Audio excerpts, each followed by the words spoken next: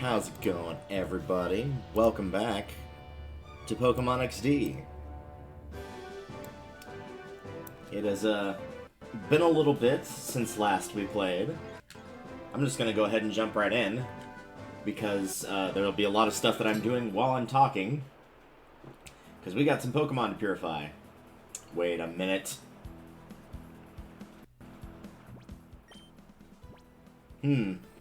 It appears I've put the wrong memory card in. One moment. Luckily, with a lot of GameCube games in this era, for some reason you could hold down B, X, and start. Not sure why it was that set of buttons, but you could. And it would automatically reset the machine, rather than you having to go and physically hit the reset button. Let's try that one more time, shall we? But yes, it has been quite a hot minute. If you're watching this live, you're probably like, why did y'all not stream last week at all? Well, if you also saw the schedule, I had two full-time co-workers that worked 2 days last week, and because they are full-time and worked 2 days, that means that I had to work 7. Because that's reasonable. It's extremely reasonable. That also looks incorrect. But let's find out if it's right or wrong. I'll know based on the location I pop in at. Oh, this actually could be correct. Nope. That's the old one that we had.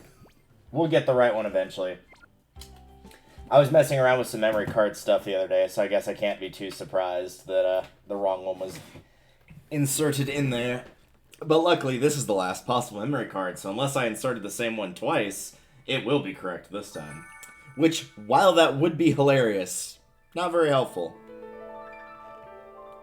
Which I guess technically means that not only have I beaten Pokemon XD on all 3 memory cards, that is all my experience of Pokemon XD Gale of Darkness on just those 3 memory cards. Because I never erased any data on any of my saves, and I've beaten the game 3 times. So that's kind of cool. Anyway, we should be... Yes. Should be here. Yes, this actually looks correct, because I'm seeing a bunch of level 60s. So, yes, I have rounded my team off to level 60. In terms of moves, nothing has changed. I'll go ahead and show off what the stats look like for each of my characters right now.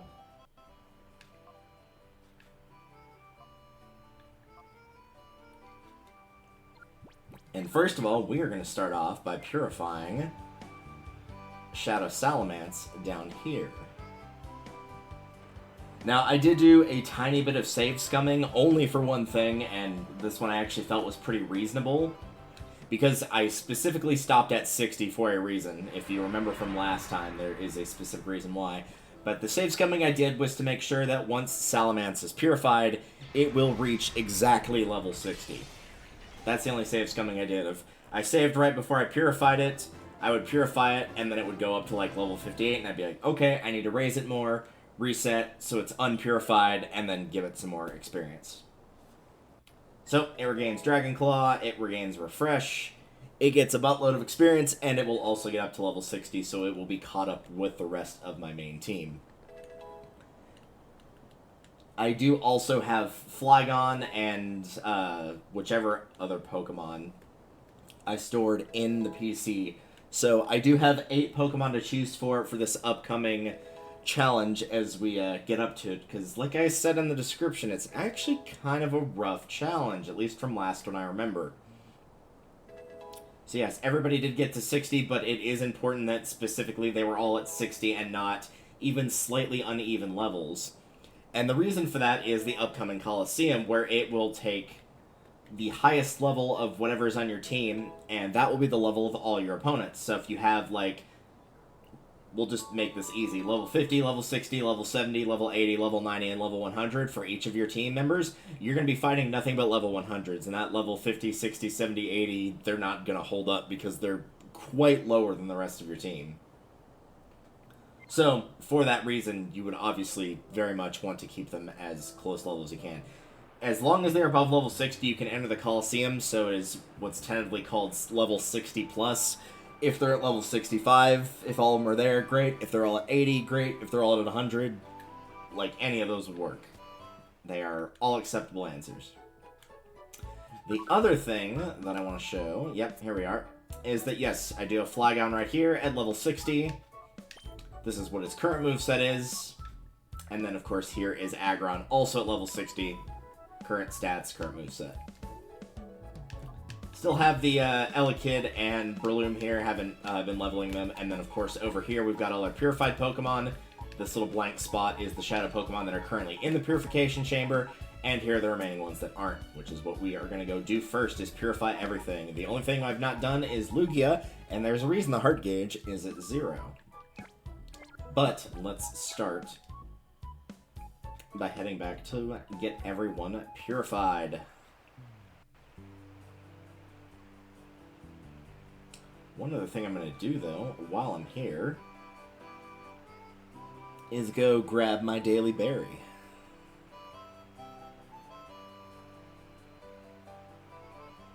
After we grab that, I'll show what my little list looks like. I probably won't be using those as hold items. Not that I think the berries are bad hold items or anything, it's just like you use it once and once it's gone, it's gone. It does not come back. It's not like any other hold items that will actually stay. They're definitely some good berries, but like I wouldn't use one in a non-competitive standpoint for high-level stuff. Just wouldn't do it. Wouldn't make much sense. Alright, off to HQ.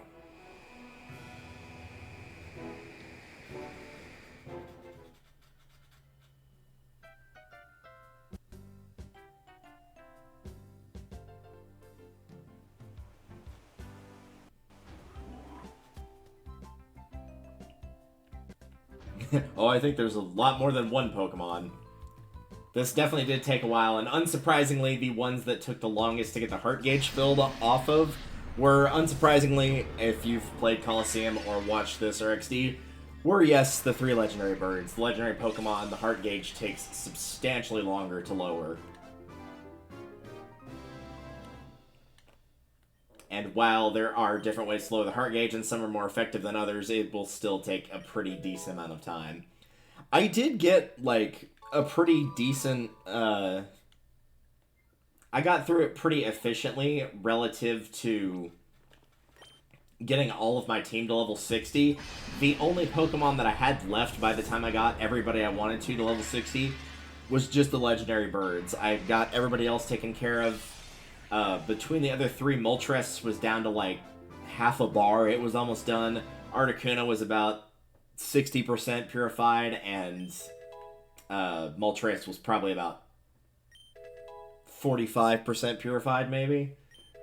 So at that point, I just ran around the area in Phoenix City and just waited for them to get purified that way. Yeah, technically, I could have bought Cologne and made it go by faster, but since I was doing it all off screen, I might as well save the money and just use up the time.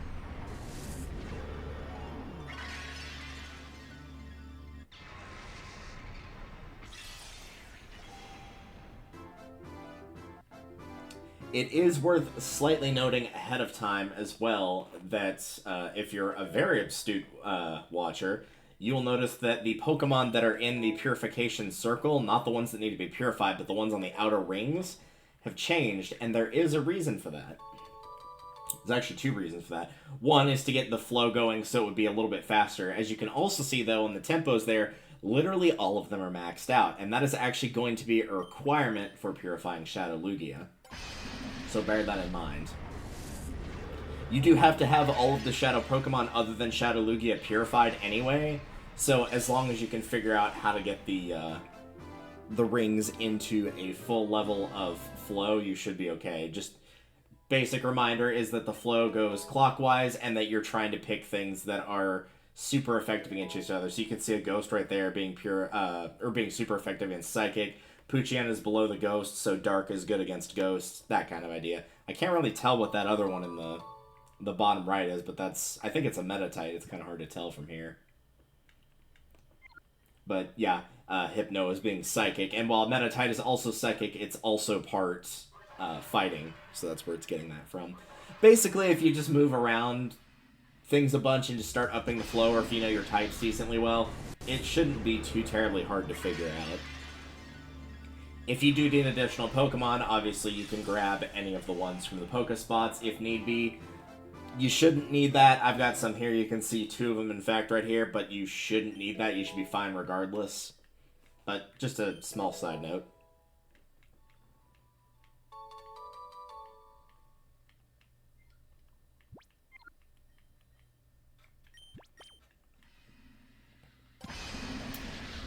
So as far as today's schedule goes, as I did mention, we are going to be doing Tears of the Kingdom. I have barely gotten spoiled on it at all. All I've basically seen is just a tiny bit of Korok abuse, but that's not really spoilers, I think. Of like, yeah, people love to mess with NPCs. Already knew that. That wasn't much of a spoiler. But story beat-wise, I'm totally good on that front. I've somehow managed to evade spoilers, but for the record, this will not be flowing into my startup time for Tears of the Kingdom. I will still be starting about 4, which is roughly 4.5 hours from now, give or take. So I've got my checklist here for post-game, and we're going to just see how far we can get. I don't expect to be doing Mount Battle today, for the record, because we would be doing all 100 floors. So while most of those floors early on are going to be pretty easy, I do not expect to get to that today.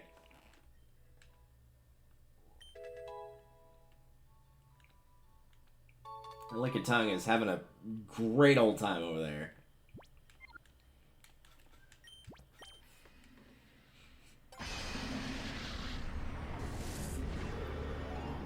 What I am hoping to do is probably make it to where we can purify Shadow Lugia. That's what I'm going to attempt to get to today. But there are still a couple small pieces that we have to complete of that puzzle first. One of them, yes, like I said, is getting the flow to max in all of the chambers. You do have to do that. One of the other things, though, that we need to do that we have not done, which we're not half doing, we're mostly doing, but we still have to do one more thing for it, is purifying all the Shadow Pokemon. But, as it turns out, we actually don't have one, and that's because it's one additional one that shows up in the post-game, so we need to go and grab that and get it purified. That one I will probably use colognes on just to speed it up way faster. But we'll see.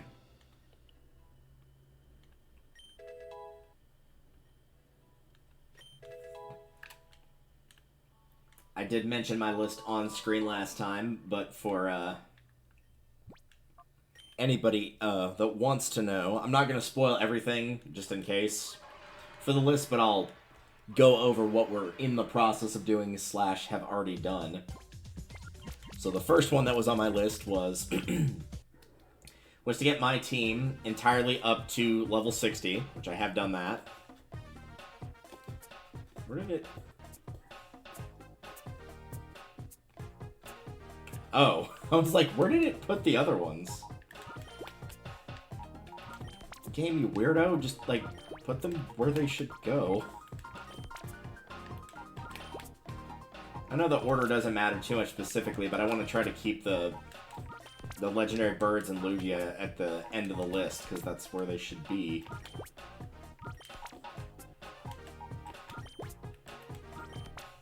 There we go. Well, that was a bit dumb. Alright. Put more of those back in. So yeah, first thing I wanted to do was get my team up to level 60. We're good on that front. The second thing that was on my list is what we're doing right now, which is getting all the Shadow Pokemon purified or ready to be purified. Which I guess the ready to be purified part was done off screen. And then the actual purification is being done now. Accidentally backed out too early, but we'll go ahead and purify the 5 we've got in here. I do have something on my list that I might shift around, and that's doing the pre-gym a second time. And the reason for that is I don't want to accidentally get my team up to level 61, but I might also keep that because even with the rematch and the pre-gym, with everybody at level 60, it might be a little too easy even still. I don't know how strong his team is. Somebody had mentioned that you could you could fight him again. I was gonna say get another shot at him, but I easily defeated him last time, so I imagine it would be the same again. Because the only thing I remember about fighting Justy was that he just liked to spam double team. So I guess in that regard, he is in fact a good trainer because he's using tournament ban moves.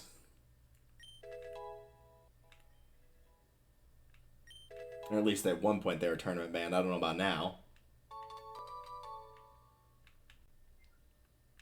Interesting. I think Poliwrath just got 3 moves back rather than 2.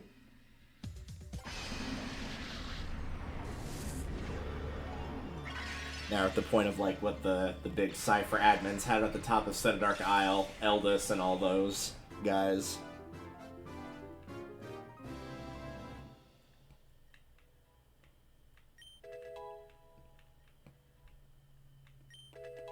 So yeah, we might actually go ahead and do the pre-gym after I'm done with this set, and then we will head off to get the last Shadow Pokemon and work from there. There is some other stuff in my profile that I want to show off. I didn't show off the berries and forgot to do that. But there is some other stuff that I want to make special mention to as well, because it's something I'm willing to bet most people are like, dude, you need to fix that like yesterday. And it's like, I know I need to fix it like yesterday. The main thing was, A, I wanted like the actual experience of playing the games, or of playing the game with the moves that I had. And B, and probably more importantly, with catching the Shadow Pokemon, I didn't want to hit them too hard. And there was many, many times where if I had upgraded my moves, I would have just done too much damage and killed them. Like, that's just what would have happened. I would just easily killed them.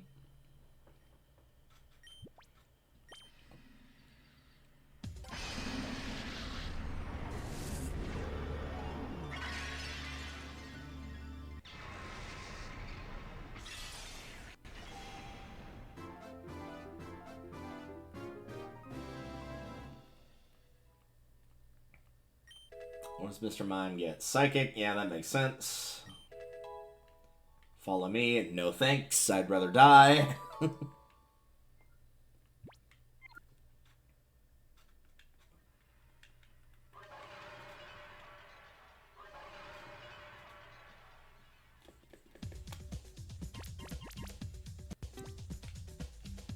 This is probably something that I would be the only person to care about in terms of the standpoint of how they do. Just make sure these got put in the right spot. Okay, they did. Good.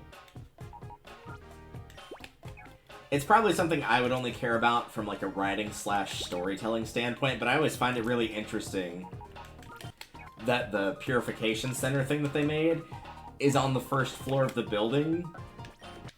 I know they're not really expecting a resurgence of Cypher coming back, but I feel like if I was to make something like that, I would be putting it on a higher floor so that there would be a tiny bit more time in which they would have to like go up to a higher floor to be able to try to destroy the machine. I would be keeping it as far away from the entrance as I possibly could. Just because it seems like it would make it be much easier to be destroyed in that regard of like, especially since it's got that glass front of like, somebody could see it, want to destroy it, just like break a window to get in, the door, any of the side windows, whatever, and then come in and mess with the machine. Like, yeah, it's a cool thing. Maybe they'd want to show it off to public eye, but you probably wouldn't want to do it in that way, shape, form, or fashion.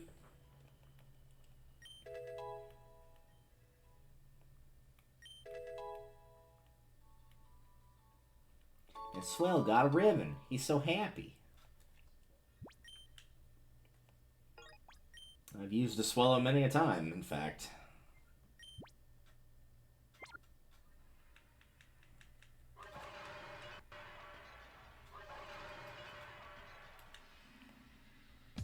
I don't know if I'd say it's my favorite, like, early game bird Pokemon as a whole. As a whole, it's probably the Starly line, just because Staraptor gets pretty insanely strong. Strong attack, good ability, pretty decent move pool it can pull from.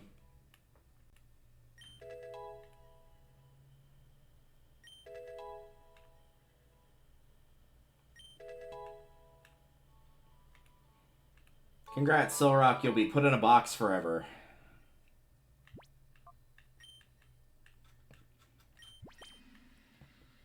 I remember trying to use, I think it was Lunatone rather than Solrock, but it's just not for me.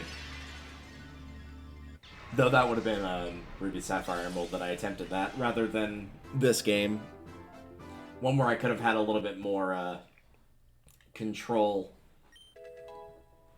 As opposed to here, like, yeah, you can save Scum for the right nature or whatever, but if you don't want to do that, if you get a nature that doesn't really fit the Pokemon, then you're just out of luck.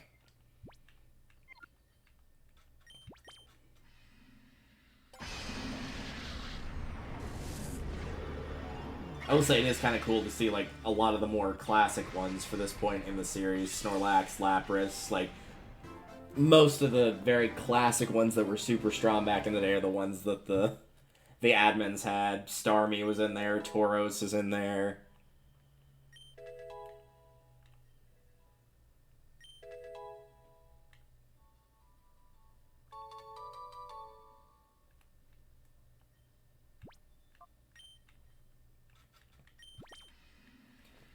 Plus the whole story with, like, how Lapras was in general, like, initially of, like, yeah, these were on the verge of going extinct, and then people started, like, helping the Lapras population come back to life.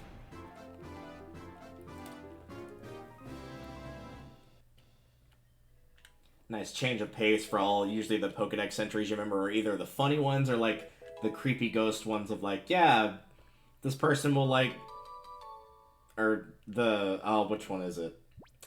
Drifloon, yeah, that's what it is Drifloon of, like, yeah, they'll look for kids and the kids will grab onto their hands like they're grabbing a balloon and then the child is never seen again. Like, oh! If that doesn't incentivize you to not live in a place where Drifloon is, I don't know what would if you had kids. Because if I had kids and those were around, I would never let them out of my sight.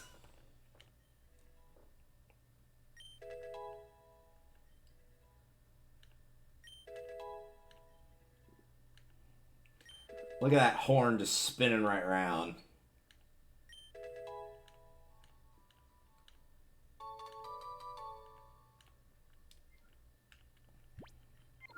Yeah, Mimikyu's another one. The one for Bayonet is pretty creepy too, of like, it used to be a really popular doll, and the popularity of it kind of faded into obscurity, and it was like a kid's doll, and so kids started throwing them away, and then a ghost infested the doll, and so now the doll is looking for all the previous owners. It's, ugh.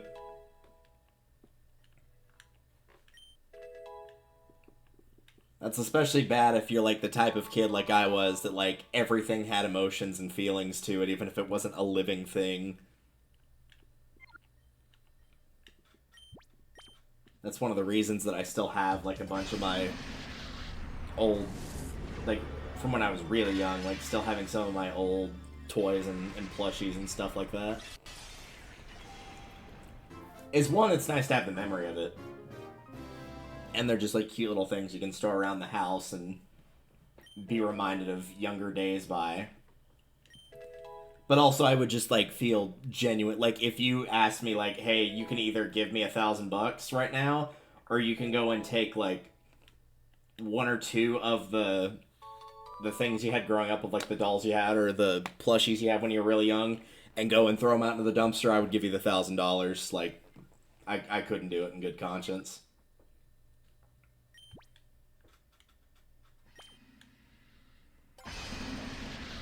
And probably that's more now about the sentimental value than it is anything, but still. That is not the greatest model for Executor, but okay.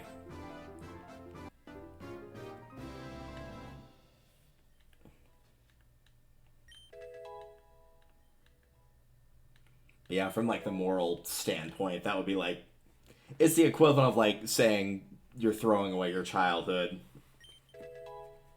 Or what it represents, rather.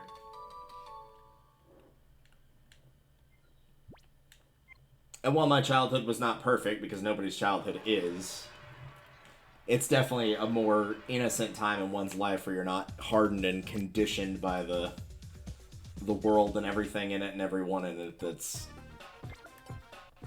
as you find out when you get older, not always very kind.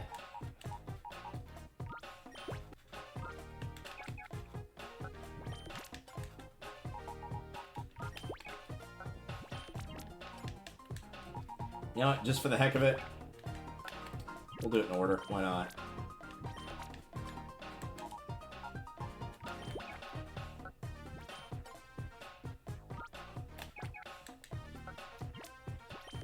Any other ones? I don't think there is. I think it's just the Lugia now. I'm just double checking here. Okay, we're good. Nope, we're good. Get out of that menu. What are you doing?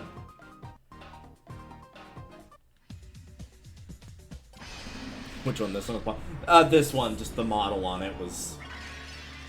They reused a lot of the models that they had from the earlier Pokemon Coliseum games, both Coliseum and like Pokemon Stadiums 1 and 2, for the Gen 1 and 2 Pokemon, and so as a result, sometimes they don't look very good. That thankfully got, if I remember correctly, and it has been a hot minute, so I could entirely be wrong, that problem was almost entirely fixed with Battle Revolution, which is the most recent Pokemon Stadium style game that we've gotten, which is Gen 4. So, Heart Gold, Soul Silver, Diamond, Pearl, Platinum.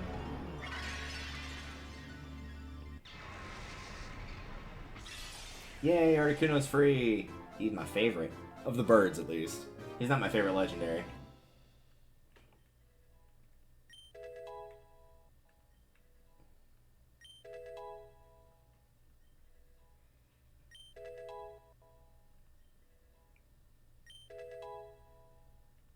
I was about to say, there's no way he doesn't get Ice Beam back, right? Like, that doesn't make any sense.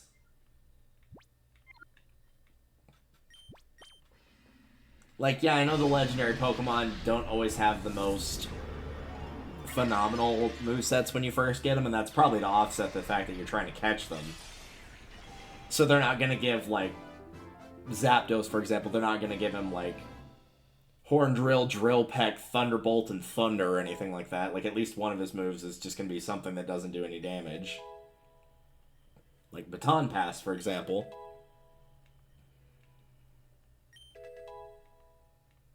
But still, you'd expect to see at least one. Like, I would expect Moltres to have Flamethrower. Watch it just have, like, Fire Spin or something. Just something that's not great at all.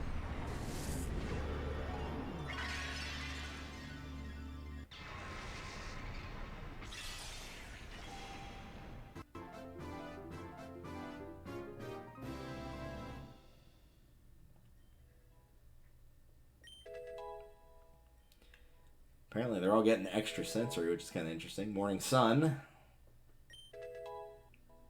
Will-O-Wisp. There's Flamethrower.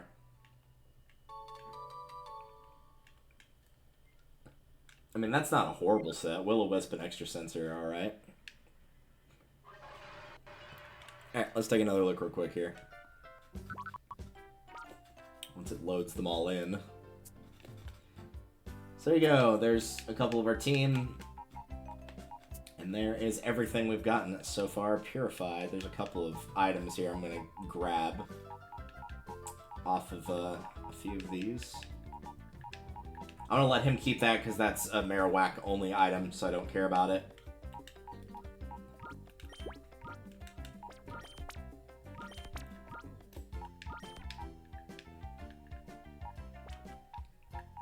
Something right there for a split second.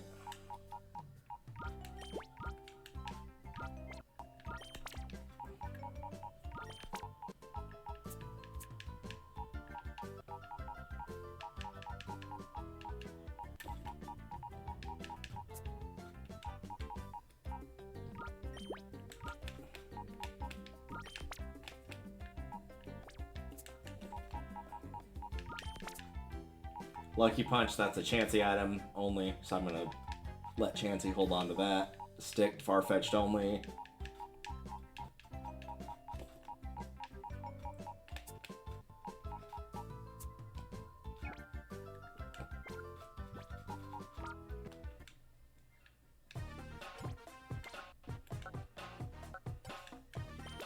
Oh, it's not going to show it here. Okay.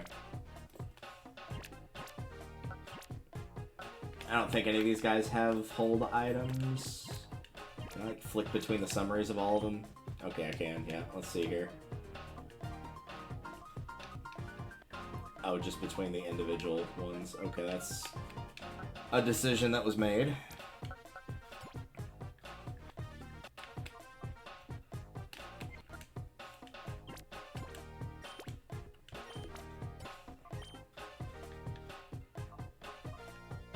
Again, I don't expect to see any hold items here, but I could be wrong.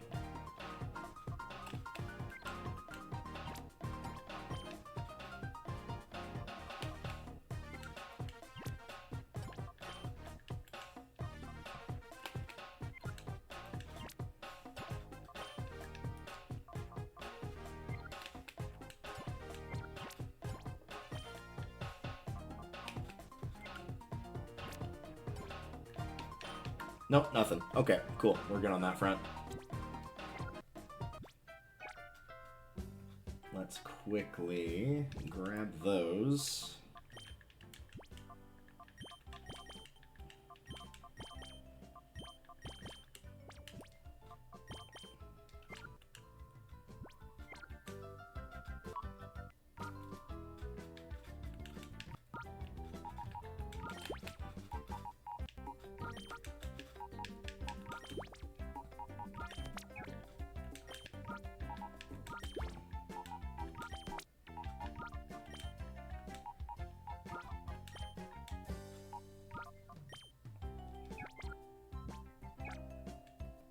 Let me take a look at those real quick.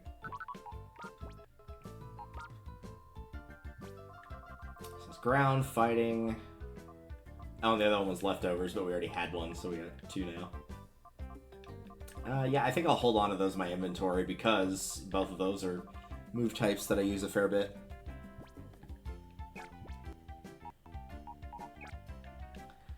And with that, from 53 to 81. 81 out of 83 total. Yes, I did specifically say 3 and not 2. So now that all that purification is done, let's move on with something a tiny bit more interesting, shall we?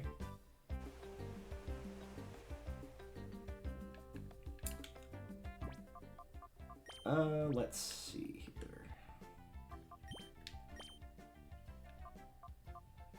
Yep, that'll work. Just trying to figure out who was farthest away experience-wise from level 61, so I'll have them in the front for rematching the pre-gym and seeing how that goes.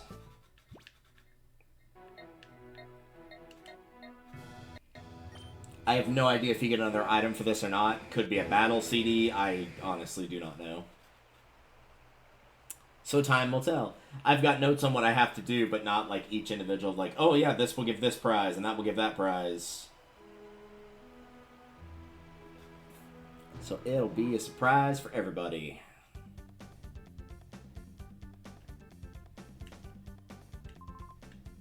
Oh, no. Guess we can't. Okay, cool. Well, that's one less thing for me to worry about then. No need to do the pre-gym.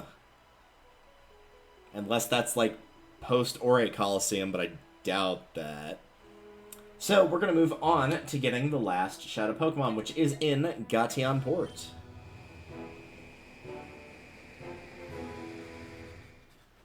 I don't know if they're going to give me any hints here or not. I guess we'll find out. Oh, they are. Okay, well, there you go. Mir B may have appeared. I'll go ahead and tell you, he's here. He's in Gatian Port. You probably could have figured that out yourself. Not really that hard. But yeah, as it turns out, he is actually at the top of the lighthouse tower. The crazy fool. So let's go pay him a visit. It's been a little while since we've seen our Afroed friend here. Namely because we didn't have to ever re-catch any of the Shadow Pokemon for him, unless you want to count Nosepass, because we couldn't catch it when he had it initially. But yep, there he is. And as you can see, he's got his older team back here. What? What? Not you again. Boss is busy dancing. You can see that, can't you? Oh, boss, the way you gyrate is the greatest. Shake, shake, shake. Shake it. Thanks for making me read that. What, you brat? You shut up here? What do you have to mess with our planet scale of the Pokemon in the world? No thanks to you, we've lost more Pokemon than we've caught. Lad, who are these people that startled me so much I become rude to the spot? Well, I can take care of that for you. I want you, want you. Huh? Stop the music. Let me wind down the music and take a look. Oh, you are that super annoying brat. It's all your fault that my shadow Pokemon is the last of its kind. The Shadow Lugia is still technically a shadow Pokemon. But you did worse. You messed up my dance for celebrating the future of Team Mirror. Today of all days, you're not gonna get away. No, you'll never, never get away. Let the music play. Let it play indeed.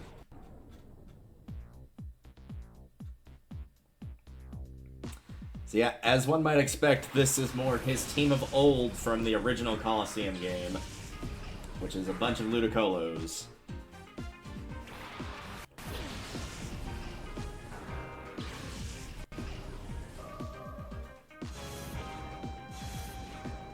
As you can see, though, this is why I raised up my levels, is because they're only a slight bit ahead of me in terms of level.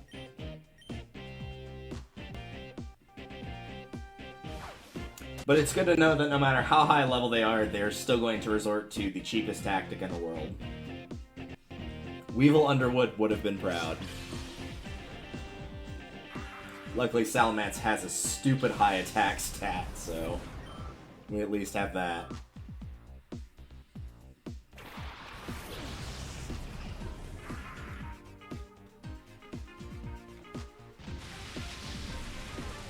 And also, as expected, they're pretty much, if I had to guess, and I could be wrong because I didn't look up the strategies, I just knew what he had for his team. They're gonna pretty much use the same strategy they did in Coliseum, as activating Rain Dance in order to have Rain Dish restore their health slightly, and then using other stuff such as Leech Seed in order to increase their HP further before using their actual attacks. One of the typical grass-type strategies, basically, of just using a lot of stuff to keep your HP up, possibly draining it from your opponent, sometimes getting it through other ways. A little bit of column A, a little bit of column B.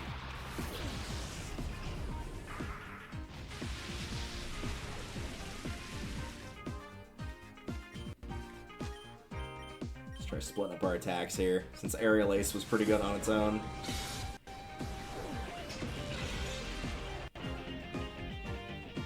Oh, that might be bad. Yep.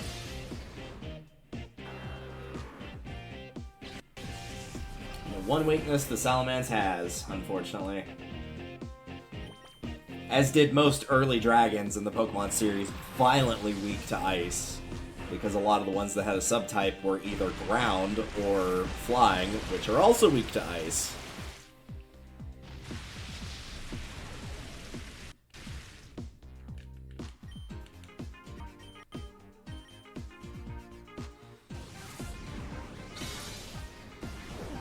I guess that other one didn't have Rain Dish for its ability. Not sure what its other one is off the top of my head. I guess I could look that up while I'm hanging about right here.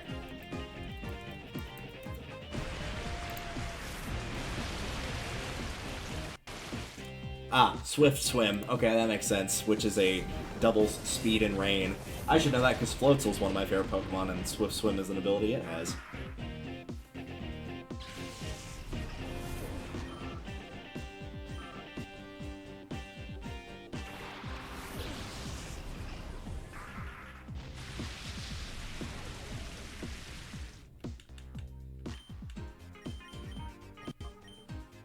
Thankfully, we're almost there on taking out the last of his Ludicolos, and then we can move on to a Shadow Pokemon. Which, no, is not Ludicolo. Remember, Lotad was a Pokemon you get from the Pokestops. So it wouldn't make sense for it to be a Lotad. Though that would be funny. Yeah, we'll go ahead and do that. We're gonna try and paralyze this one.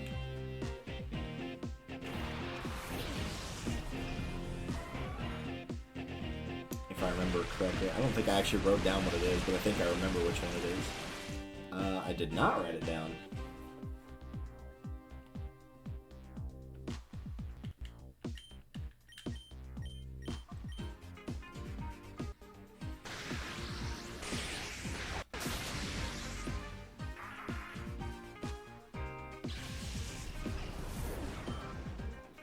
let's show it off anyway. It is Dragonite. I did remember correctly.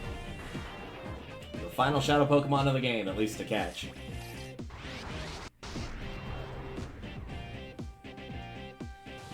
But first, let's start by getting your little teammate out of here.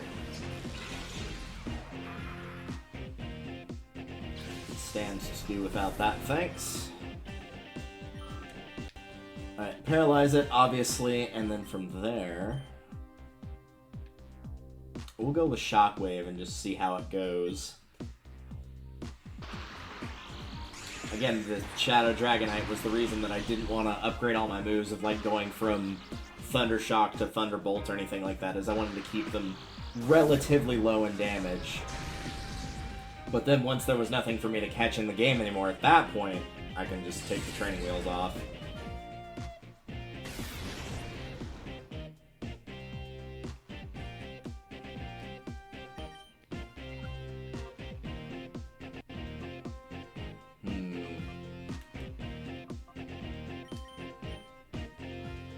We'll see how much that does, and I'm actually going to use up a turn. I know that's not a lot of health, but I just want to literally use up a turn. We'll see how much Bite does. Yeah, I think we'll stick to that rather than whatever else.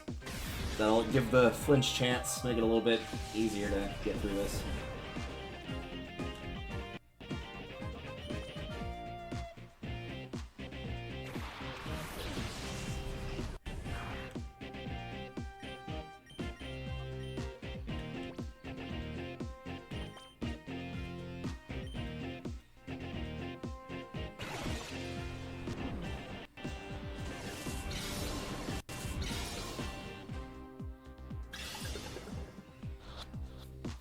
Probably gonna have to send it into red.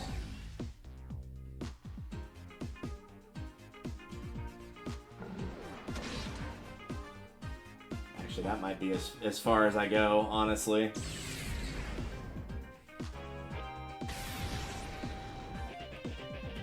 guess we could try double kick.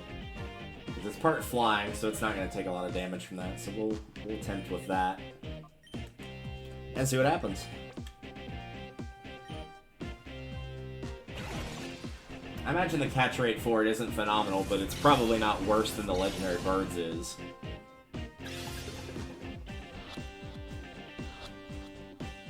Well, based on that, definitely not. Alright, cool. There we go. Dragonite was caught. That's the last Shadow Pokemon in the game to catch. Battling with you, I can't find the right groove at all. I'm gonna take a nap.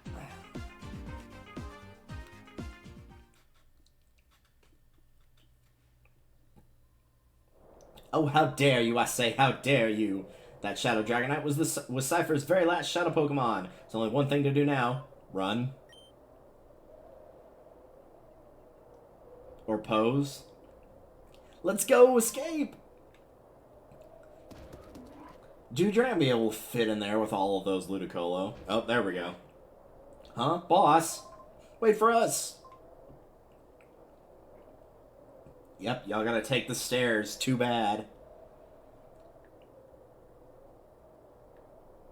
Huh? What is this?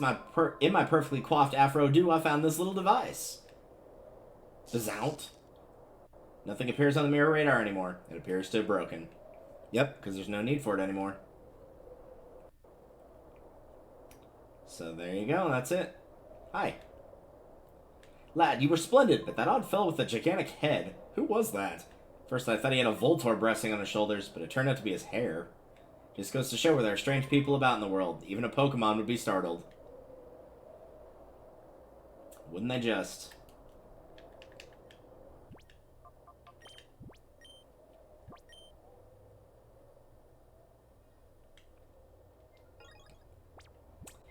Well, with Shadow Dragonite caught, first I'm going to get back and heal my team before I do anything else.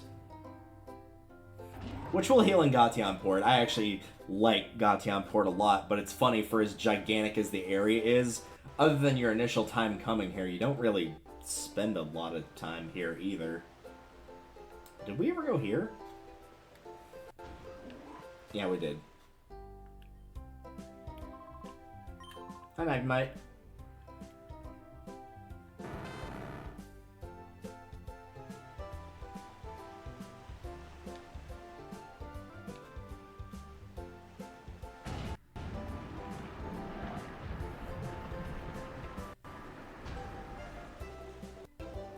Yeah, but I do find it a bit odd, like, you don't spend a lot of time on the right-hand side of the map here. Like, you have the shops here, but you usually don't buy that much because it's so early in the game, you don't have a lot of money. The PC's here, but you don't really get into fights that much in Gatian Port. Like, there are some trainers here like her, but required fights, there's basically none. The Krabby Club, like, yeah, you'll probably visit, grab the items in there, and leave. It's just weird. So we'll give this one it's just and do love.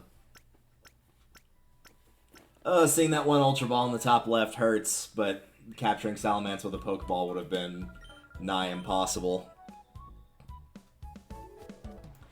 Right, now that that's been taken care of, a few things I did want to show off that I forgot to. First and foremost, there's the current berry setup we have. We have 1 Pecha Berry and then 2 for everything else on this list.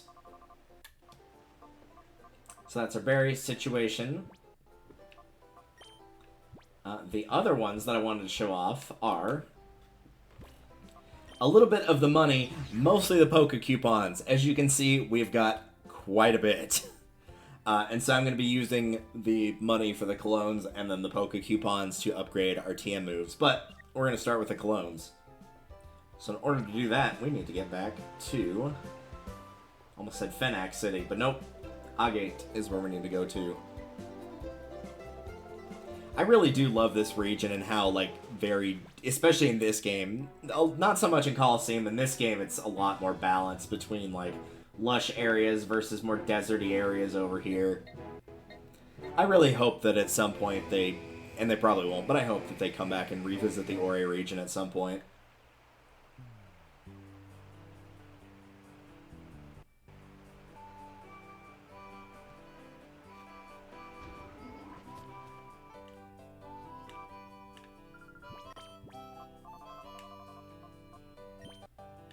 I can almost guarantee you 10 is not going to be enough. That said, we'll see how much it does and then work from there.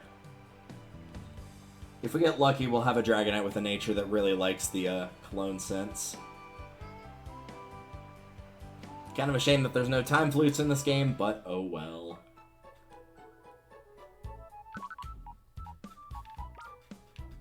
Let's have a look at it.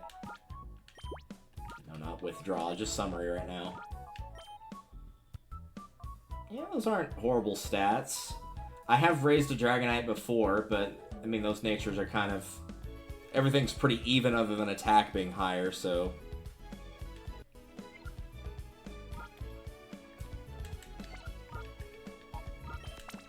we'll have a look after we've given it some of the colognes and find out what nature it is.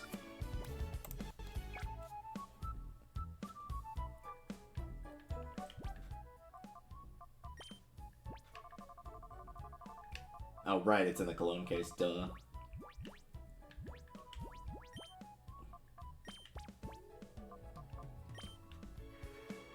At least this isn't like the massage things of, like, only allowed to do it once every 24 hours, like the ones with the other happiness ones.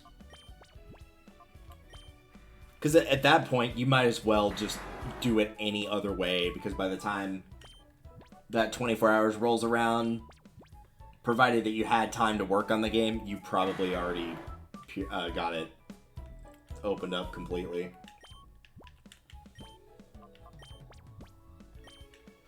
Even with the legendary birds, like, it didn't take me anywhere near 24 hours. It took me longer to lower the heart gauges than others, but it wasn't like, oh yeah, I ran around this area for like 10 hours and that lowered it by a third or anything.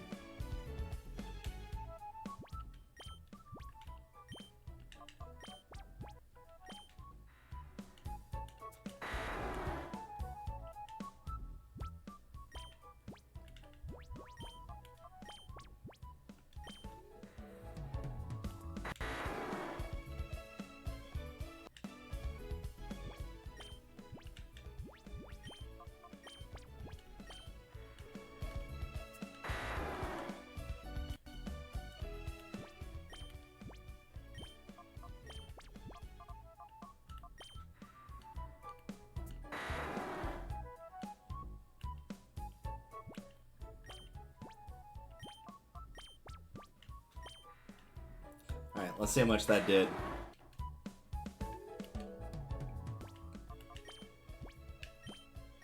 Not as much as I was expecting, which is a bit unfortunate. That was probably, what, a bar and a half? So let's see. 10 more would get us down there, so we need about 20. We need probably about 25 more if I'm spitballing. I'm going to err on the side of not wasting my money, and I'm going to go with 24 or 23. And then if I need to grab one or two more, I just grab one or two more. Because selling them back, they will not be worth as much.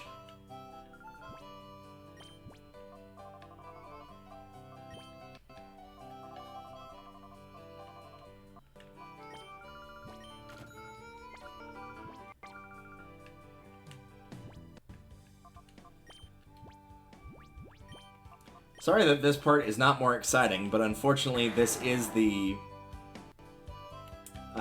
fastest way to get this done in order to move on to other parts of the post-game.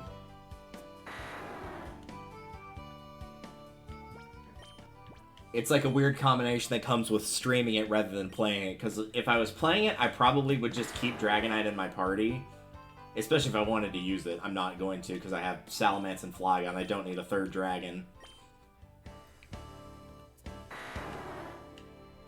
But, like, there's a lot of stuff in the post-game that takes a lot of time, but if you get through it quickly, or if you just do the steps quickly, there's not a lot of steps. So as long as they're done quickly, you can get through the post-game pretty dang fast.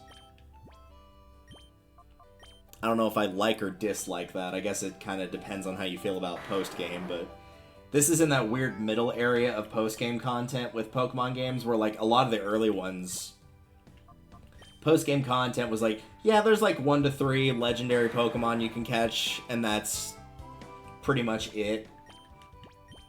Like, sure, you could fill out the Pokedex, but you could have done that anyway. Sure, you could go rematch the Elite Four, and they'll have slightly different dialogue. Maybe different Pokemon, but, like, you've already beaten the Elite Four anyway.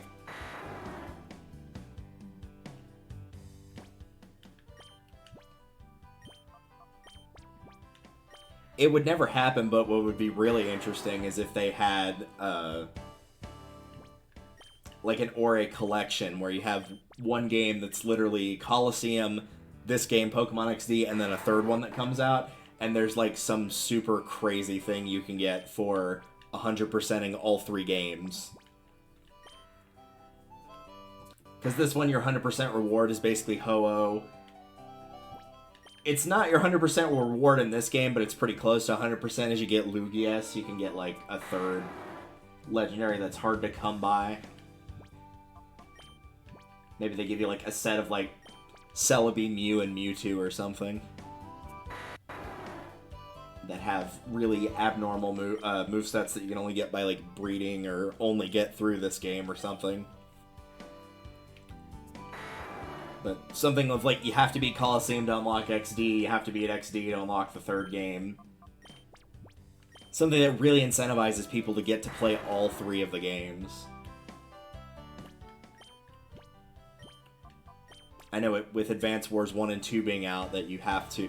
I'm putting an asterisk by what I'm about to say, and then I'll explain why the asterisk is you have to beat 1 in order to unlock 2, which is actually not technically true. If you watch Proton John stream the game, you'll know whenever you load up the game, if you answer no on the little thing of like, hey, have you played Advance Wars before? If you answer yes, you've played before. Rather, I think it's like, is it your first time playing? And if you pick no for that, depending on how they phrase it, if you just saying, this is not my first time playing the game, you can also go down to Advance Wars 2 at that point rather than 1. And it will give you a warning of like, hey, if you play 2, this is going to spoil like the entire story for 1.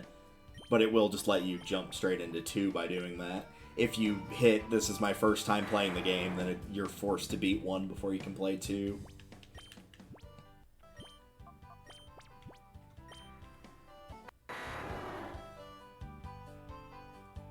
So maybe they could do something like that if they did a trilogy for this of like, hey, have you played like a Pokemon game in the Ore region before? Like, have you played a game involving Shadow Pokemon before? And then if you answer, yep, already played one, then you don't have to start with Coliseum. You can move on to XD. Yeah, I'm not going to buy one more cologne for that. Instead, what I'm actually going to do, sell the remainder of these, because I have no need for them. I'll keep that luxury ball, just as a reminder, though.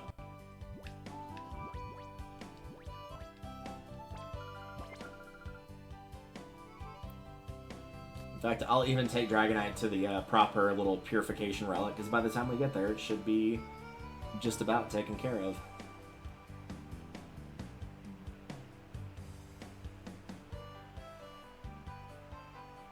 Hey, what's up? Looks like a Shadow Pokemon has opened its heart to you. According to the legend, the Relic Stone is said to have Celebi's power of time travel. It's said the power makes Pokemon recall their fondest memories. If you catch another Shadow Pokemon, you should come back here so you can purify it. Nice. I'm not going to talk to any of these for fear of them rematching me to a fight that I don't want to deal with right now. There we go. Dragonite can now be purified. Let's do it.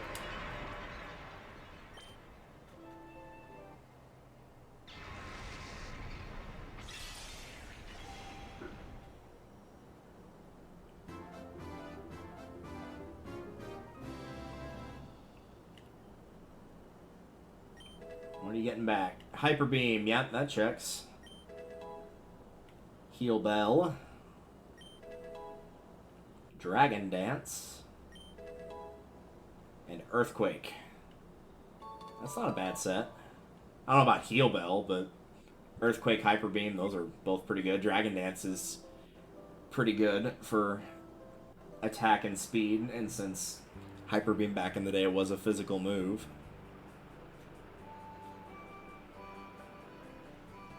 That is not a terrible choice.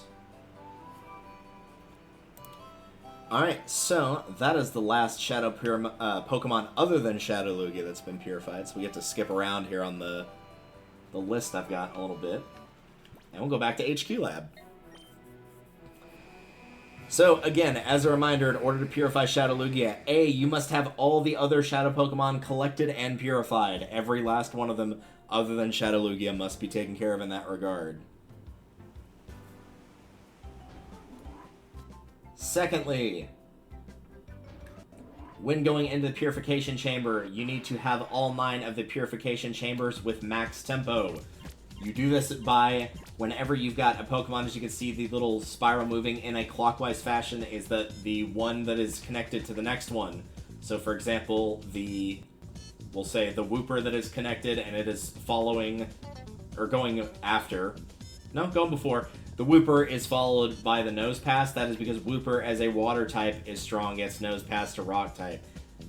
It does double over with dual types, which is why you have a Carvana that is, air quote, strong against Wooper, because Wooper is also part ground. That's what it's taking into effect. So that's how you get these fully taken care of on the tempo. I'm actually going to move around my party real quick here, too, and put Dragonite away.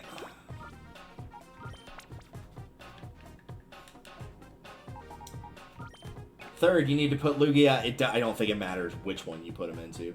And then, you will get this message. Something's different about the Lugia. Maybe. And as you can see, the Purified gauge is now empty. Walking around with him, battling with him, using the colognes, none of that will do anything to his heart gauge. This is the only way to do it. And with that, Lugia can be purified.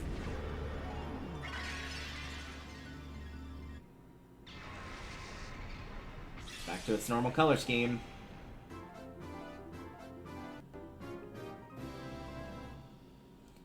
Lugia opened the door to its heart. Lugia regained the move Psycho Boost. Regain the move Feather Dance. Regain the move Earthquake. Regain the move Hydro Pump.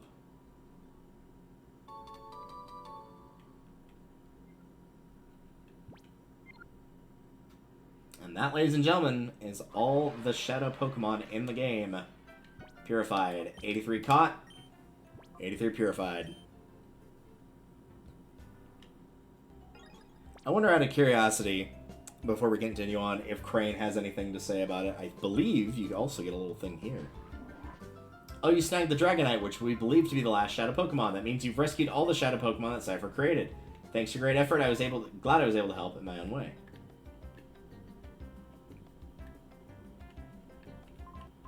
I figured he'd mention something about Lugia. Let's see if Crane or Mome is going to mention anything about it.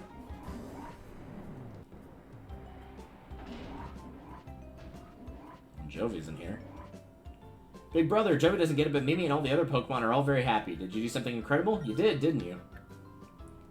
You've grown so impressively. The Purified Chamber represents the dreams of Professor Crane and myself, and of course your father's too. Seeing you make use of the Purified Chamber so capably, I can't help but feel the tug of destiny. I've heard you've now purified all the Shadow Pokemon. That's fantastic work. Now Pokemon will be able to live in peace without fear. If this is all you're doing, we owe you a huge thanks. Well, you're welcome. I know there's a scene where Michael puts away the snag machine, but I think that's after completing some other stuff. So again, I'm going to save real quick.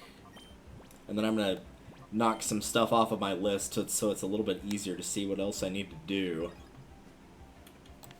Alright, level my team up to 60. Did that. Get all the Shadow Pokemon. Purify the last Shadow Pokemon. Catch the last Shadow Pokemon, obviously, and the pre-gym are all done. There we go, that's much easier to see. Okay, so, first thing we gotta do, and probably the most obvious one that, again, everybody's been screaming at me for a while to do, is go and use some of those coupons, namely to upgrade my moves. There's now no point to be using weak moves in order to weaken Pokemon rather than defeat them, as there's no more Pokemon that I need to catch. I have caught all the Shadow ones. I have caught every single one, / traded every single one for all of the Pokespot Pokemon. And even if I didn't, I have False Swipe on Breloom, so I would be fine regardless. So yeah, needless to say, we're good on being able to buy whatever we need to buy. I could buy 2 of these crazy strong berries if I really wanted to. So are there any of these we are not holding? No. So I'll use these up first, and then if I want to do additional stuff, then I will. So let's see. What do we have for water moves? We could also go around and look for all the different TMs, I suppose. We did get, like, plenty of them from the Coliseum wins, but we didn't go and grab all of them. Maybe I'll do that. We'll see if we can find a list here.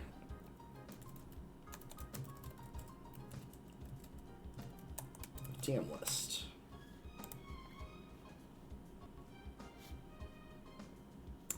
Oh, I see. At least one of these. At least one of these is from clearing a battle disc, actually. Well, let me just take a look and see what else I can see for water moves. I only saw... Wow, okay, cool. So, in case you were curious, there are 2 water TMs you can learn by using the CDs. One of them is this one, Water Pulse.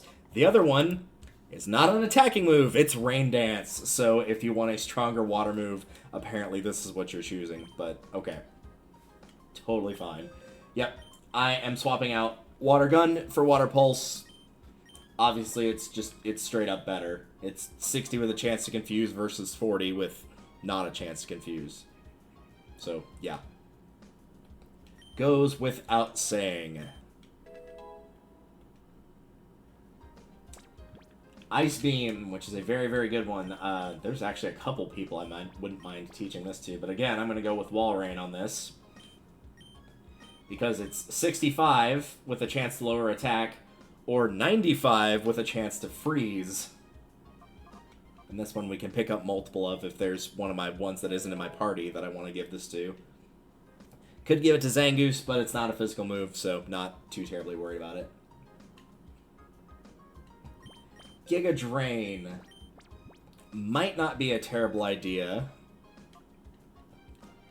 What does Muck have for his... I don't know about Shadow Punch. Like, honestly, I'm not super keen on this one. I'm not super keen on Screech either. I'll back out of that one and think on it. Iron Tail, eh. Thunderbolts. A very obvious one. Jolteon. Without question, it's time for Thundershock to go. Thunderbolt is over twice as strong. Just as accurate. Jolteon will be doing much more damage with that. Earthquake, a very broken TM back in the day. Salamence could learn that.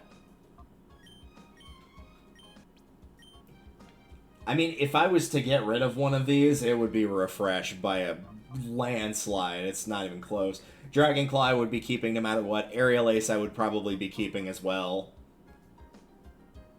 Dragon Dance, I'm not sold on Dragon Dance, but I would sooner get rid of Refresh. I probably wouldn't teach Earthquake to Salamence, though. I would probably give it to one of Salamance's allies, as he will not get damaged by Earthquake because he's part flying. So, we'll come back to that. Psychic. Gardevoir already has that. Nobody in my team can learn it here. Shadow Ball. This would be a very good one for Gardevoir if this was counted as a physical move, but I don't think it is.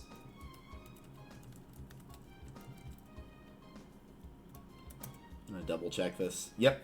So this is Gen 3, so this is a physical attack, which actually means it would not be terrible for Zangoose. 80 power, like Brick Break is weaker than that. Crush Claw is technically weaker. I know he's got stat bonus and the Scarf, I'm aware, but for base power anyway. I'm not sold on Detect, so Shadow Ball might be an option there.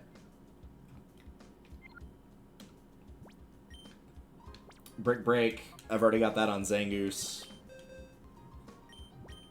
Could teach it to Muk, probably won't. What else do we have? Flamethrower.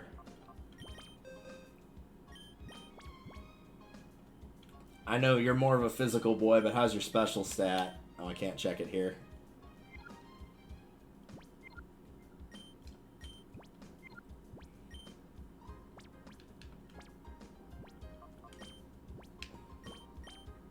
It's not horrible, but yeah, the physical attack is definitely higher.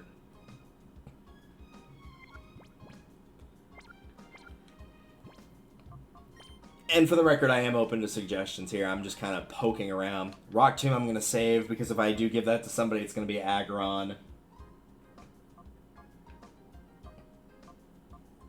Attract isn't the worst idea in the world. I'm not really an Attract user, per se. But it's not going to, like, destroy me if I put it on a Pokemon either.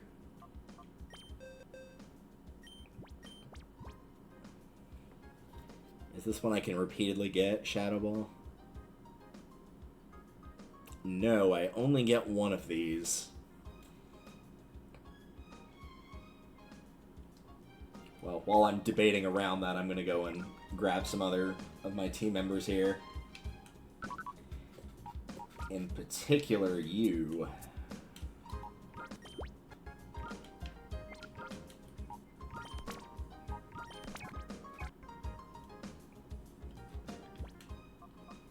Aggron is definitely one I should have done him better throughout playing, for sure. His moves are fine, but she was not very type diverse. It was just headbutt or takedown, basically, with occasionally doing Iron Tail. Are there any other rock options I have looking through this TM list?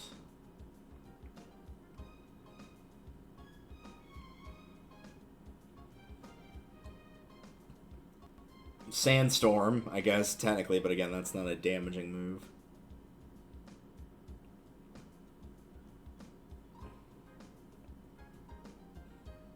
No, they're not. Okay, well, in that case, I'm going to be going with Rock Tomb for sure, then. Weird as the sounds, I think, well, I don't know. The accuracy, especially off screen, was killing me with Takedown. It was bad enough with Iron Tail. I don't want two moves that are pretty low in accuracy. And I think it's worth having the type diversity. And even though that it's got Rock Head, the recoil damage wasn't the problem with this, or lack thereof, because of having Iron Head. It was the fact that she kept missing left, right, and center.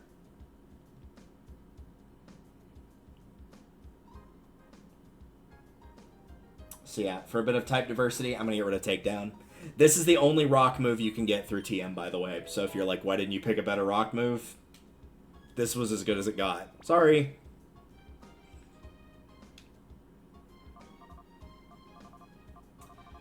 The other one I was considering was... I can find it. Oh, there it is. Went right past it. Jeez. This would not be a bad one for Earthquake either. I've got Salamence and Flygon, both of which would not take any damage from this. Again, this is type diversity. It's already very defensive, so I don't feel like I need to use Iron Defense to boost up its defense further. If it was for special defense, maybe, but physical defense-wise, this is a pretty good one, honestly. Aggron is.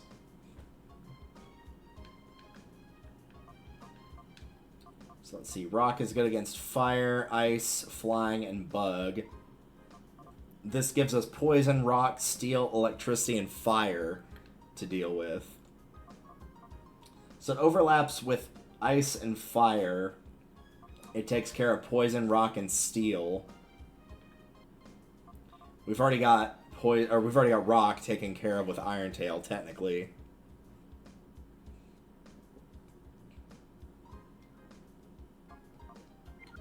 What else do we have here?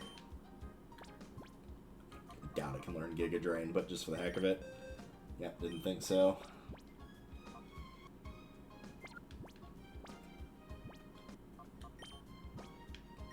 Muck is physical attack. I had a feeling it was, but just wanted to double check that. For anything I wanted to use here. Can it learn Earthquake? I doubt it. Yeah, didn't think so. Wouldn't be giving this to him, but can he learn Psychic? Nope.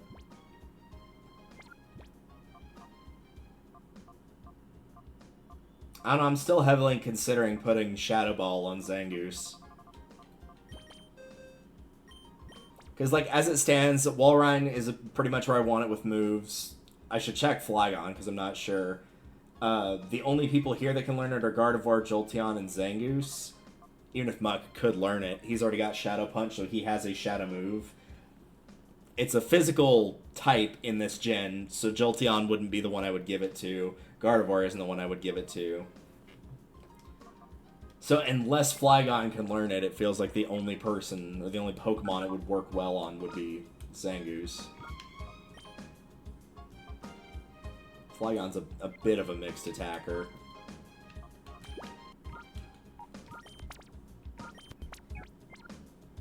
I still think I'd rather give it to Zangoose, but just out of curiosity, can it learn Shadow Ball? Nope.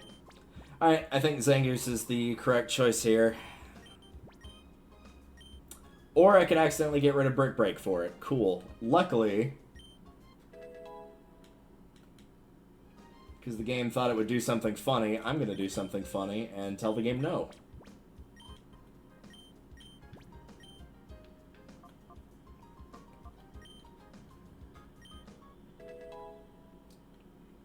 No shenanigans for you. I keep Brick Break, and you don't get a say in the game. Too bad.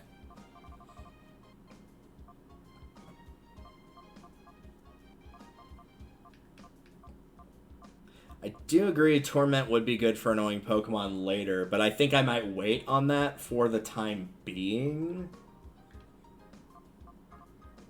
I'm going to take one more look at just like what everybody's got starting from the beginning here. I do want to get rid of Refresh. I do need to swap Refresh after that. Like, I just don't care about that move. I really don't. The other three, Dragon Claw, yes, I would keep. Aerial Ace, yes, I would keep.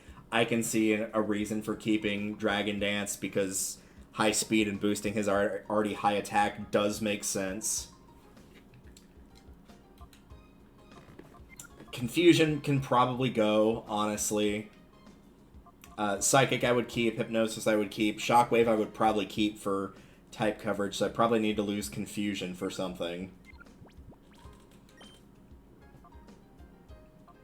I honestly like this moveset. Type coverage with 3 different things here. And Swords Dance to boost his already high attack, her already high attack. Double Kick should probably go at this point. Bite, I think, is still special. Or is it physical? Bite was a special move. Okay, yeah, because Dark type. Okay, so Bite would actually make sense to keep. Your brain's like, no, it's physical, but at this point, it was special.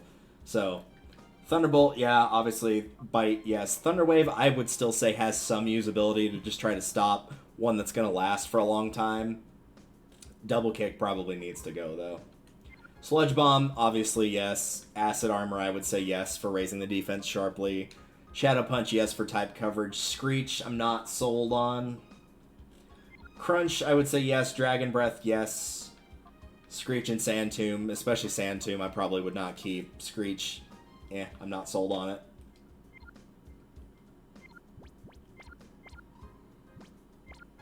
So I'm going to do real quickly is...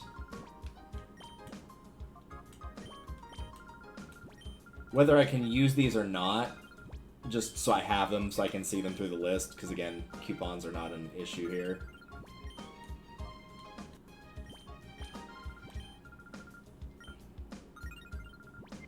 Alright, now we got a little bit more to work with here.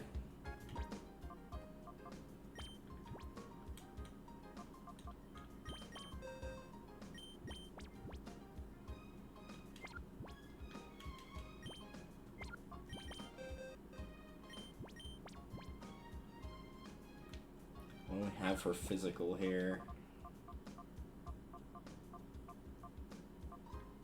So again, Earthquake's not a terrible idea for Flygon because it does get same type attack bonus. It is a physical attack. It's just in combination with the partner. Unless it's Salamence, it's also going to get damaged. That is a good point. Let's take a look at Move Relearner. What do you got, Salamence? Rage. Bite. That's actually not horrible, because again, that's physical attack, that is type coverage.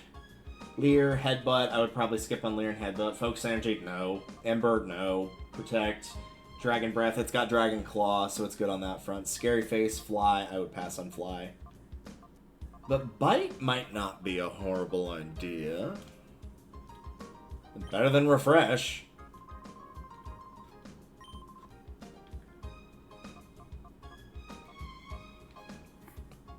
So that deals with Dragon. That deals with Fighting, Bug, Grass, Ghost. So that's Fighting, Bug, Grass, Ghost, Psychic, and Dragon for type coverage. That's not bad.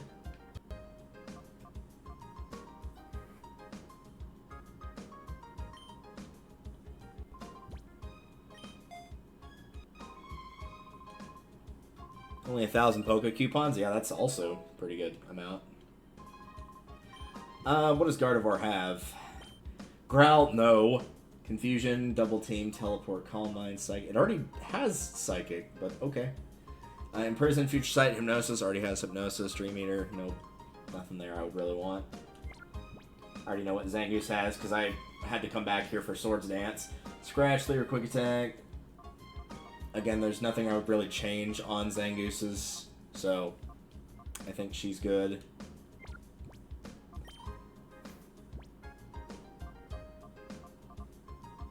Nothing here. I know Thunder's there, but 70 accuracy is not for me. Sorry.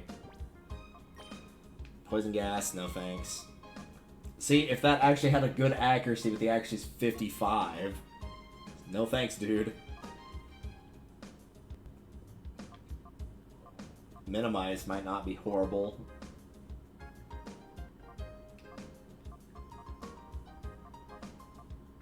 I guess it depends on if you think lowering their defense stat twice is better or raising your evasiveness once, bearing in mind that this is not a 100% accuracy move.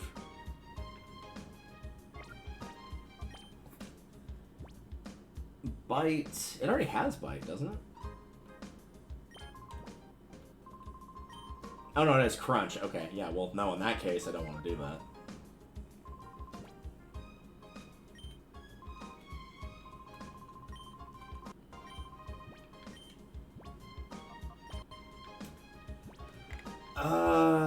There's not really anything here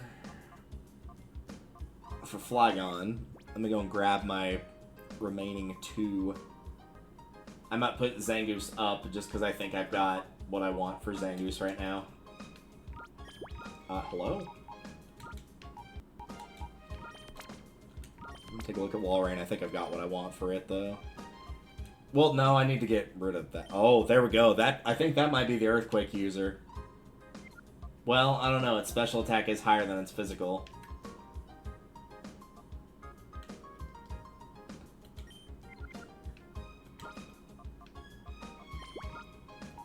I think I've got what I want on Salamence. I'm gonna double check that. Yeah, I think I've got what I want on those 2, so I'm gonna leave them in the PC for the time being while I figure out the remaining 6. Oops. Hi.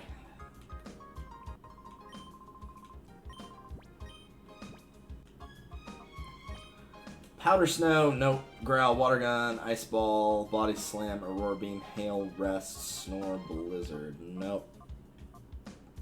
Aggron. I feel like there might be something I missed in here. Yeah. Take down Iron Tail, Protect, Metal Sound.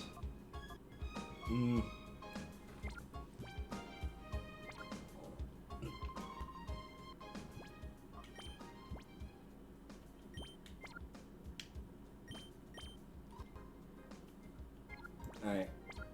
I'm willing to bet the answer on this is probably yes, but because I think he could earlier. I think he might be Earthquake. I think that might be the best choice. Like, these are the only options that are left based on the fact I have what I want for my other team. So the other options are Flygon and Walrein. Walrein is more special than physical, so it wouldn't do as much damage. Flygon, while it does get stab bonus from it, and also it is a physical attacker, also means that if I put it on Aggron and Flygon is the ally, that Flygon doesn't take any damage at all. It just completely ignores it. If it's the reverse of that, Aggron would take damage from it. And because it's part steel, would actually get hit pretty bad by it, too. So it depends on if I want more aggressive at the cost of hurting my ally, or if I want more defensive at the cost of not hurting my ally. I don't think it goes to Walrein either way, though. I don't think that makes any sense to do, so it's either Aggron or Flygon. It's one of the on... Well, not one of the ons, because there's 3 ons here. There's Jolteon, Aggron, and Flygon. Jeez, man. Yeah, let me know what you're thinking on that, chat, while I poke around here a little bit. Attract might not be a horrible idea for Walrein if I can't really fit in that slot with Mud Slap with anything I find worthwhile here. That might not be a terrible idea. Any chance I can learn Shockwave? I doubt it.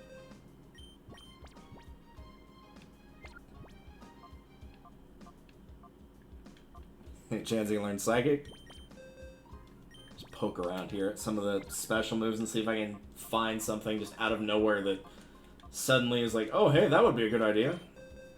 Nope, not Giga Drain. It already knows Ice Beam.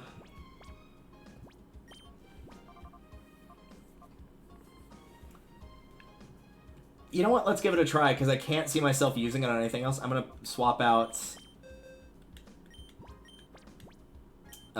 Mud Slap, because it's super weak for Attract. It's not worth the 20 power. At least the Attract might actually continuously stop them for multiple turns.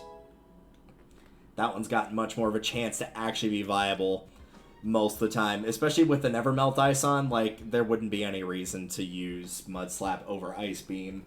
With the same type attack bonus and Never Melt Ice, it's just going to do more damage even if it's not very effective, and Mud Slap is effective. It wouldn't make any sense to do that.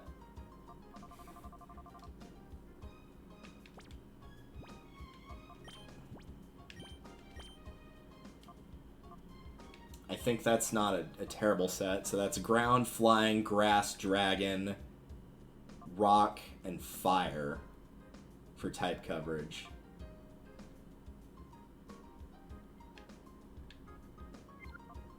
I could get rid of Body Slam. I do like the paralysis on Body Slam. That is a nice touch. And it is strong, even if it's more a special than a physical one.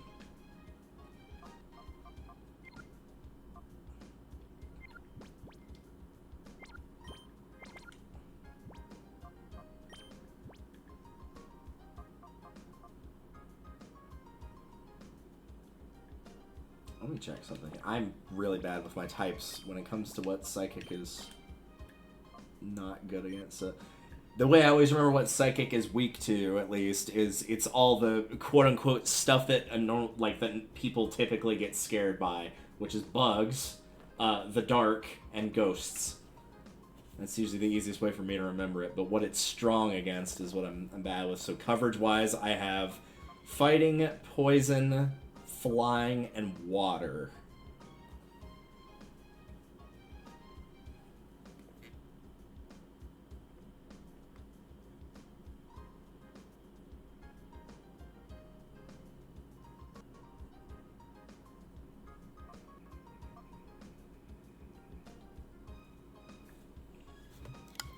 The problem is there's not really, at least off the top of my head.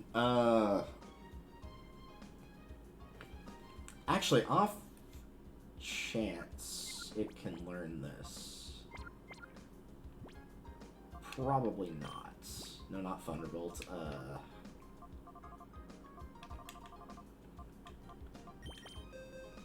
Nope. I was gonna say that would be a good way to incinerate the bugs. Is Flamethrower. Psychic works against ghosts. It doesn't work against dark. What's good against dark? Fighting, but fighting's not gonna be in Gardevoir's wheelhouse.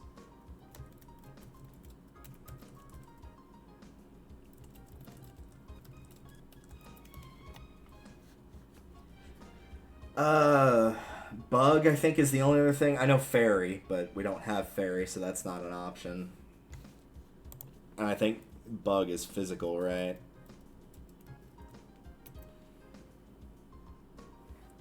Yeah, it is. The physical special split means I always have to, like, double check my work here. So I'm not going to have anything that's really good against Dark, but Shockwave is the only thing I have to deal with a Dark-type Pokemon with Gardevoir currently on my team. So I do need to, like, pick something else here. I wish that was a special, but I wouldn't have put it on Zangoose if it was.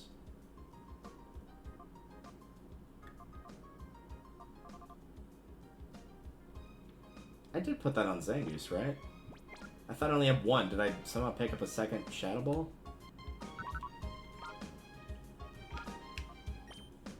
I guess I did. Okay, well. If it was a special move, I would put it on Gardevoir, but it's not. Ice Beam, I assume, is not an option. Nope.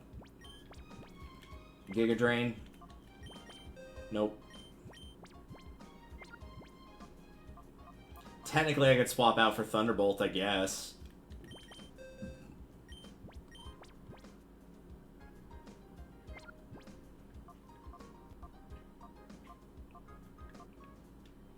I know it can learn it. I'm just double checking, but I know it can learn it.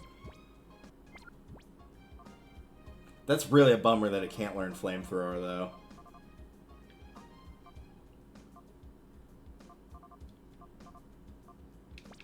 Obviously, its attack's going to be way lower than its special, but how much lower? Oh, wow. Yeah, like less than half. I had a feeling, but still. Man.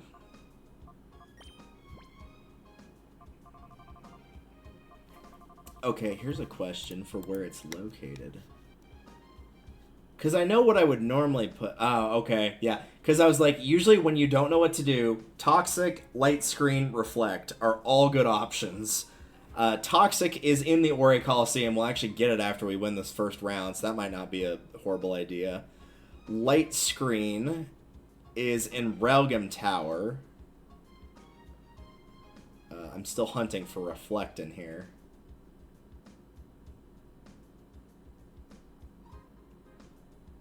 Is also Relgam.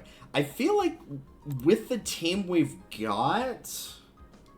I should have just checked that Coliseum in the first place. But I feel like with what we have, Reflect is probably better than Light Screen. I feel like blocking physical defense is going to be more of a problem than blocking special as a whole. Not entirely, because yes, I'm aware Aggron's good with physical defense, but I feel like as a whole, physical defense is more of the problem. It's namely, I'm thinking like Earthquake. Because when in doubt for what your Pokemon's weak to, it's weak to Earthquake. So let's go take a look at what they've got for their options here. I also don't remember where the mart specifically is. Hopefully I didn't do a dumb and waste a move and then ultimately find that there's something really good here. I could just buy a bunch of these if I really want. I need to actually like look at all these numbers to make sure. Okay, so 10 is hidden power. I know most of the time people can read the description and just know what it is, but off the top of my head, I won't. That's Blizzard. That's Hyper Beam. There's Light Screen. I'm actually going to buy Light Screen and Reflect both right now. I'll take Protect as well. Why not? Safeguard. No thanks. No thanks. That's Thunder, just regular Thunder, not Thunderbolt. 33, that's Reflect. I am taking one of those. What is that, 38?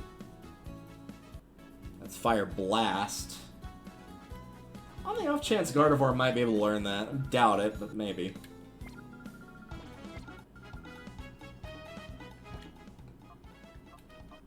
Sincerely doubt this, but... Nope, didn't think so. That's a bummer.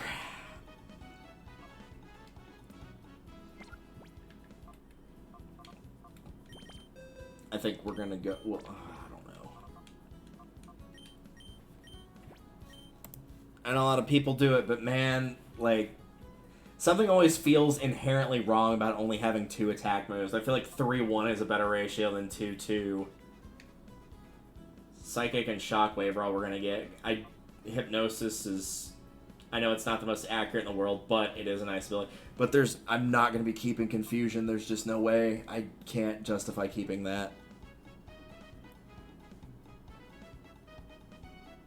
And again, I feel like for the team, Reflect is better than Light Screen. It's entirely possible I might give Light Screen to something else, though. Though based on what I'm seeing in the background here, I don't think anybody can learn it.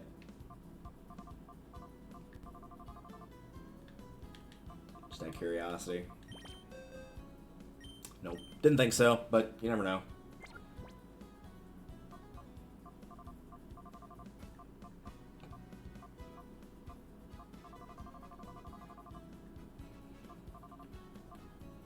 I don't think I'm going to use this on Muck, but I just want to see what it would do for type coverage if I considered it.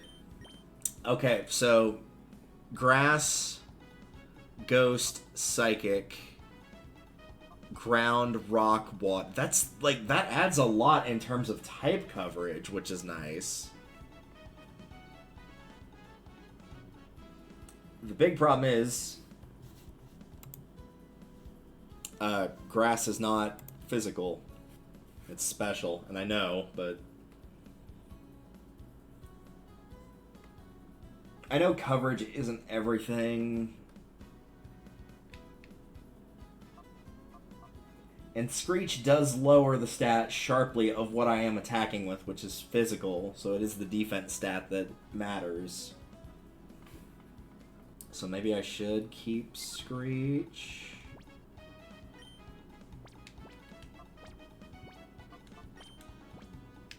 I'm taking another look at it. I think that's ultimately okay for now. If I decide to replace Body Slam, I decide to replace it, but that's not horrible to have. I'm thinking about getting rid of Hypnosis, but I'll keep it for now and we'll see what happens.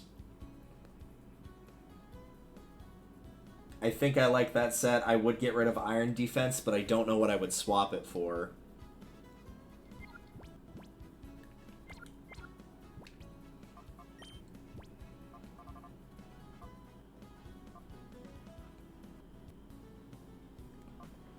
I guess technically I could put Protect on it, sure. Ooh, you know what I could do?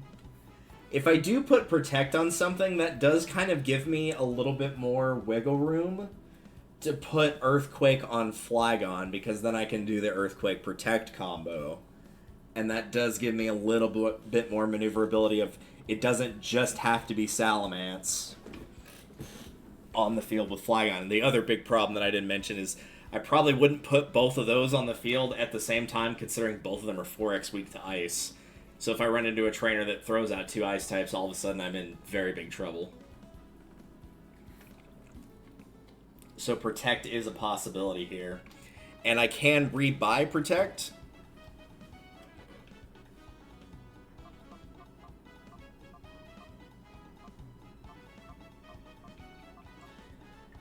And because I can re-buy Protect, I think I'm actually going to do it.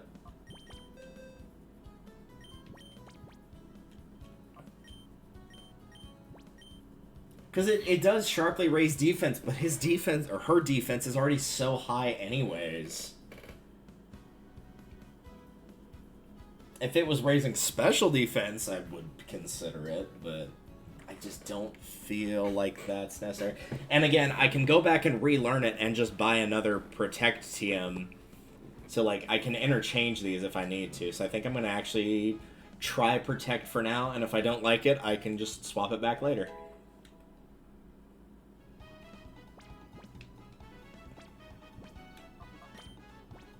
Alright, Jolteon, the obvious elephant in the room, double kick has to go. And it really can't... I could have sworn it could learn Light Screen.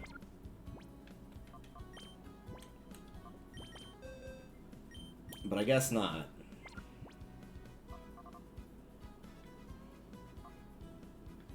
Solar Beam, maybe? I don't know. Nope. Didn't think so, but hey, it was worth a try, right?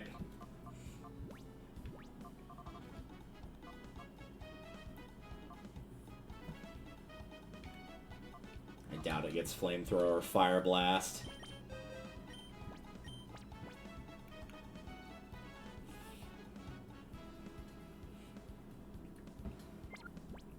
Honestly, I'm kind of thinking Jolteon might be the one that ends up with the Toxic TM, so if it's at really low health, because it's almost assuredly going first, it can just throw it on something right before it gets eliminated.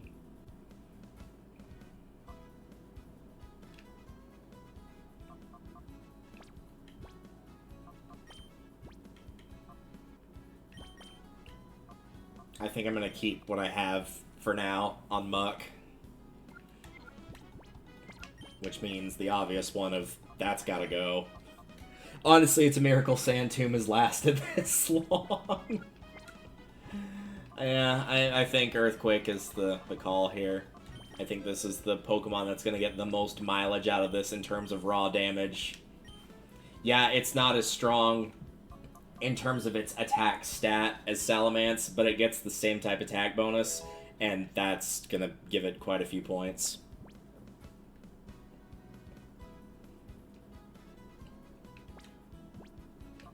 And the only other thing on this I would consider getting rid of is, again, Screech. But again, same thing that Muck had with the same problem of that's lowering the stat that would matter and me using Crunch or Earthquake. I know Dragon's not physical, but still. I have Dragon Claw by any chance? Or is that... Oh, that's Ori Coliseum again. That's like one of the last ones. Yikes. Okay, well, it's not that worth it then. I mean, I get... Well, I don't know. Can I give it Iron Tail? I would assume so. What does this do for coverage? Ghost, Psychic, Dragon, Poison, Rock, Steel, Fire, Electricity. This is Rock and Ice. I already have something for Rock. I don't have anything for... Okay, now we're in a situation here, because... Again, accuracy is the problem, but if that does eliminate something due to the ice typing, ice is a big problem for Flygon, actually. Because it's 4x weak.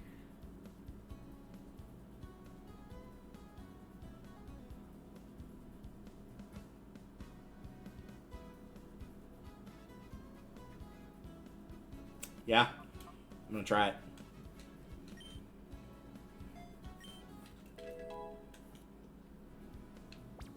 I do wish it had better accuracy, but, you know, what are you going to do, right? Alright.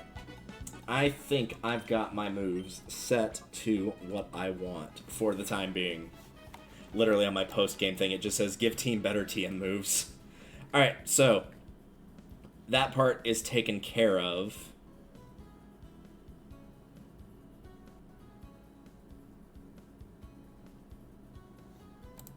What do I want to do next on this list? You know what? We're already here. While I'm moving around here, I just want to make sure there's not anything I'm missing. I know we grabbed that already.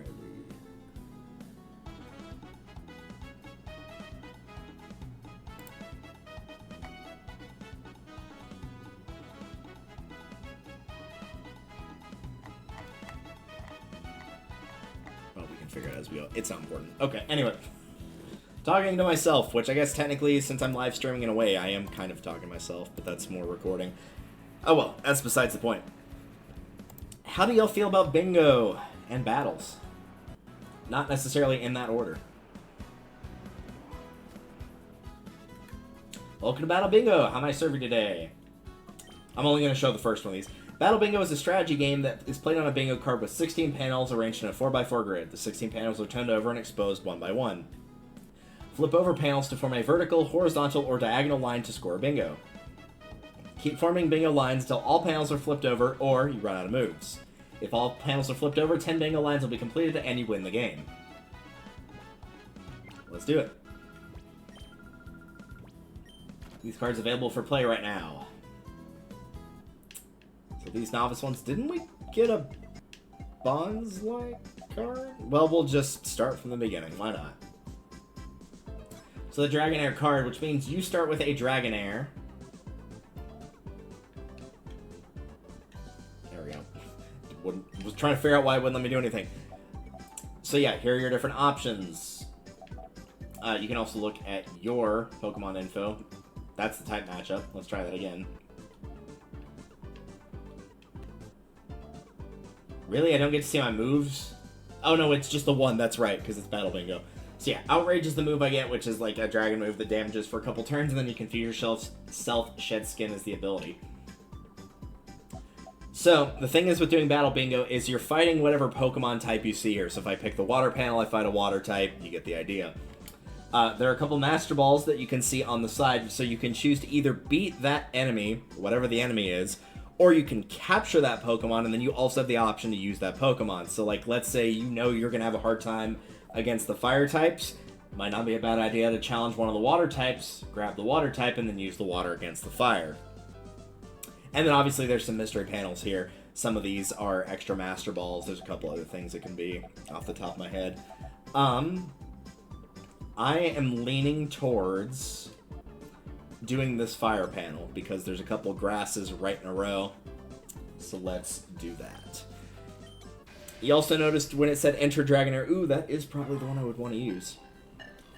That you can only use each Pokemon so many times. So in order to clear the full thing, you will have to catch some Pokemon. I think I'm just going to grab this one, straight up.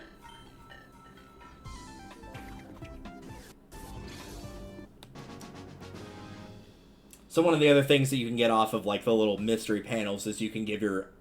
It'll be like, hey, you get an additional use of one Pokemon of your choice, and then you get to pick which one.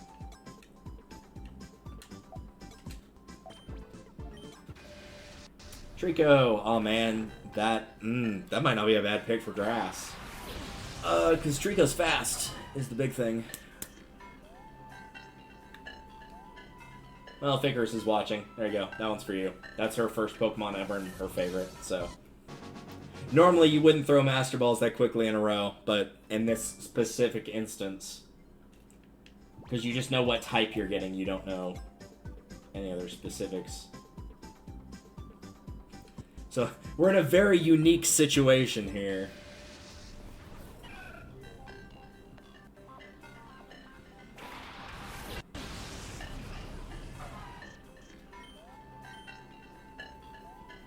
The thing I don't remember is if you get all of your health back for Pokemon if they get slightly damaged, because I assume Roselia is metaphorically and literally toasted. Bye!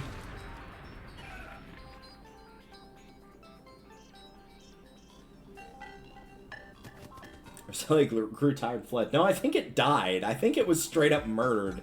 I think that's what happened.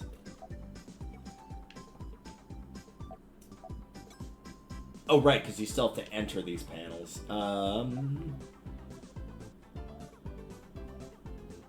Sorry, there's something crawling on my arm there. Giga Drain is what he's got. Okay.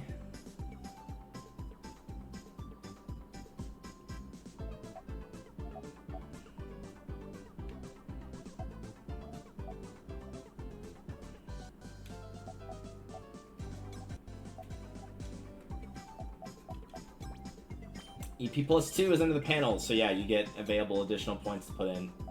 So put one into Torchic.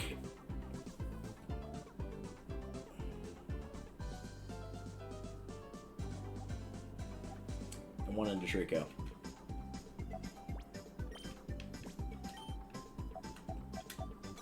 Because I believe you also get additional points for creating the bingos. Oh yeah, I'm definitely going to be able to outspeed that. Pretty sure a Slugma could outspeed that thing. Bye! No, it actually is going first. Wow.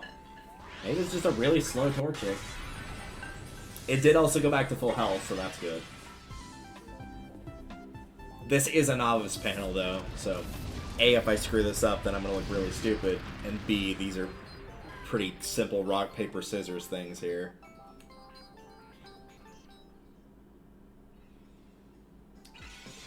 Bingo! Making one bingo lines earns you 1 EP. I'm just gonna throw that right back onto Chikorita. Or to Torchic, rather.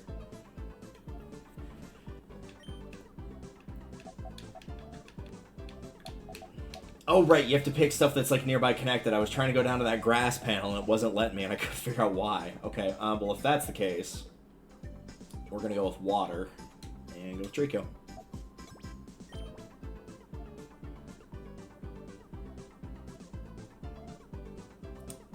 Actually,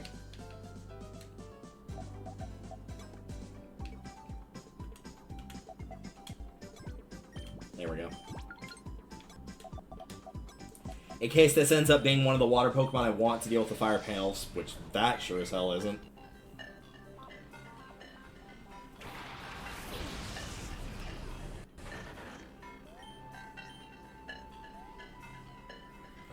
I do like Battle Bingo a lot, though. This is like a really cool little side mode here.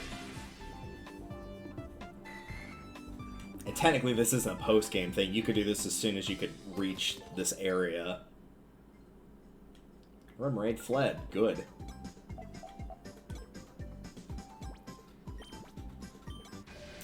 Mudkip, huh? Am I just gonna pick up all the Hoenn starters here? That would be tempting.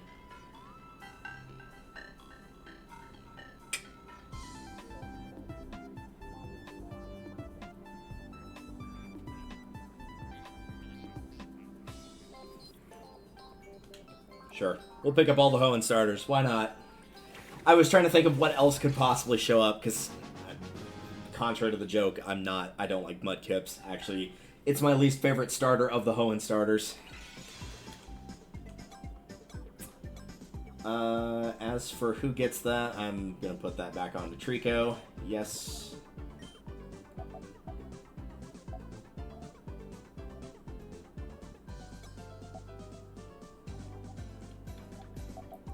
Let's take out some of these fire panels here. Cyndaquil, my boy! My boy! If I'd known you were in here, I would have gone to try to grab you, but sometimes it's just, you kind of have to take what you're given. Because if you just, like, keep saying, like, oh, I'll wait for something better, I'll wait for something better, you might not ever get to something better. You might run out of moves too quickly. Sorry, Cyndaquil. I do love you, though.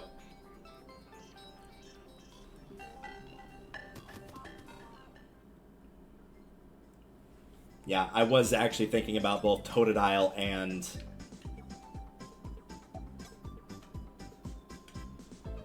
Squirtle whenever I was like, do I grab Mudkip or not? So I had a feeling we'd be seeing, yep, also the Gen 1 starters. Despite the fact we hadn't seen any yet on the board, there was a pretty good chance that was going to happen.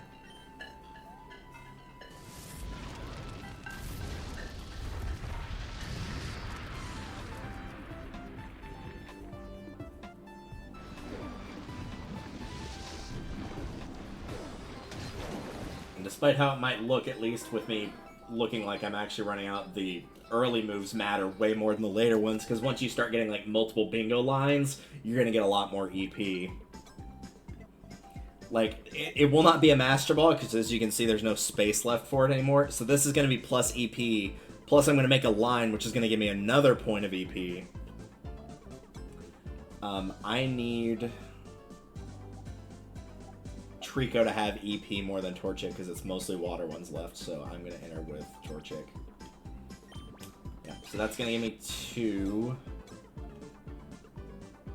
I think for now, because it's going to give me, well, I think I need to do 1 in each. Yep, we'll go with that for now.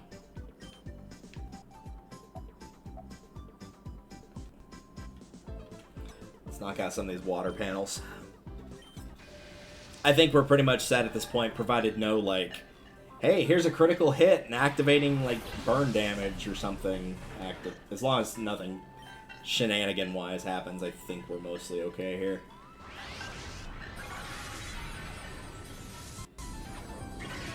I guess I can't be shocked that didn't get an insta-kill, but still. He'll be fine.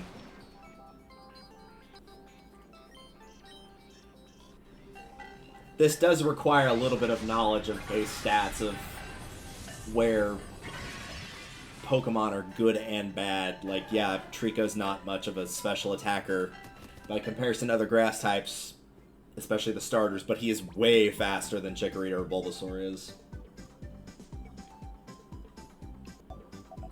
Speaking of Bulbasaur, let's go fight it, because I'm pretty sure that's going to be a Bulbasaur.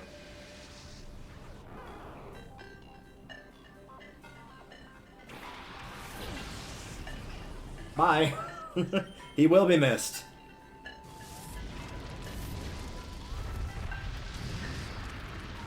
That poor Bulbasaur had no chance. Well, sometimes these things happen. Alright, another bingo line. Obviously going to Trico. And at this point, we're pretty much set, because he can take out both the water panels. That will give us more lines, and that means that we can get another point for Mudkip to take out the final fire one.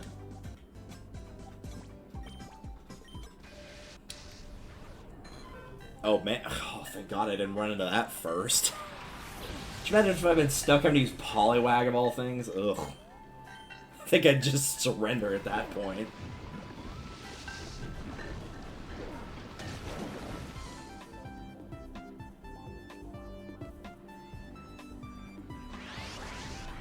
Plus the upside to having Giga Drain is even if you don't go first, yeah, you'll take damage, but you're getting it back. So, if for whatever reason it does go into a second turn, you're pretty much set. So there's 2 lines. On the off chance that Trico dies from something stupid, needs a rematch, I'll give him a second point in EP. As you can see on the coupons on the right, by the way, like, you pretty much need to get a full set of 10 to actually get any worthwhile points off of this. It's basically nothing otherwise. Totodile. I was kind of hoping I was going to run into you for my water choice, but it's alright.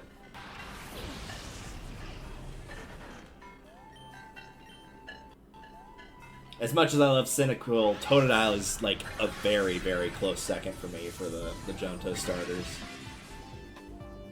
I like Totodile a lot.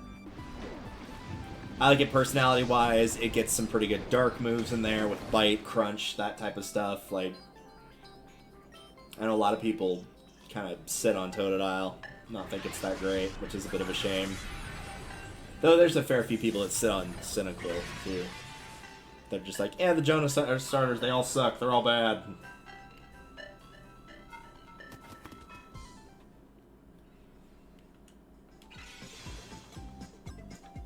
At this point, the only person that would need is Mudkip. And that would be Vulpix. I was about to say we've gotten all the starters, so just those little extra ones. It won't always be like the starters, thankfully. So this first one, yeah, but we'll start seeing some different things in there. Might see some dual types, which I guess technically we did because Mudkip, but you know, still.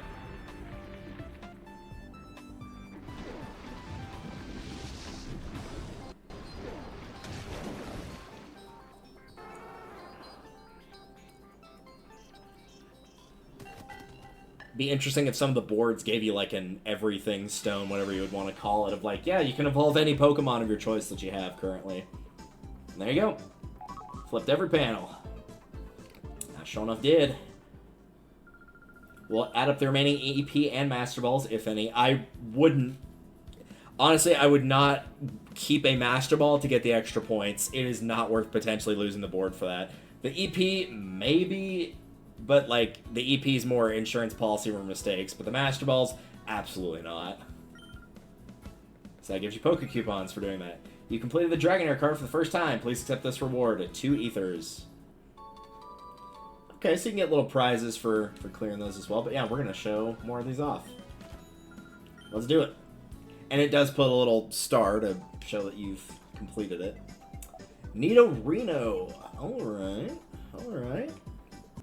Well, I do know that Nidorino is poison. What does it have for its move? That is not what I meant to hit. Sludge Bomb, which means that it's going to be doing well against the Grass Boys. Alright, Grass will be doing well against Ground. And Ground will be doing well against Poison. Okay. Interesting. I'm trying to think about where I want to start here. And I think here is the best option because what surrounds it is one of each type. I could get an absolute crap grass type here, but there's no way to know unless you try. Hey!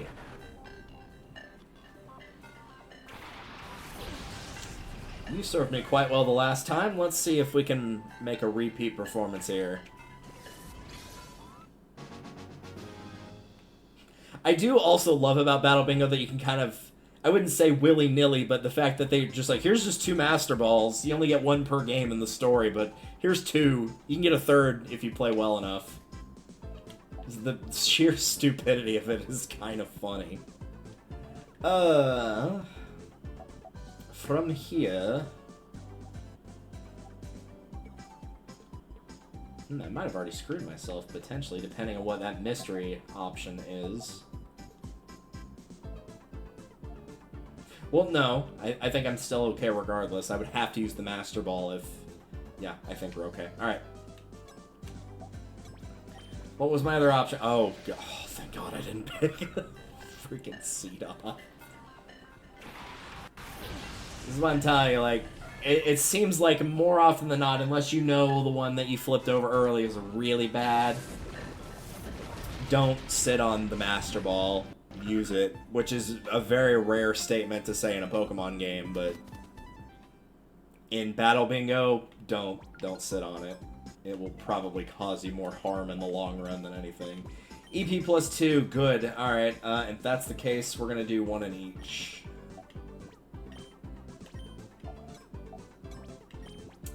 Do we get Sandshrew?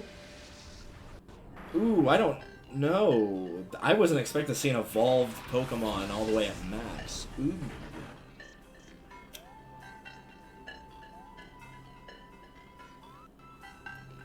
That is a choice. If this was Gen 1, this would be a very easy decision. I mean, this is a ground type. Like, the card's a ground type. We can't exactly be like, oh, let's wait for something fast. It's probably not going to come up, if we're being honest. I'm going to give it a try. Why not? I have run one of these before, back in Red and Blue, again, when the split wasn't a thing, and it was actually a lot more viable, but we'll give it a try. We'll see what happens. What's it got for its move? Earthquake. Oh, okay. Well, that was probably the right choice then. Let's finish up that line and grab some EP. See, that's... I was hoping I would get him first. I might have made a mistake by waiting. I'm sorry, Sandshrew. I do love you, though. You're adorable. Kind of makes me want to get a Sandshrew plush. Oh, poor thing. But he's so cute, though. Alright, that's a point.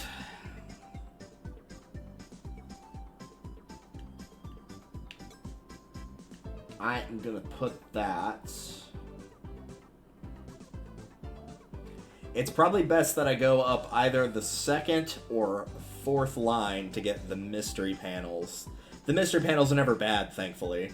At least not that I remember, so don't worry about sitting on them. You'd have to unlock them anyway to get the bingo card completely full. So I can do the second column already because I got Golem to deal with both the poison types. The other one's got a poison and a ground, so I should put the EP there. I think we're going to go across the poison line first. Give Golem a chance to fight and see how he does. Grimer! Alright.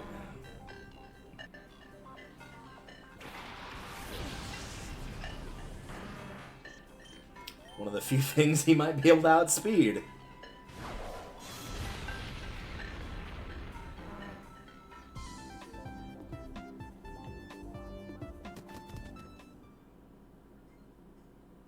Okie dokie.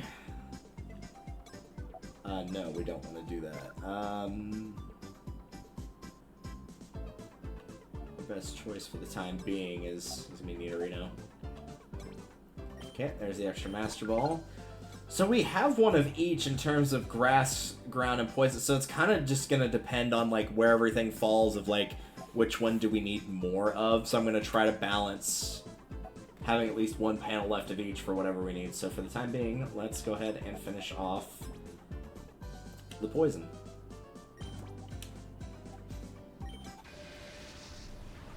I'll pass on Seviper, thanks. If those had gotten flipped and I would have had the Master Ball for Grimer, I probably would have gone after him. But no, I'll pass on Seviper. I feel like morally I have to do that as well, as somebody who has Zangoose as their favorite Pokemon of all time. I feel like I can't pick Seviper in good conscience. Oh well. Alright, that's a row. Again, we're probably going up that fourth line, because that's going to be EP on that mystery panel. It's going to be EP plus 1. So we'll need one for poison and one for ground, so we'll do this.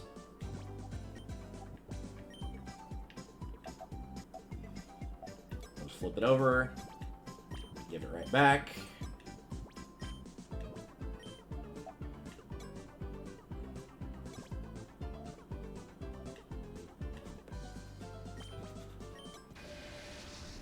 Gulpin.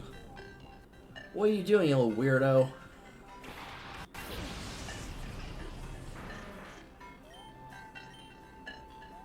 Remember, you want a very specific route of Hoenn, but you usually weren't the problem. It was usually the overwhelming amount, rather, of Electrics. And their stupid-ass Static and Thunder Wave.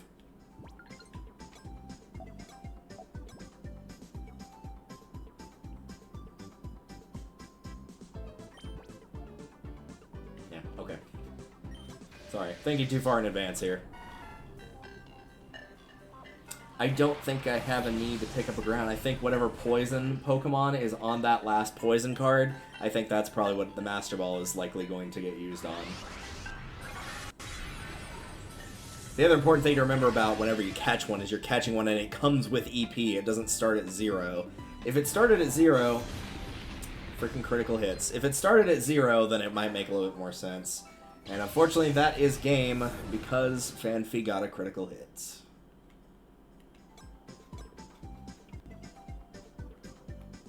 It's too bad how things turn. Yeah, it's too bad that, like, literally there was nothing I could do because it was a luck-based thing that caused me to lose.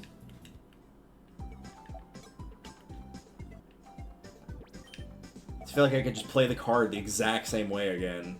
Like, the only reason I lost was because of that stupidity.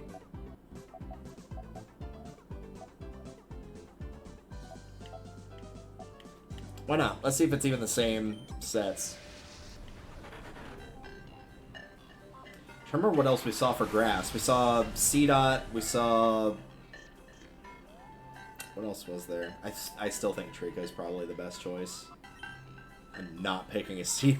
I would have to pick a C-Dot if it was like, you're either taking the C-Dot or you're losing the panel right now. Like, you have no other options. Even then, I would still probably consider throwing it anyway. Onyx. Okay.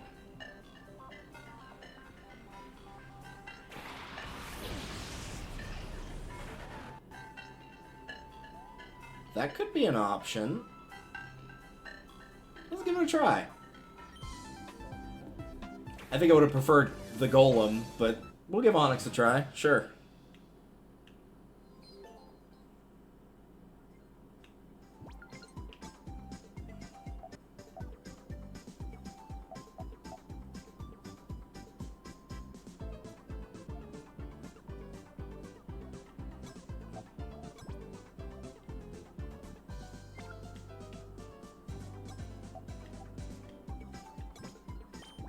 Okay.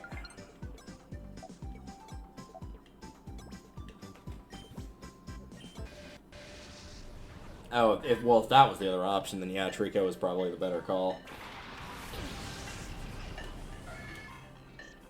Bye, Chikorita.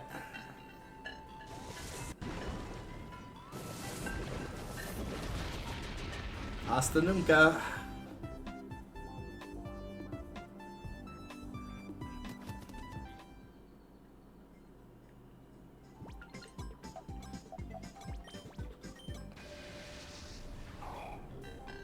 Kind of hoping the Onyx also has Earthquake. Okay, good. Most of the time, at least on the normal panels, from what I remember, the move that they have is the same. But later on, you might see something of like, oh, there's a really good dragon, then it's going to have like Twister.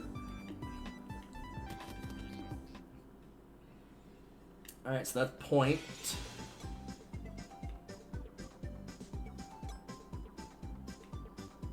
We need to go here.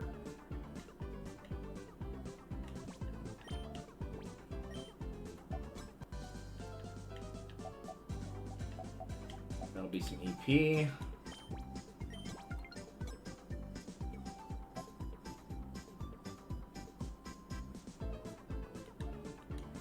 think I might have screwed up, but I'm not 100% certain about that yet.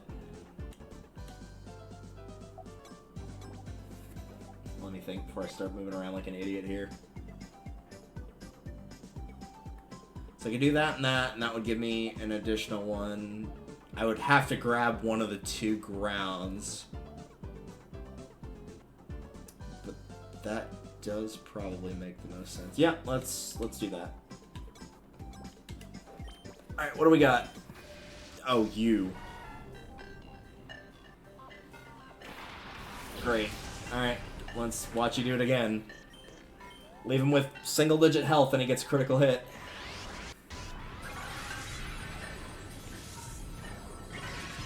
Let's see that critical hit.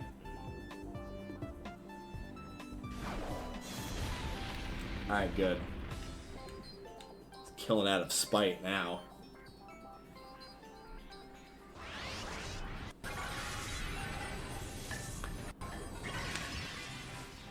Who knows, maybe that'll be the wrong call, but again, I'm kind of hoping I'll get Golem a second time.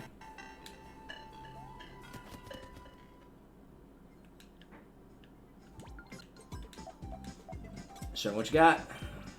Yeah, I get a Sandshrew. I'm okay with that. I'm always okay with Sandshrew. Yoink. Pretty cute little thing.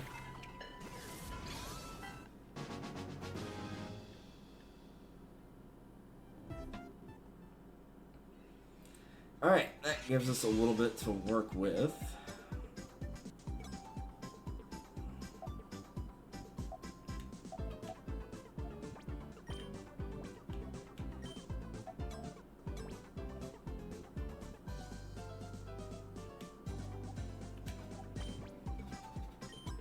And there's Golem.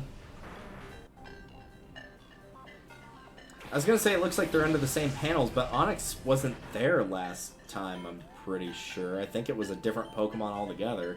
Unless I just didn't flip that panel.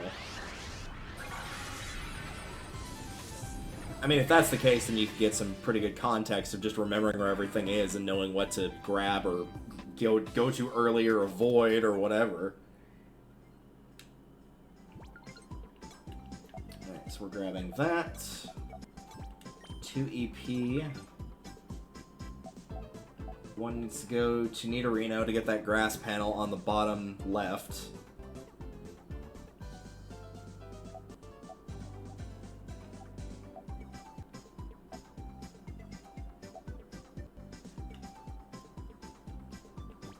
Just get the other one to Sandshrew.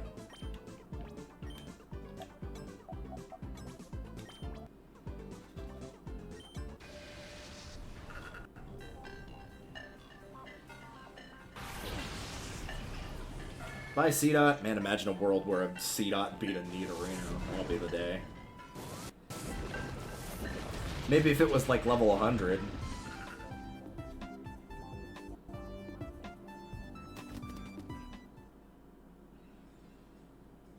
Alright, that's another bingo.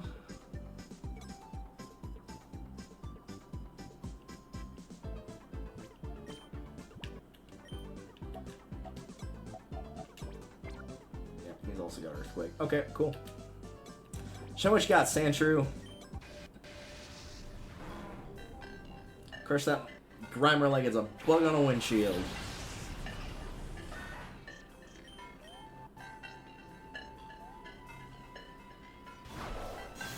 Look at him, he's such a strong boy.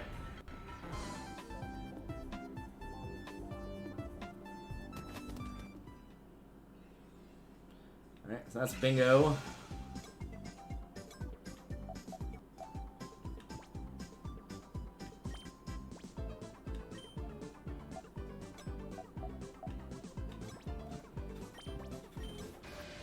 Ekans. Probably would have avoided that myself. I wish Ekans and Arbok were better than they actually are. They're kind of eh. I think I used one before at some point. I don't remember when. It was probably in a Fire Red playthrough, but... Ouch. Which is a shame, because I like snakes. They get a bad rap.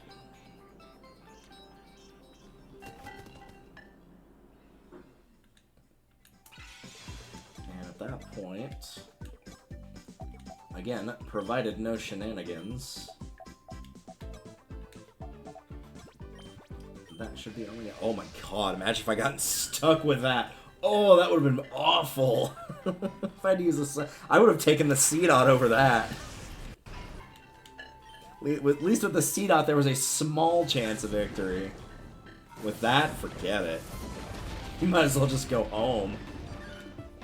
Dang, dude. That would have been rough. At this point, it doesn't really matter where we put the EP, but we might as well put it into something that's going to be fighting in case shenanigans.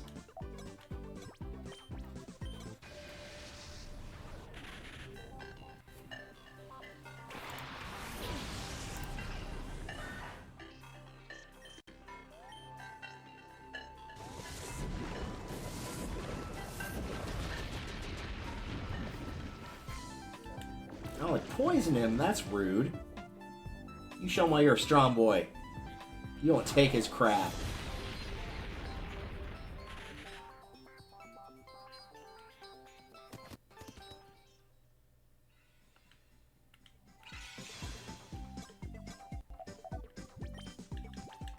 Alright, let's get that last one.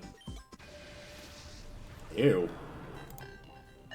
Man, the grass types were not the best options here. I mean, to be fair, I will say this, to be fair, a lot of the early gens, in particular Gen 1, because I'm thinking of Tangela here, because Gen 1 was the only pure grass type, a lot of them were a mix of grass poison, and because poison was a different panel, they couldn't have grass poison types, so they were definitely limited on what they could choose.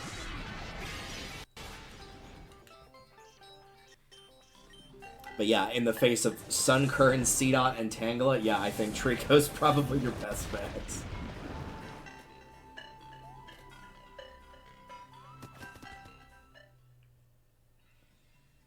And there we go, that's game.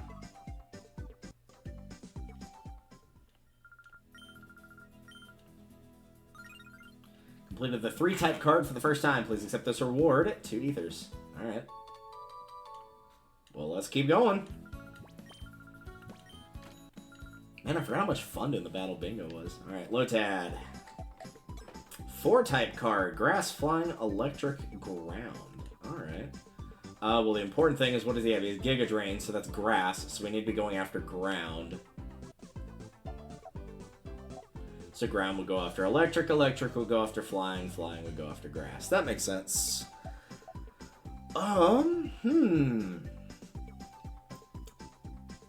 Based on where the ground panels are...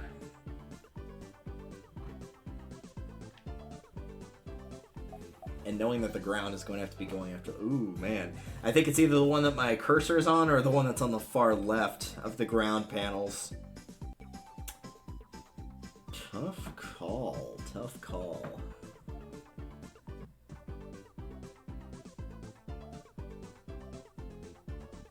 I think in this instance it's better to start in the middle of the board. I'm sure people that actually like play this a bunch would actually be able to give you a genuine answer of like, is it smarter to start on the sides? Is it smarter to start in the middle?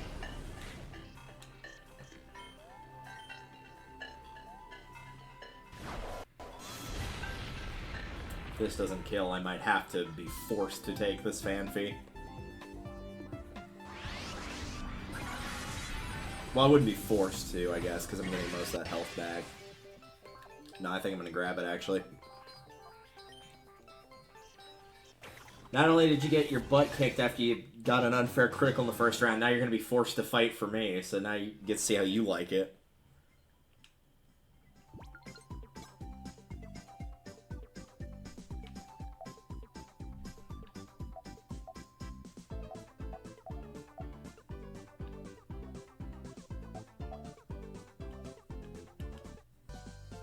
The thing to remember is because it's a 4-type panel, we're only getting a couple shots at each thing here. Also, we're not going to be able to get all of the different types. Like, if I grab this electric one, I'm either going to be stuck not getting a flying type or not getting a grass type.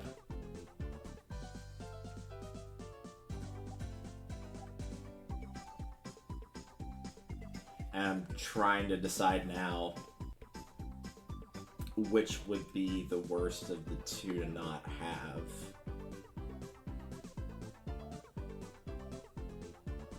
Well, no, because Lotad's got Giga Drain, so that's our grass, so we don't need to worry about getting a grass type. We should just not worry about it. Okay. My brain was thinking based on the actual type of the Pokemon, not what type of move they have, because they only have the one move. Get out of here, Magnemite. I don't know what you think you're doing, boy. Get out of here.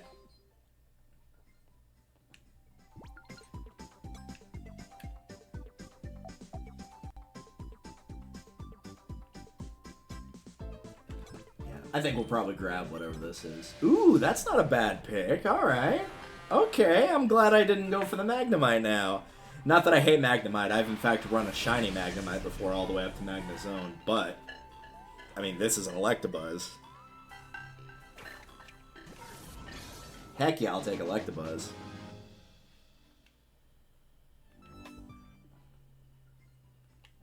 Definite yes from me. Alright. We've got Giga Drain. Let's go ahead and finish that line off. There's no need to grab whatever Pokemon this is. Oh, I'm sorry, Sandshrew. If I'd known you were there, I would have gone for you. But that might have forced me to grab the Magnemite, so I might have been forced to grab one of the ones I didn't want between those four anyway.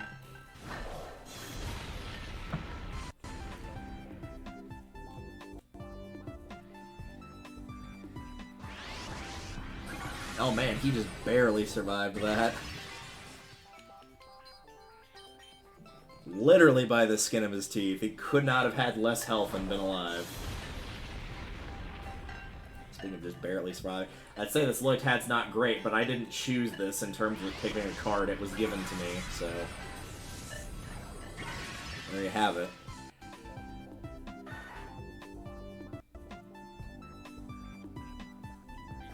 Thankfully, I think there's only one ground panel left. Yep. So that will become less of an issue later. Okay, where do I want to put this point in EP? It needs to go to one of these two. I need to figure out which row or column. I probably want to go across the top row first, is my guess, which means I need one in electricity, which I already have, and one in ground. Which, unfortunately, means we're putting that point right back where it was. I think probably just going in order is our best bet here. Okay, take that. I'm actually going to put it right back. And go again. No thanks. I'm good. No thanks. No thanks.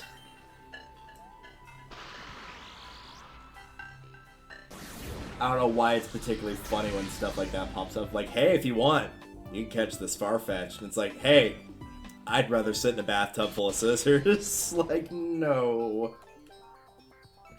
There has got to be a better option than that, surely. Like, a Pidgey, a Spearow, like, there's gotta be a better option. You cannot tell me that was the cream of the crop. There's no way. Let's try again. Well, I don't need this ground type to be caught. A little Cubone. Look at me so happy. Probably wouldn't have taken you, sadly, Cubone, but you are very cute. Oh, he's taking a poop. That also means he had a fighting move, I guess, because I believe that's Focus Punch. Where you have to tighten your focus, and then if you get hit, you lose your focus and can't move. So yeah, this is where they're starting to switch it up on you a bit. So yeah, that Cubone probably would have been a bad choice because unless the attack had somehow missed, it would have never been able to attack because everything else has an attack move. That's how they get you. That Cubone was a decoy. Yep. It even says it too, of move fighting. I know their moves have always been their types, but now it's actually straight up different, so watch out for that. What do we got? EP plus 2. Okay, good. So that's actually EP plus 3. We don't have any grounds left to grab, so there's no point in putting anything on Lotad. We do need to grab a flying.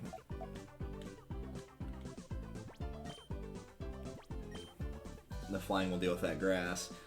We do have one more in electricity. But I think, believe it or not, as weird as this is, I think we're just going to go with full choice here. Obviously, first things first, in order to get a flying type, we're going to need that.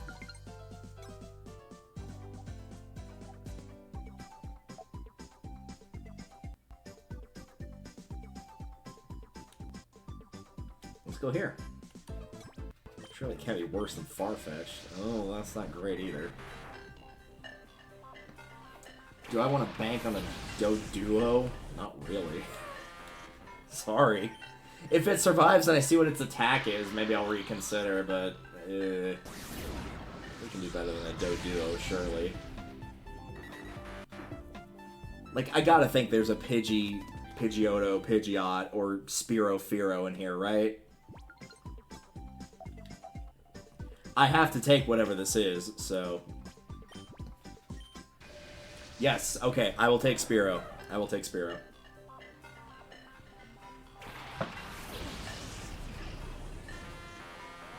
Like I said, most of the time you don't want to sit and wait for something better to come along, but if you know that it's something you're not good with or something that's pretty bad, you might be better off genuinely getting stuck with whatever you get stuck with, and this was one of those cases.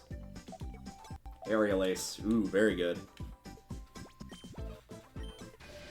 Cacnea. I don't need no stinking Cacnea. I would have rather stuck with the Lotad, to be honest. Well, I don't know about that. That may not be true. They're about on equal footing for me, personally. Alright, there's a couple slots. We've got 2 more grass to deal with, and 1 more flying, 1 more electricity, so we'll go with that.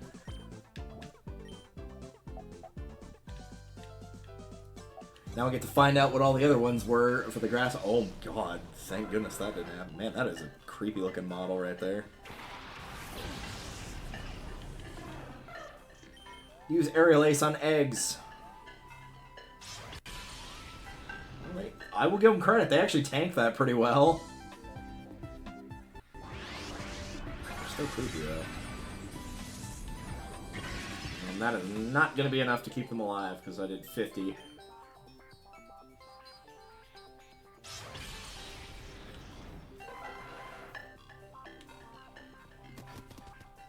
Yeah, I don't know if I would have picked that, but it's not a horrible thing for what could have come up.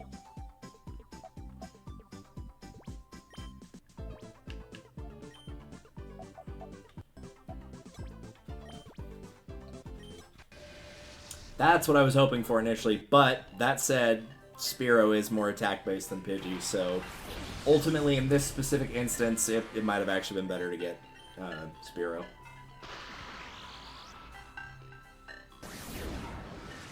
Sorry, Pidgey.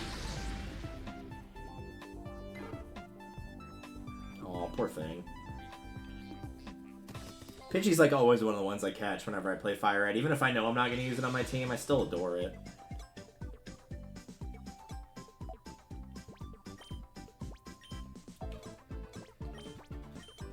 And C-Dot again, okay. I'm hoping whichever one we do next won't have any grass panels, because we've done 3 of these, and all 3 of them have used grass types for their panels. Alright, C-Dot, show me what you got.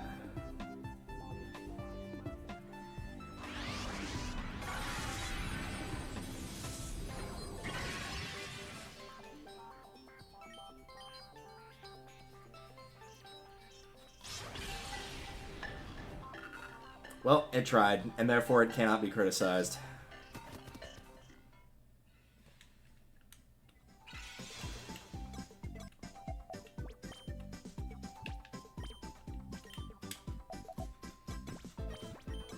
Voltorb.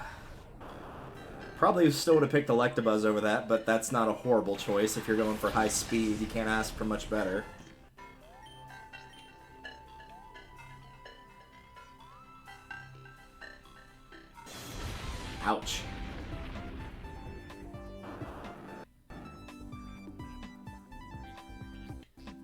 How fitting on the last one that we did that Fanfi was getting a critical and caused me to lose, and then a critical is what ended the match in my overall victory as well. Not that that's what outright determined it, since it couldn't do anything, but still.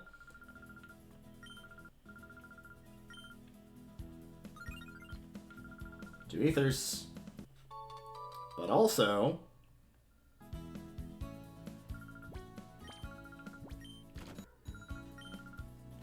as you can see, now there are regular cards available for play rather than just the novice ones. Before we get started on the Charmander card, though, I'm very quickly going to use the bathroom, and then we will be back to continue.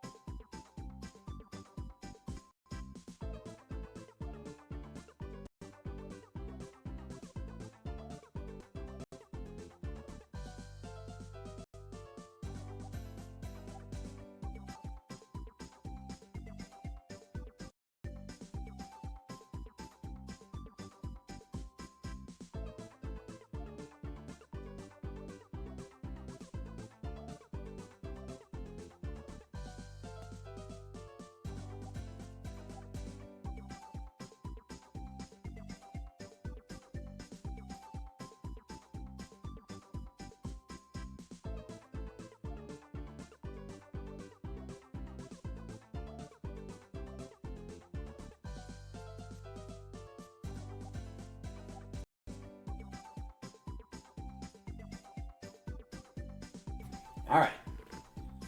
We have returned for the regular cards. also I'm going to take a quick look here.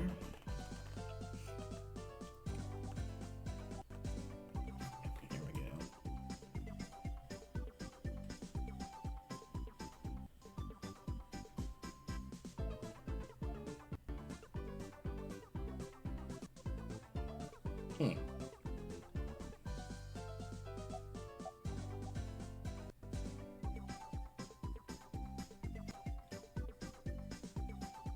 Sorry, reading something about the unlocking for this.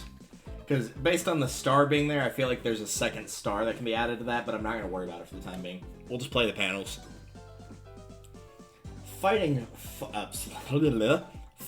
Flying Fire. Of course, I picked the 3 F ones right in a row. Ground and Ice. Okay. And our move, I assume, is, yeah, Flamethrower. That probably went without saying, but still. Here we are. Okay, so this time we are definitely not going to be able to get all the types because... No, actually we can, can't we? We have fire, so it's ice, flying, fighting. No, we can't. There's one that we're not going to be able to get. What is going to be the one that's not useful? It's going to be flying.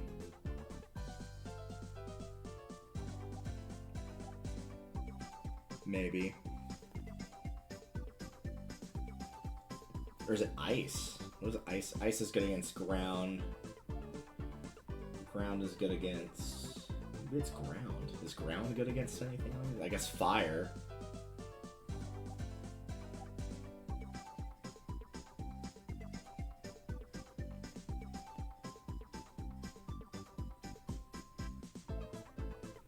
Yeah, so it's either ice or fighting. One of those two you don't need because both of those are strong against ground, so it's one of those two you don't want to pick up.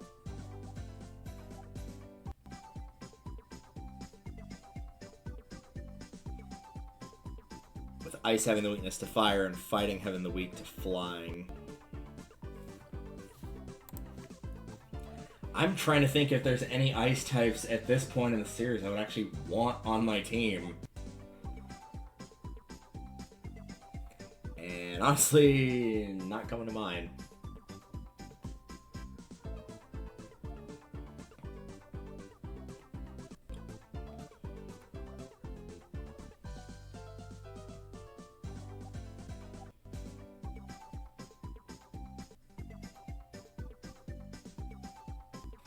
Well, you know what? If we just keep sitting here twiddling our thumbs, we're never going to get started. Let's see what we got. Yeah, I was afraid of that.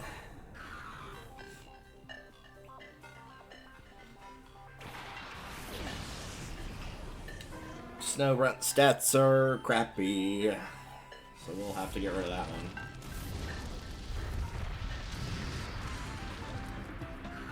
No thank.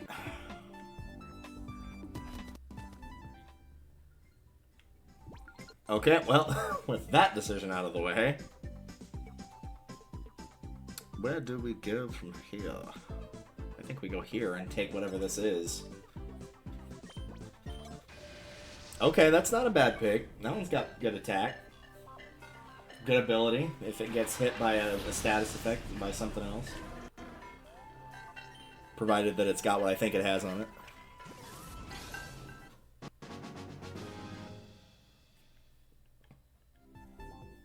We'll take that down through the fighting section. Chop. I'll probably ultimately pass on that. Well, because I said I either need to pass on a fighting type or I need to pass on an ice type, and I feel like I would sooner pass on an ice type. And the quicker I use up the Master Balls, the more options I have and the less likely I am to run out of EP. So, okay. I am happy with that decision.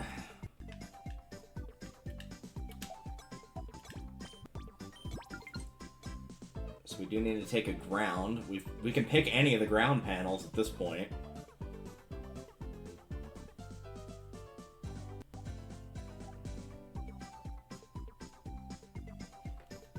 I feel like this is the best one to go for, and to just take whatever it is.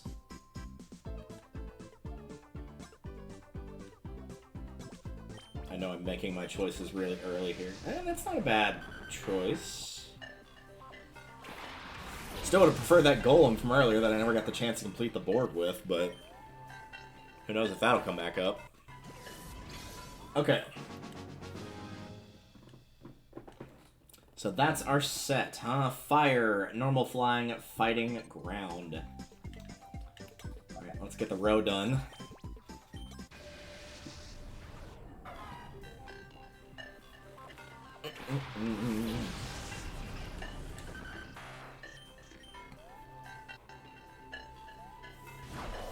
I feel like now that we're in the normal panels, I'm going to have to be more careful about not accidentally grabbing a dummy Pokemon of one that had something like Focus Punch, that Cubone did. It's already got a move, so it's going to go across that. I'm trying to think what set I would go for first. Yes.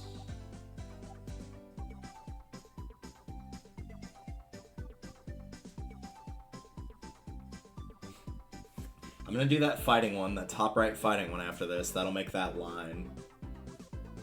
The fastest line I can make is the corner one.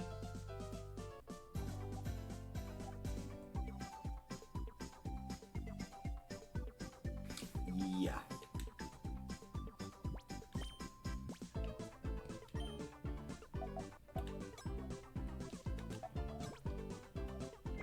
And I was correct, he did have guts for his ability. So yeah, to deal with that flying, I'm probably going to send in Charmander for that one. Ground's obviously not going to work at all, so that would be an exercise in futility. And fighting, while it would work, would be weak to flying, as we're seeing here. And flying on itself is probably going to be like, eh.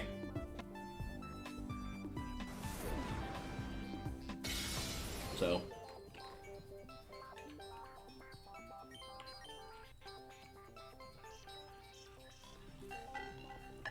I do appreciate Mankey giving me the stink eye, though. That was really funny.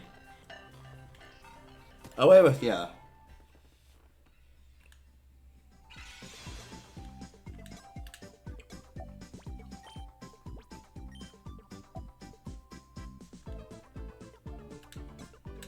Let's see what we got. Okay, we're probably okay against a Pidgey, since it's more defensively based. As I go through this, I'm going to take a bite of my sandwich here.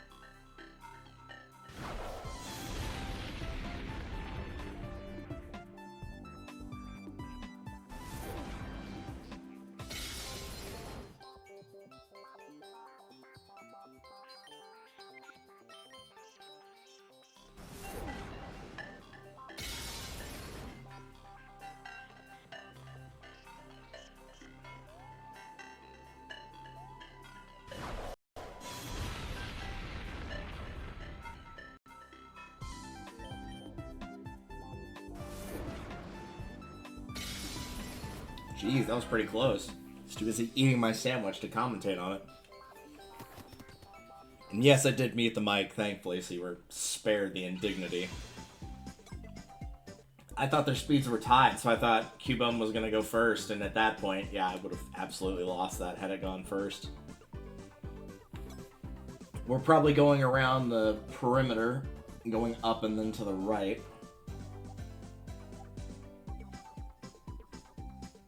So again, we'll probably be doing this.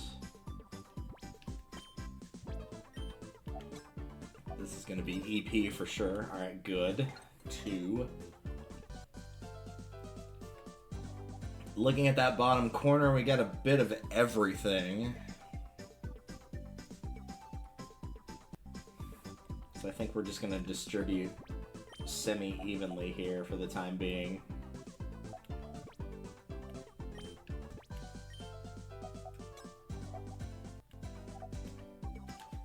And see what happens. Oh, not you again. No! Oh, this is gonna go bad. Let's see it. Yeah, that's a problem.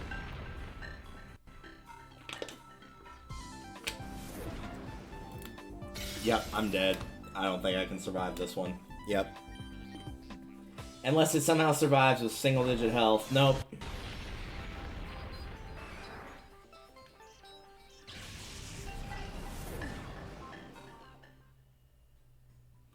Didn't put a point on Talo, which is probably what I should have done, because then, even though it would have taken forever, it wouldn't have been able to hit me at all. So what we're going to do is grab this, because this is going to be EP plus 1. Put that on Talo. And then have Talo fight Fanphi, so it can't do anything! Which I probably should have done in the first place. Yeah, this might take a couple turns, but at least Talo is absolutely going to win that fight.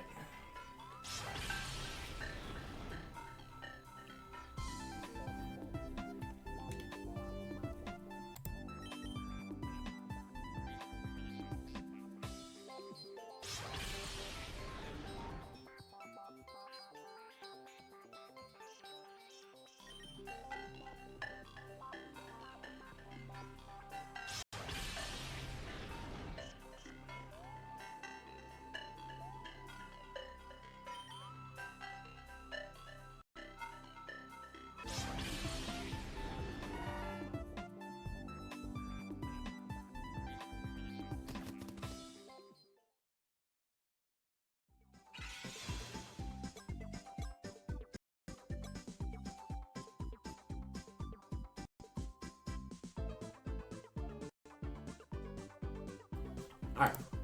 Sandwich is done, so I won't get distracted by that anymore. 2 points. Charmander's got 1 for the ice. We need one to deal with the fire.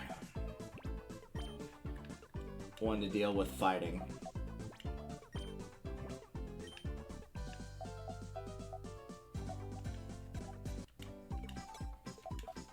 And that'll give us at least 2 more points.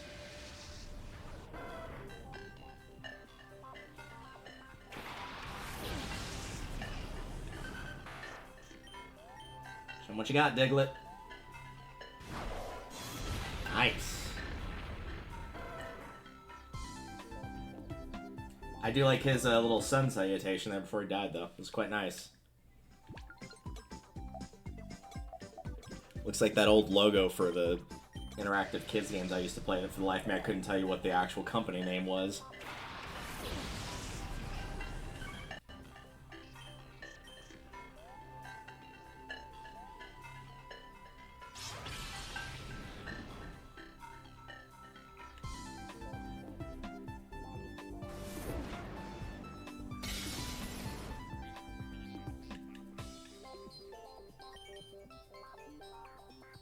Might have been the only real disadvantage Halo had is that it's normal flying, so it takes normal damage from that. But if I'd grabbed Pidgey, I would have had the same problem, so...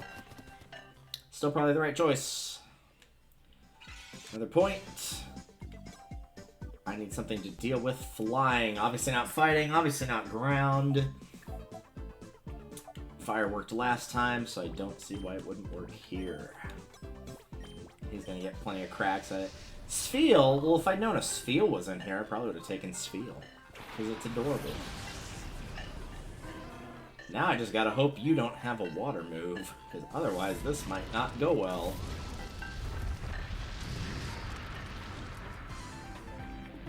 Good, we were spared. Thankfully.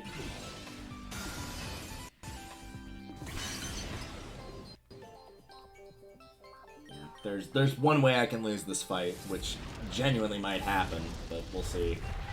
Thick Fat means it's gonna take a while to get past him.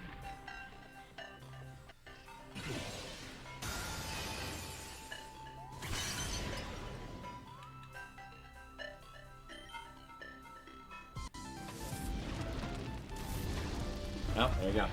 I guess technically there was 2 ways that could have gone wrong. A critical hit. The other one I was thinking of was if I'd gotten frozen.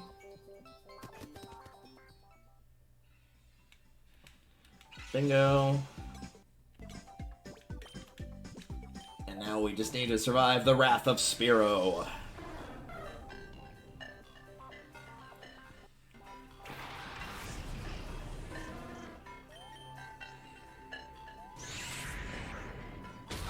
Ooh, that might actually be a problem. Unless I can outspeed it on turn 2, or this beats it on turn 1. Okay, good. Thankfully it did.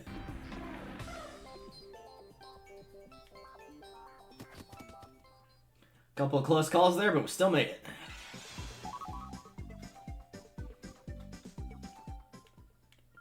And you get more coupons for that because it was a higher difficulty panel. 480.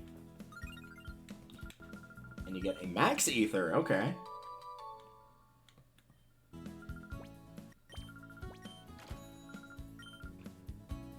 Let's move on to a Pika. Oh, okay. Here we go. This is a card! Alright, so we've got everything except for Dragon, it would appear. It might be some other thing. Technically, Electricity's not on there, but that's what we're starting with. But the point is, we got options. The ones that immediately stick out to me are obviously Flying and Water, for what Pikachu would do well against. Or we could go for a wild card on something else, knowing that we're just going to immediately try to catch it.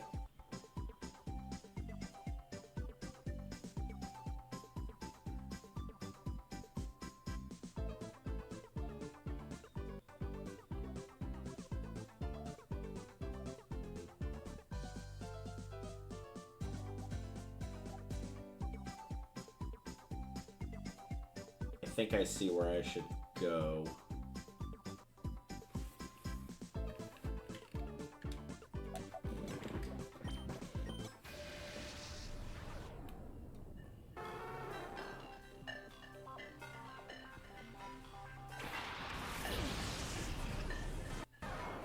It happens.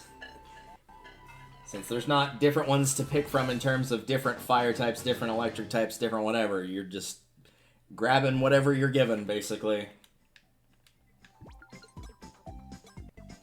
Doesn't really matter who picks this one. Alright. I'm probably not going to end up taking this ice type, but that's okay. I'm definitely not going to be taking that ice type, and that's very okay. If it had been Spheal, I probably would have reconsidered, but because it is Snorunt, I think I will manage without it. Call it a hunch.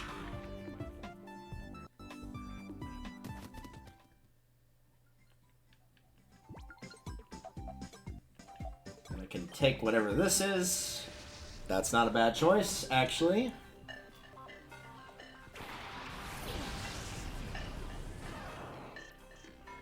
And regardless of what it had been, I can use that to defeat whatever grass type is just north of this to get an extra EP. Might take the grass, probably won't. If we take a look here at what we've got covered...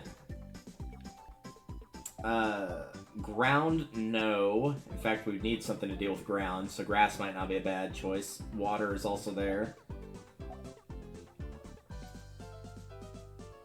Grass, yeah, we could take that with fire or poison. Rock. Yeah, grass might... Let's see. If we take grass, we've got ground taken care of. Grass is obviously off the board because we took it. Rock, grass can get rid of. Psychic... I don't think anything in particular does well against Psychic, but we probably use Poison because it's a physical in this game. Pretty sure it is.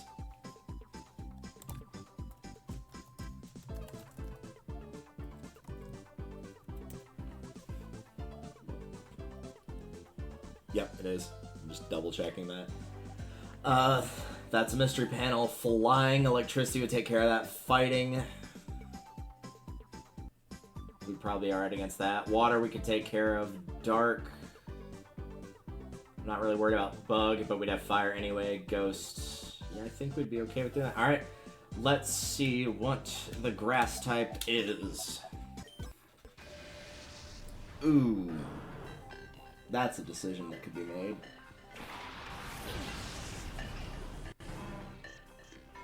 And I think my decision is no. I think I would rather have whatever the water type is to deal with the ground type. I think I'll pass on Tangela.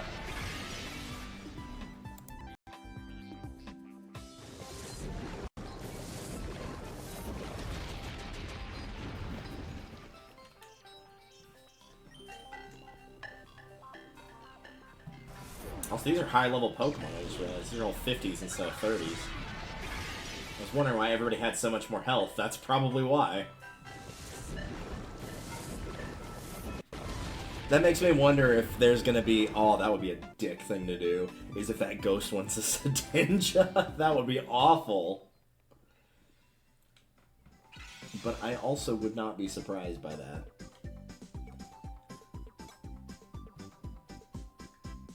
I mean, I'm gonna be taking that water type for sure. What do I think has the best chance against Dark?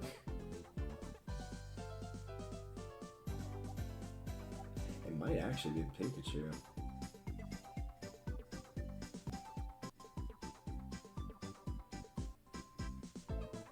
Yeah. Something's telling me to give it to Pikachu and hang on to it. Alright. Maybe this water will be a better choice. Oh, ew. Well, I have really no choice. I have to take this one. I don't have to, but I should. Pikachu's weak to ground. Vulpix is weak to ground. Grimer's weak to ground. I've got to take something that can handle ground. Like I said, when in doubt, it's weak to ground. Surf. Well, at least it's got a good ability. Do I really think... Do I think Poliwag can handle Dark? No, I don't. I really don't. What do we got? Poochyena? Okay, it's probably fine then.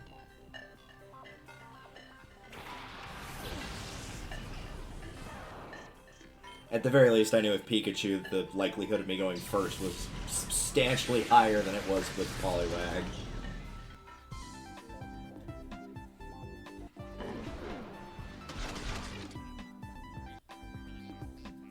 Alright.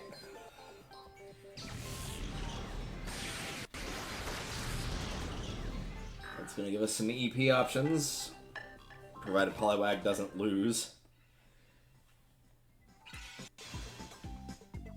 I can kind of put this anywhere I want for the time being.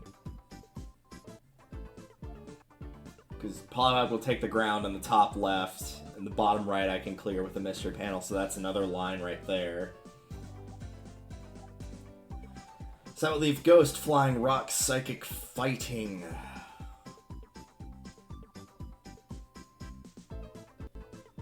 That Psychic one is going to be a problem, because the best physical one is Grimer, but Poison is weak to Psychic. So I didn't plan that through very well. I don't think Water's considered physical, I would assume no. Nope.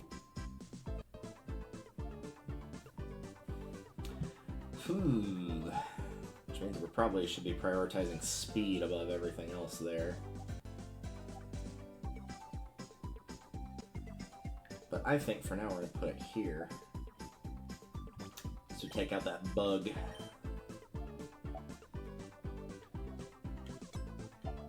There you go, Poliwag, you did it! You cleared a panel by doing nothing. Alright, let's see. Let's go down the list. Ground, that one's covered, at least with the EP we have. The mystery panel, doesn't matter who it is. Bug, that one's cleared. Flip over to Ghost. I mean, probably the next one we would be doing is Fighting and Psychic.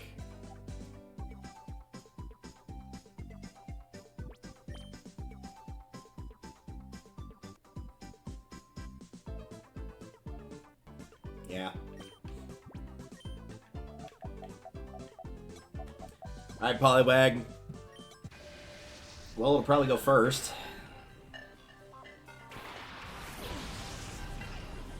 Or not. Or it could not go first, because it's Poliwag. And it also almost died in one hit, so if this Surf does not kill Diglett, then we're screwed. Okay, good.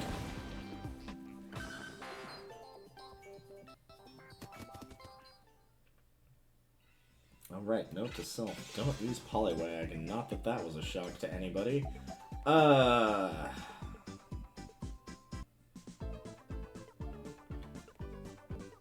Give another point for dealing with Rock in a bit here.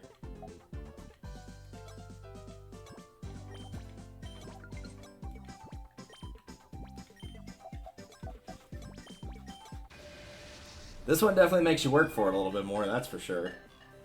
Because inevitably you're just going to end up with a type that you're not really strong against.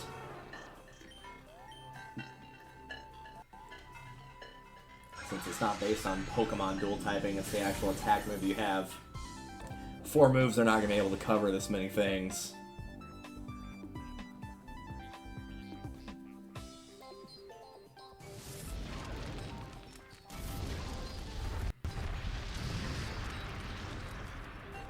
Ooh, very nice. Lower its attack stat and pretty much guarantee that it dies, even if it doesn't get killed by the flamethrower. The burn will finish it off.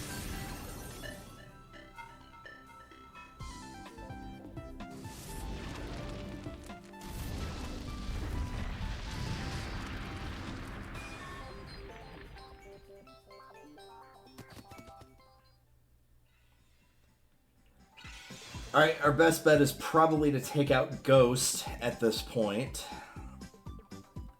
What do I think has the best chance against Ghost? Is that Pikachu, but we have a point for Rock, we have a point for Flying.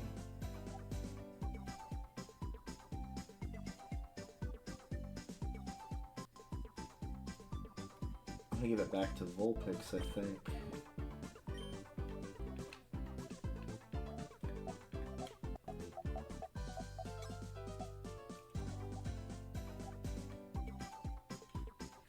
That Pikachu is just too tempting to keep using because I know it's going to have a high speed.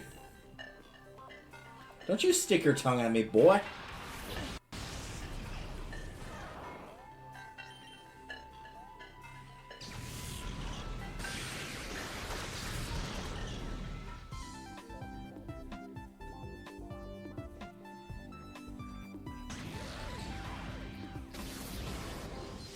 Ooh, that was close.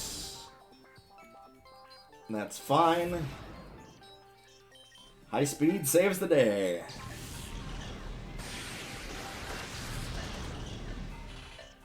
If that had counted as a special move, that definitely would have killed me. Unless Shuppet's special attack is worse than its physical. Which I doubt, but it's possible. Okay, we have something to deal with the rock. Something to deal with the flying. That just leaves fighting and psychic. I'm still banking on the fact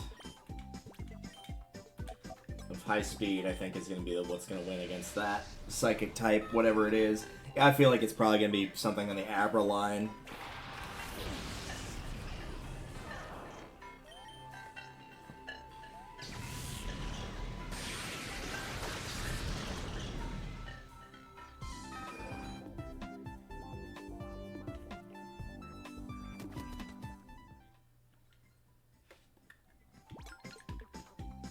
What's under rock?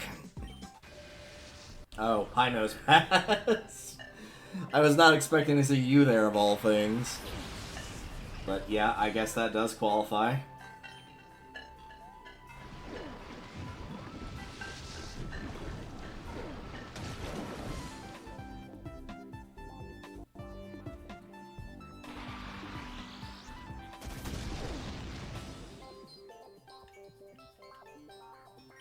Alright, cool. We don't need to use Poliwag anymore.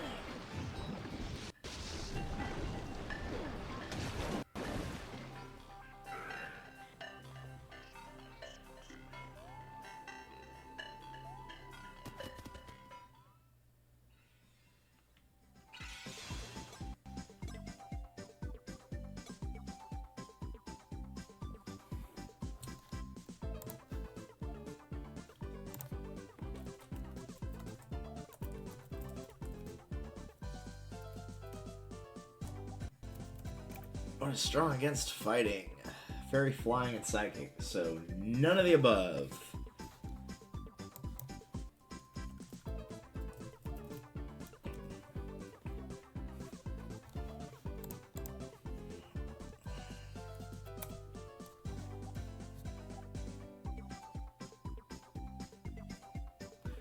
Weak to fighting is normal, which we don't have.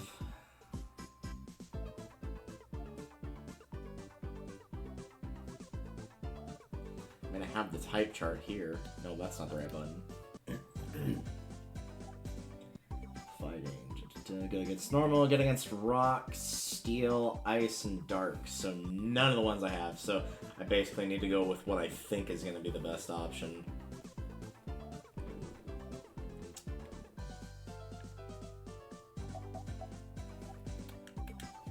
It's worked out thus far. High speed.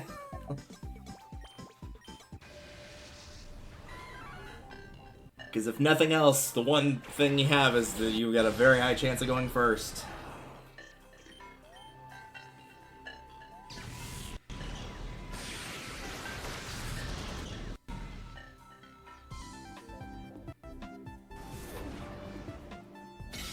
Nope.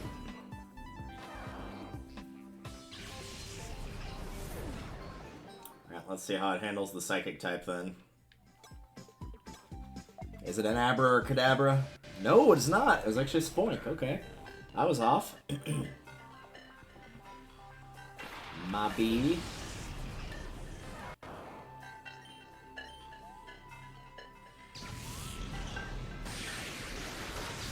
If we could paralyze it, that would be nice. Nope. Might have actually just lost this altogether. The only way I can win this now is if I get paralysis and paralysis kicks in, and then I get a second attack. Actually, I think even if that happens, I don't win, because I think he gets left with 8 health. Yep, that's it. That's game. Vulpix would have to beat one of the two.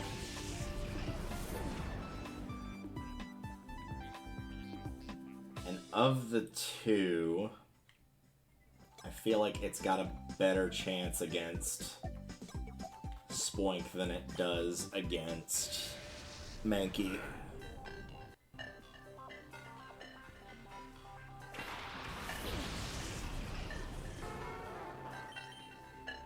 If this could get a critical or a burn, that would be nice.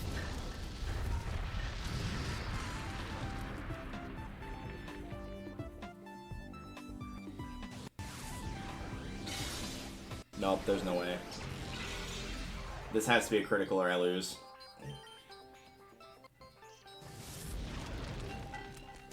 Nope.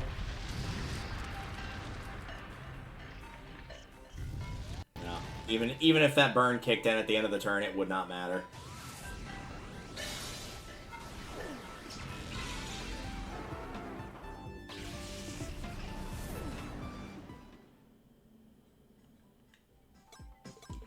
Oh, that sucks. Oh wow, it didn't even give me like any points for like I didn't even get Poke coupons for clearing the lines that I did clear. Jeez. I cleared most of them. I was only missing 3, I think. So I should have gotten 60 or 80 points. It didn't even give me that. Okay.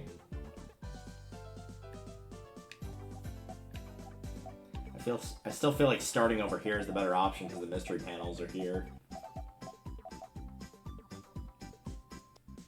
What did I like really need there? I probably did need the psychic to deal with the fighting. Or the flying. I do feel like Pidgeotto could have beaten both of those. So maybe we start there, I guess. Pidgeotto kind of got unlucky that I got a critical hit and had the type advantage to beat it, which is why it didn't look like much of a threat, but it would do well against the 2 that I did poorly against. The fighting one for sure.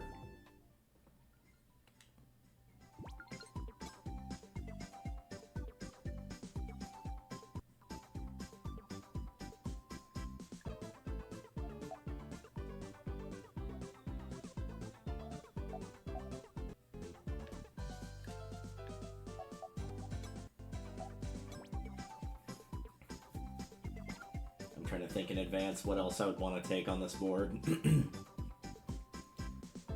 I need something for ground. I need something for rock.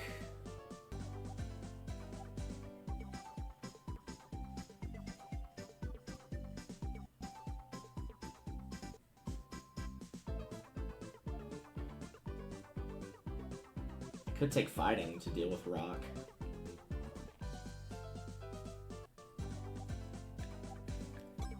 But I don't think there's anything I would really use it for other than that. I would still be better off with the water, because I could still beat the rock with water, and then I also get at least fire out of it.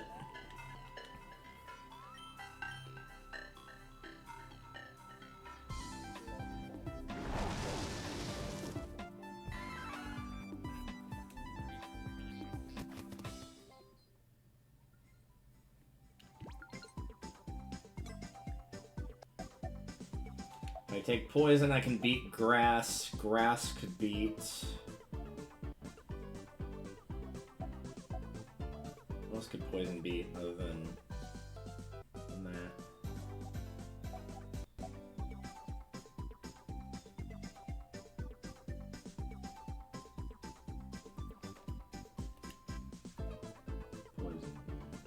Just grass, that's literally all it can beat. It's got resistances to a fair bit.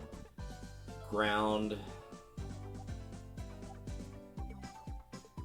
rock itself, obviously, and ghost. So maybe I should take it for that.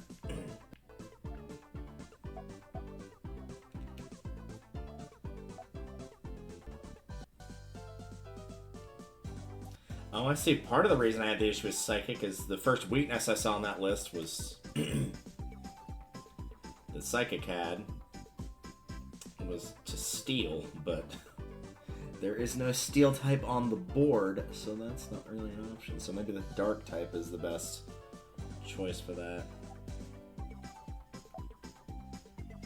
Regardless, with that many resistances, it probably is not a bad idea to take Poison. Even if it is slower, it does have resistance, so there's that.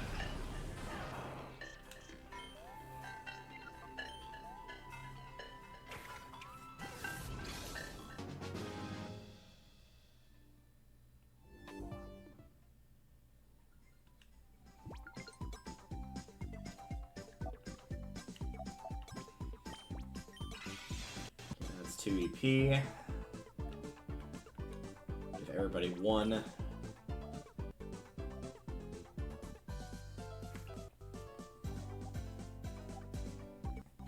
I'm probably going down that row with Grass and Ice, so obviously I wouldn't give it to Flying. Let's do that.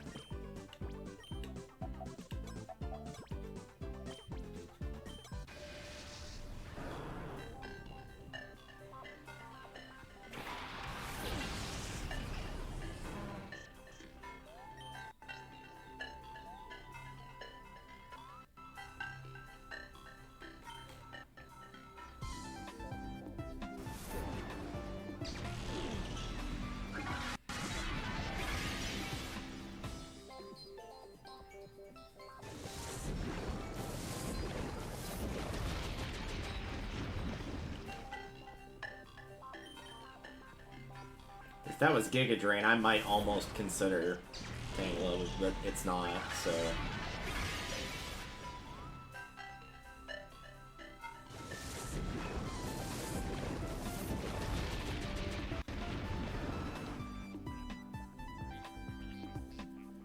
No, I'm confident with that decision.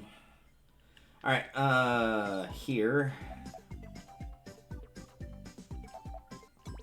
Okay, gives me an option to catch. What would I want to catch?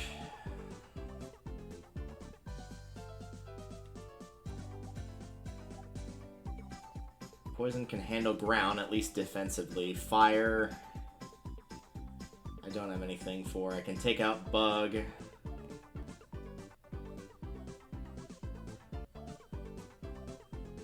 only thing Ghost is weak to is itself and Dark, but Pikachu took care of the Ghost last time.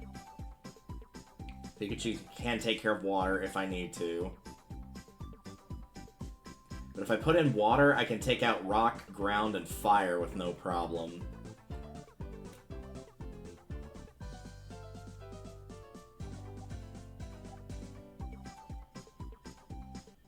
Psychic, Ghost, and Dark.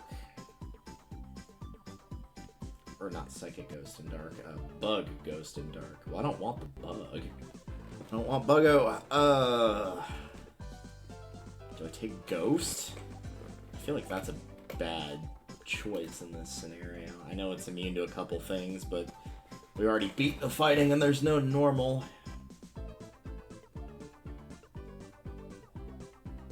Bug's actually got a fair few weaknesses. I didn't realize that. Fighting, poison, flying. That can't be right. It's not resistant to flying. Oh, this is for offense. That's what I'm looking at. I was like, there's no way. That doesn't make any sense.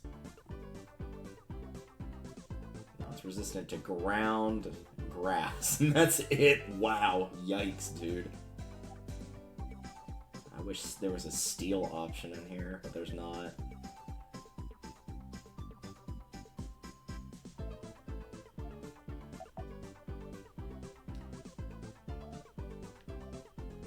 I feel like water still is the best option because that's those 3. I can take Bug, I can take Ice and Ghost and Dark. Psychic is the only one that I'm not completely confident in, but I think Pidgeotto can handle it, so I think water ultimately is the best choice here.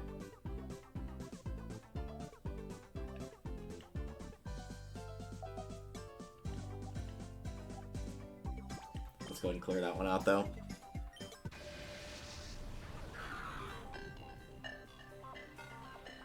I don't know if it's a good or a bad thing that there's a couple types missing in there. Namely Steel and Dragon, and Normal, I guess. I feel like if there was a Steel type, like, I would just go for it, because, like, it's got so many resistances, it would probably win. As long as you keep whichever defense in mind, depending on what Steel type it is, physical or special, of where it will excel or not excel. And at that point, you probably would never lose on those specific ones.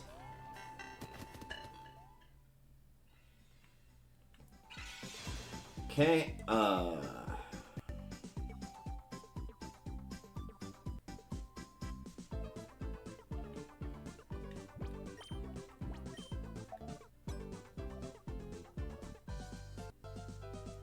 work. Alright, give me that old Poliwag. For better or worse.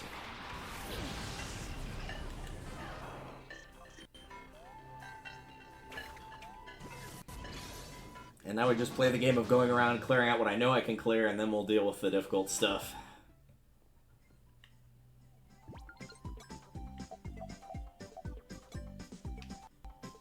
We can't reach that one yet. No big deal, though.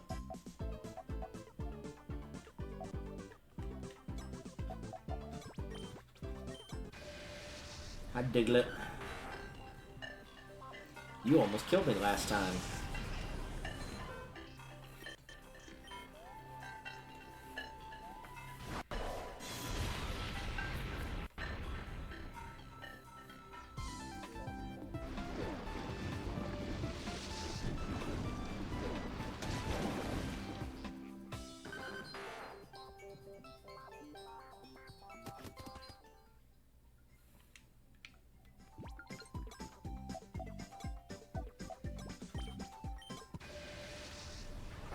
Alright, Vulpix, I guess we'll find out if swapping you out was the correct decision once we get there.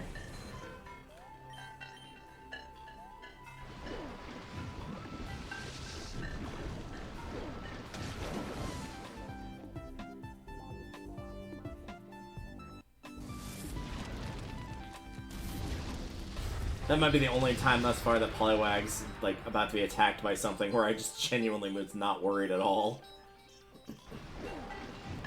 Every other time I was like, yeah, this might kill him.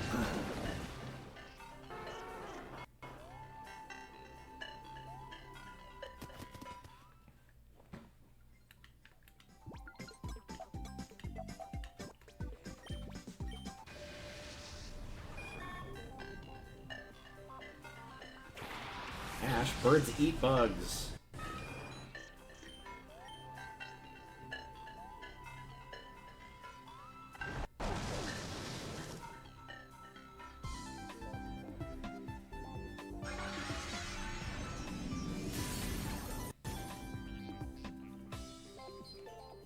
I guess we didn't have to sit there and watch him get all of his stat boosts from Silverwind this time.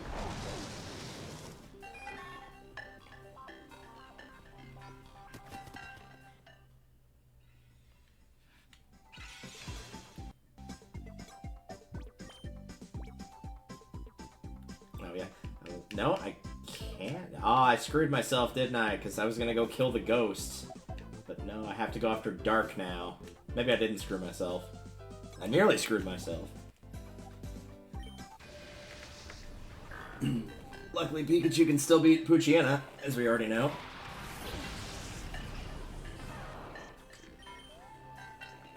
I know both these are pretty close between Poochyena and Shuppet.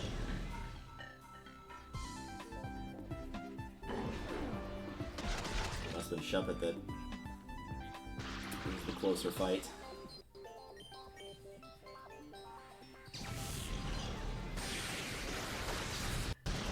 Okay, saved herself from a very bad miscalculation there. Doesn't really matter who this goes to, but we'll give it to Pikachu anyway. And now we actually have more options, because we got 3 of these. Okay. 1 for Rock, 1 for Psychic, 1 for Ghost. We'll do Ghost first, since that will give us more EP. I would have gone after the Rock, since it was the most surefire one, but unfortunately that's not going to line up any bingos, so... For now, we shall wait. Okay, cool. That was a lot easier this time, thanks to that critical. So it's going to come down to, can we beat Spoink?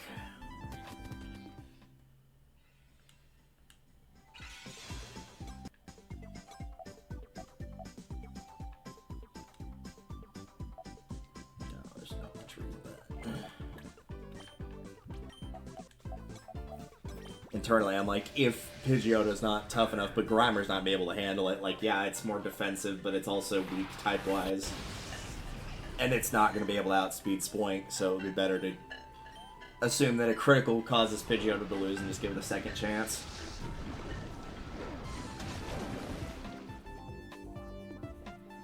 I don't know if I think Poliwag has a better or worse chance against Spoink than Pidgeotto. I feel like it has a worse chance, honestly.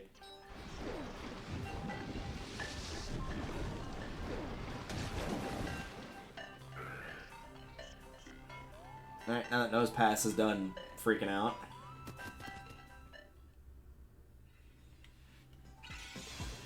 On the off chance, I'll give it this EP point since it doesn't really matter, but I doubt Poliwag is the answer. Hi, Spoink. How you doing, bud? I'd like to politely ask that you, give me the W on this one, as you were the last one left. Yeah, that's gonna take 2 more hits. Please tell me this Pidgeotto is defensive enough. Nope. It's not.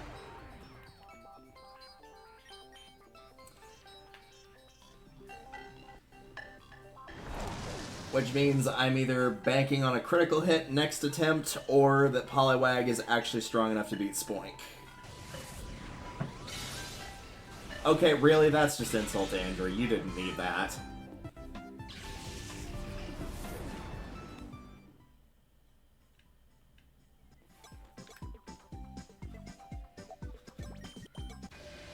Surely I don't have to take a Dark, a Bug, or a Ghost with me to be able to beat this thing. Like, really?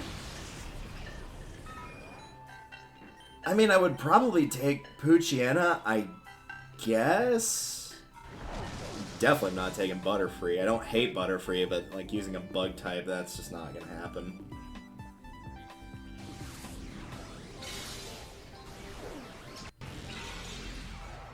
Plus, with the Dark type, I can at least also get the Ghost. Bug's not really great against much, to be honest. Ah.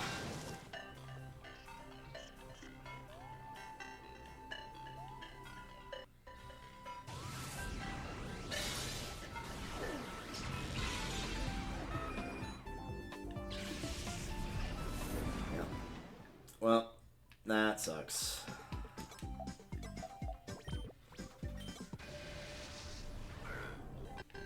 Poliwag, if by some miracle you can manage to win this, even if it's with a bullshit critical, I will take back everything I've ever said about you.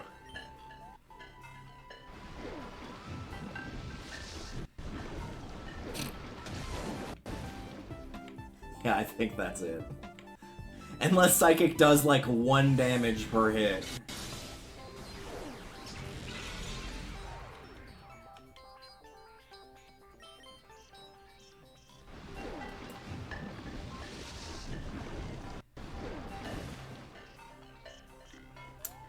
Alright, so it's Dark, Water, Electric.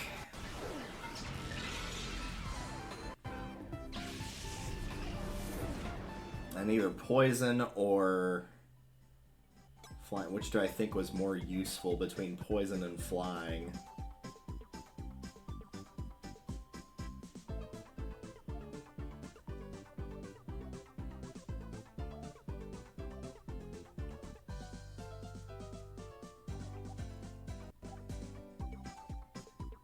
Probably Flying.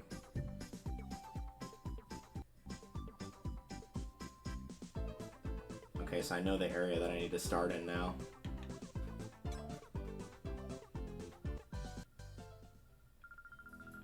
Oh, so I guess I figured out why I didn't get the points. Do you have to forfeit in order to get the current points you have? Because that's kind of dumb.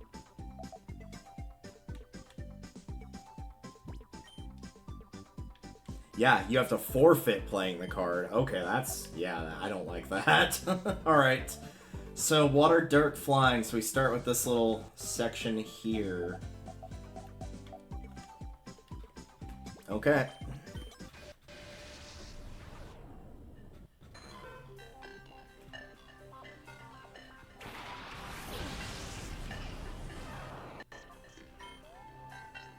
It is probably for the best that they're not changing, like, what Pokemon it is. They're not changing from, like, Poliwag to, say, I don't know, Barboach. We'll just throw one at random in there.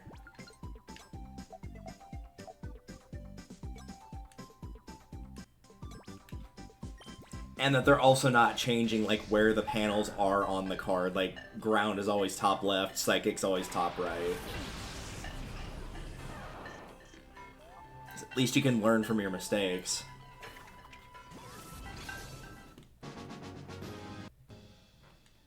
Alright, that's the two we can catch right now. I'll just create lines and get to the mystery panels until... there we go, until I get the Master Ball. Probably best to just split even here. Yes. Poliwag can take care of Rock, Poochyena can take care of Ghost. Yeah, okay.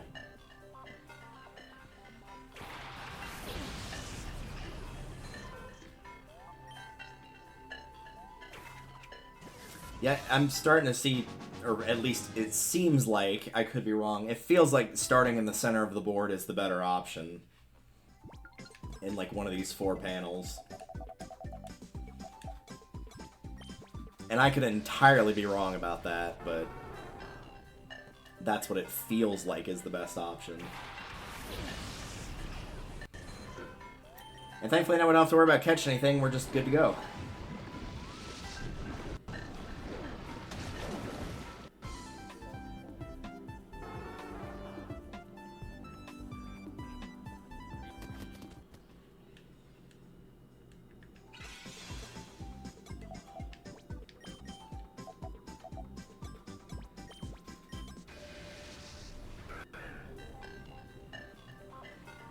Imagine using a Master Ball to catch a Nose Pass.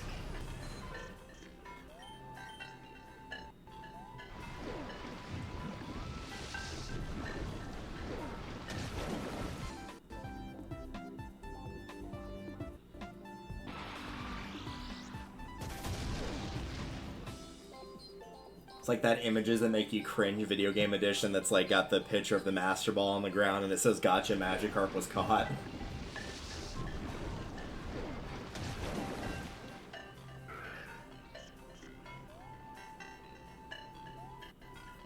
You better hope with all your soul that that was a shiny, and even then...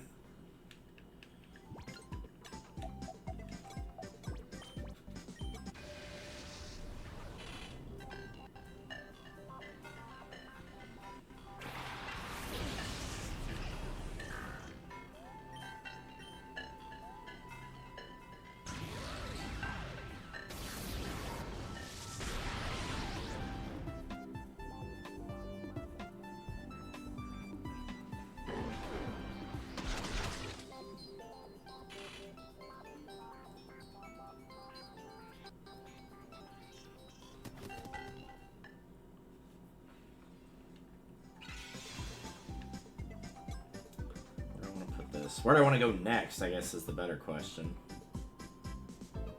Probably that mystery panel in the bottom right corner. Or I could take the other one and then pick ground and bug.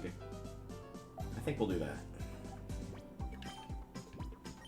We know that's going to be EP, so it doesn't really matter who flips it over. Put it right back on. And keep going.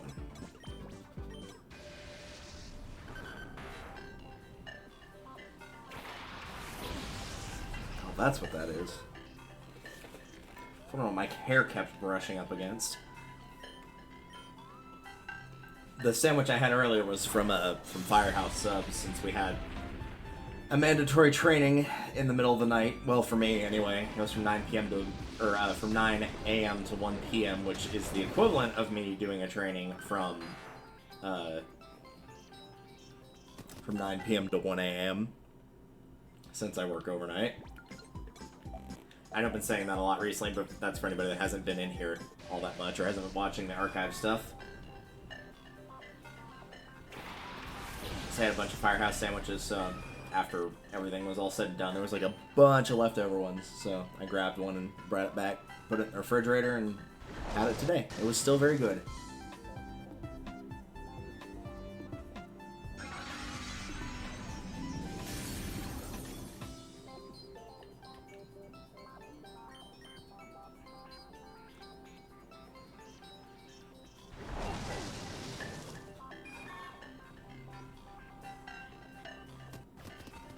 Probably for the best that I got that anyway, since I should be trying to save money quite a bit more. We'll put that on you.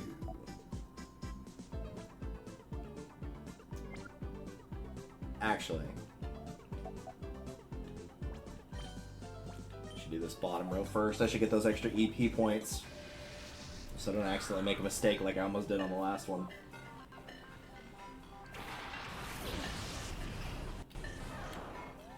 But yeah, should definitely be saving money since, yay, auto insurance and the joys that come with that. My auto insurance, which I had to pay for a couple days ago. For anybody that's not in the know or don't live in the United States, I don't know what the policies are worldwide, but at least here, auto insurance is required. Vehicle insurance, whatever you want to call it, is required by law. And the other thing that insurance is allowed to do is up your rates, and so they upped mine by $300. Had I been in an accident in the last year? No. Had I gotten any tickets? No. Had I done anything that should have made my rate go up by $300? I signed with somebody who apparently wanted more money, but that would be with literally anybody, and because it's required, that would be unavoidable.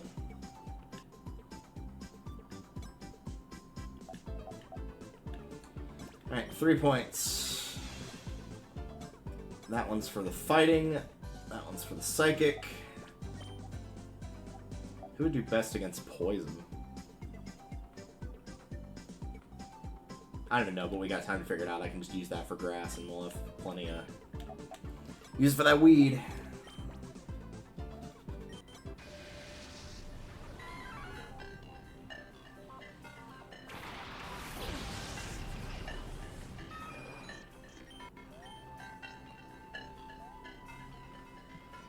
But yeah, after that shenanigans, like, I don't think there's anything that could convince me that insurance is not a scam. Like, something that is required for you to pay money on the chance that you get in an accident so that they might reimburse you.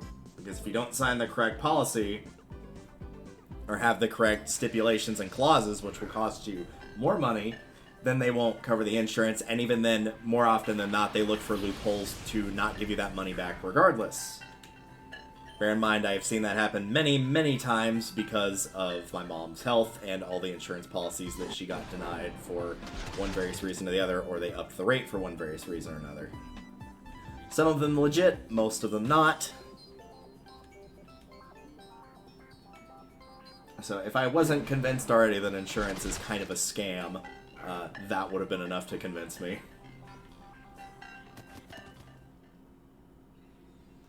Alright, that's 2 points. I think what I'm going to do, because I was debating on like what works well against poison, I think what we're going to do is we're just going to go across the board with EP points.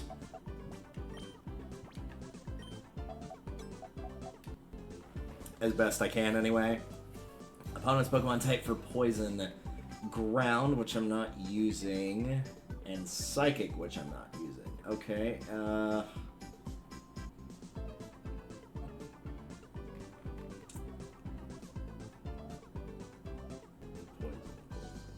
grass. No, that's... I'm looking at the chart the wrong way again. Ice, grass...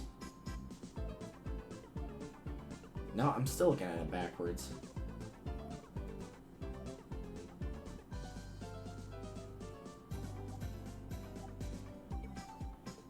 It looks like I just need to avoid any resistances and hope that that's enough, so maybe electricity will be with what I go for.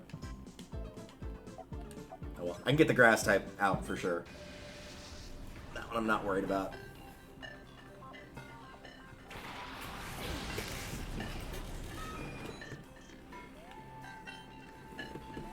Maybe I'll literally just pull up Grimer's stats here and figure out what it is from there.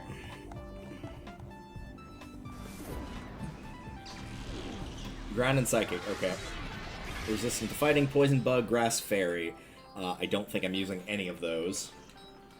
So we should be okay on that front. So the question is now...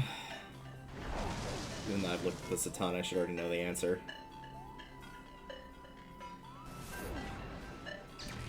More defensively in... Oh, its defense stats are equal, and base stats anyway. So basically just use what I think is going to be most effective. Okay.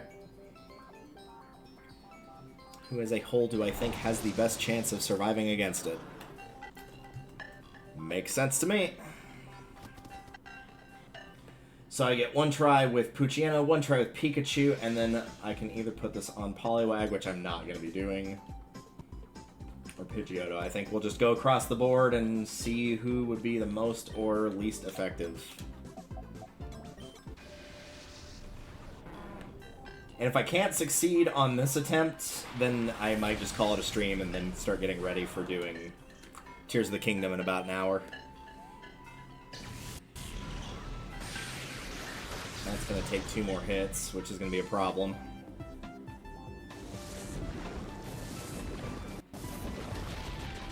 Never mind, it won't be a problem, because I don't need to worry about it anymore, because Pikachu died in 1 hit. Alright, cool.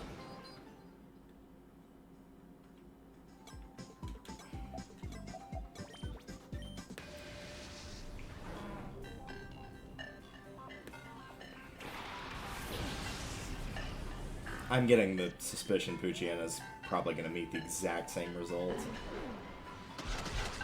Yeah, it's going to take 3 turns. He'll probably die in 1 hit. Yep.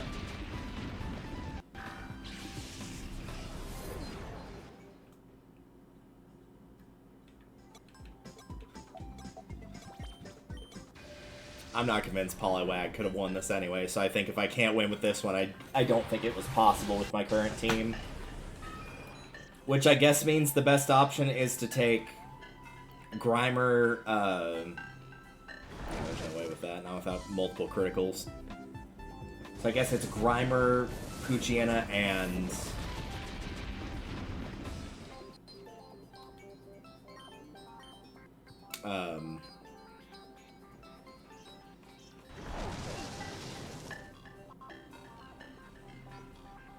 I'm blanking on what the other one was.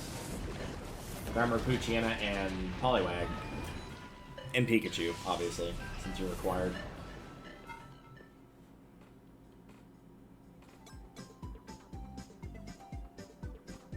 Yeah, if I swapped out Pidgeotto for Grimer, like, where would I be screwed? That's gotta be it, right? I'll go ahead and give it one more attempt. I said I was gonna stop there, but I gotta assume that's the right selection. So water, poison, and dark. So it's these sets right here.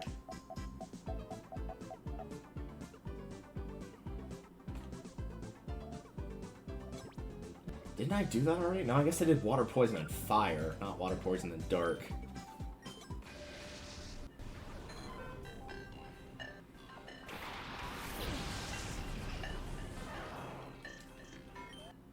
This almost feels far less of, like, the type coverage, and it's just like, hey, ones you have trouble with, like, capture them. Even if they're not good, just so you don't have to deal with them. Like, that's just the difference.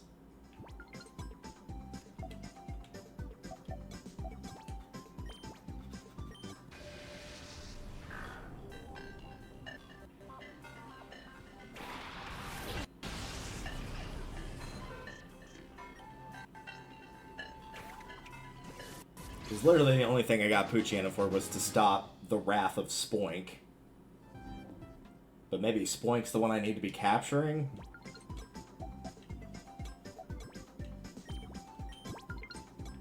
Let's go over here first.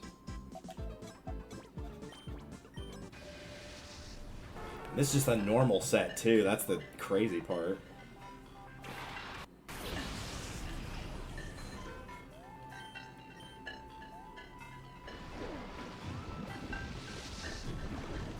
If I can't do it on this attempt, barring, like, oh, hey, I got unlucky with a critical, I might have a guide on hand of where, like, I'll try it once, and if I, speaking of critical hits, and if I mess up, then I'll figure out, like, what order I was supposed to go in.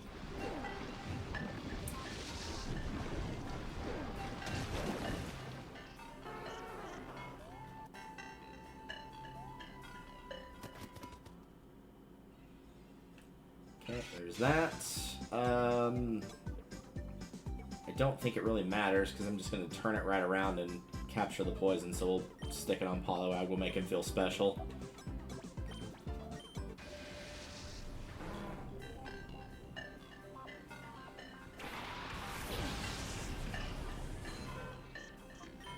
You did it, Poliwag. Thanks for standing there and being a paperweight for me. Appreciate it.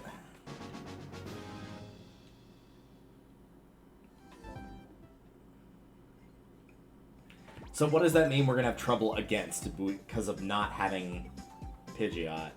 Ground will be fine, Grass will be fine, Rock will be fine, Psychic will be fine. That's a mystery panel, so it doesn't matter. Flying will be fine.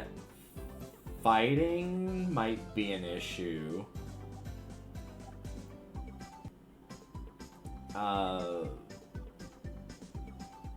Ghost will be fine. Ice was already fine. And I don't think Bug is going to be a problem. Especially since I think Butterfree is Bug Flying, I could send in Pikachu, and that would still be super effective type-wise. So fighting is going to be the problem, huh? Okay. Not quite what I expected, but sometimes these things happen.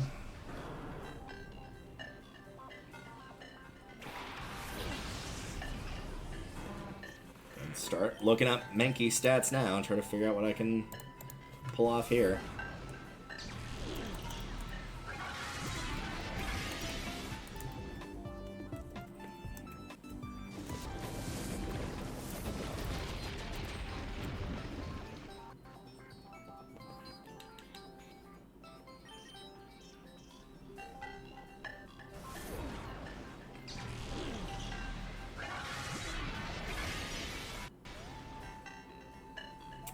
More special defense, so physical attack is what I want to go with. Resistant to Rock, Bug, and Dark, so don't take Poochyena, but aside from that, go with physical. So probably Grimer is going to be my best bet. I can go back to his page and make sure. He's only weak to ground. Fighting does normal damage against him. Okay, so probably Grimer is going to be our best bet for that. Good to know.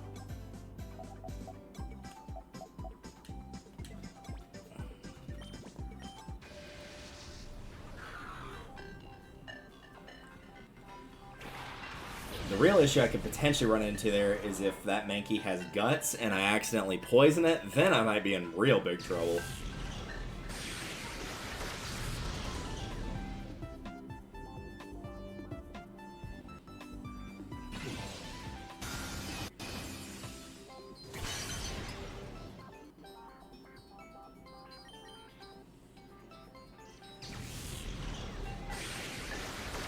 Wait, what? How did it do that little damage?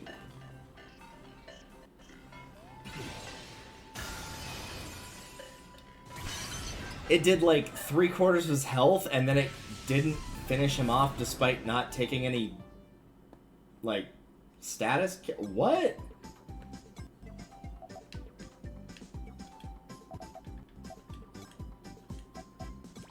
Alright, we're gonna do that again without whatever the hell just happened there that was an excuse to let the game just get a freebie on me.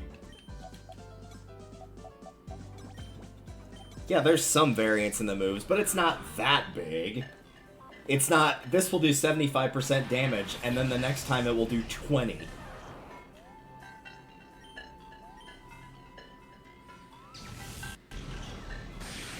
Yeah, that's over half.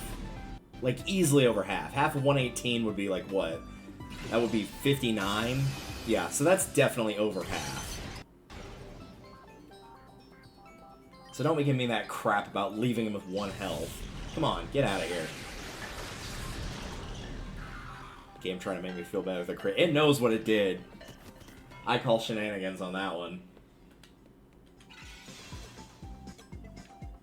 There is no way that should have done that much damage.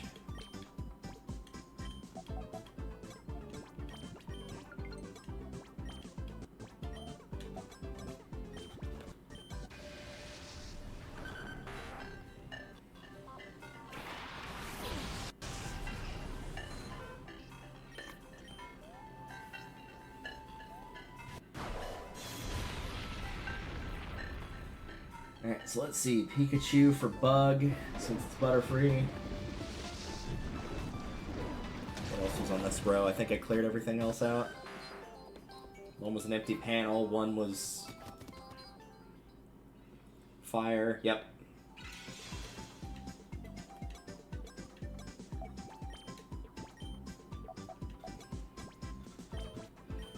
Okay, there's that.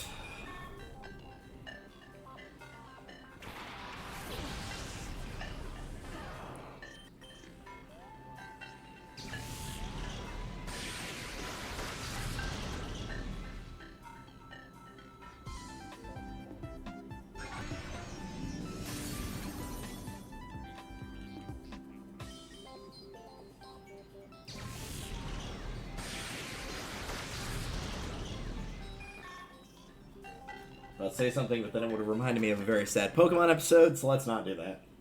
It's very sad. Oh, let's see. Next one we're going to do is that ghost one down there. Poochyana's already got a point.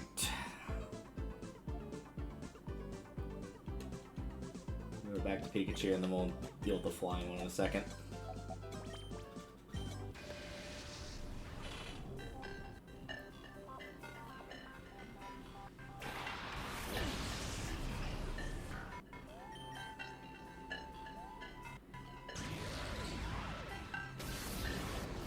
It's so weird that I can clear like 15 out of the 16 panels with basically no difficulty aside of game shenanigans of not counting.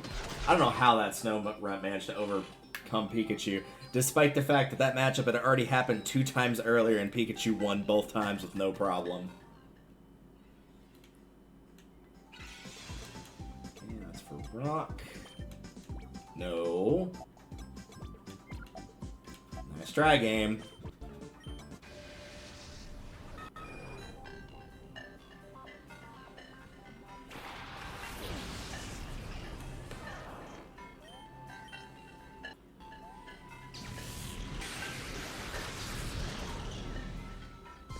Yeah, I kind of hinted towards it, but like I said, I don't think there's one... I think there'll always be, like, at least one panel that you can't do perfectly, quote-unquote, in the sense of, like, you're not going to have a type matchup for every single one, because you've only got 4 move types. So there's just inevitably one that you're not going to be able to do and have the type coverage for it. Which, granted, it's technically 13 panels, not 16, since 3 of them are just giving you items rather than things to fight or catch. So since you're catching 3, that leaves you with 10, so you have 4 moves to try to deal with 10 types. Potentially ones with 2 types.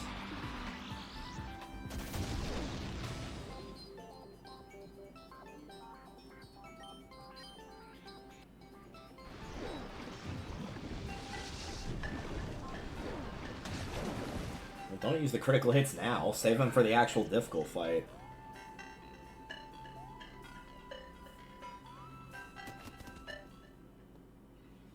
Okay, that's a point.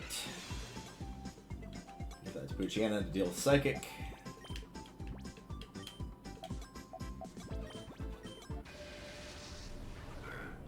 give the last point to Grimer again.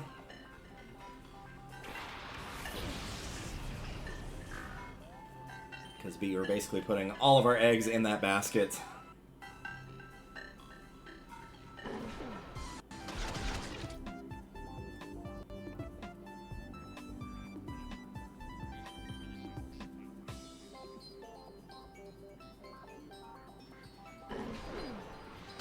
Dude, please don't do the critical hits now. Again, save them for the fight that I'm actually worried about. I am not worried about that fight. He literally could not do anything. That's 2 lines. Alright, 1, 2. There we go. We got 3 attempts at this Mankey with Grimer, so... bullshit criticals against me shouldn't be that big a deal, because we should get multiple chances. Not very effective damage, which is good. Please just let this do a decent amount. There we go. That's all I needed. Perfect. Thank you, Grimer. Hallelujah.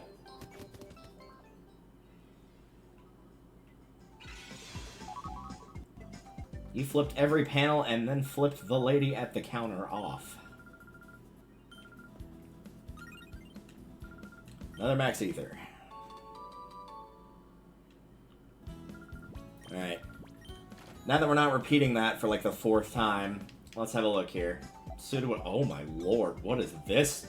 Dear God. I guess. It is Rock, and Rock is good against flying. What? Speaking of flying, what the flying fuck is going on here? I don't remember, like, I remember the battle bingo, but I don't remember a panel that looked like this. Good lord, man. I wouldn't even know what flying type to take, really. I just know Pseudo would be best suited to these, so... I guess we'll start here. Alright. Full opportunity to catch about anything we want. You have to catch this first one, though. That's not a bad pick, actually. That steel type is looking pretty nice. Like I said, that's resistant to a lot of stuff.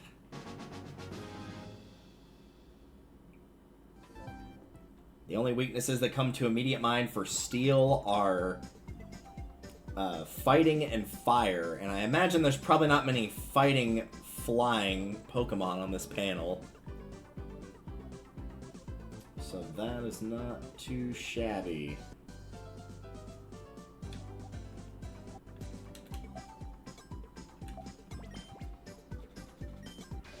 Scyther. Bug, huh? I don't think that's gonna work very well on a flying board. Sorry. Is Bug good against steel? Yeah, I didn't think so.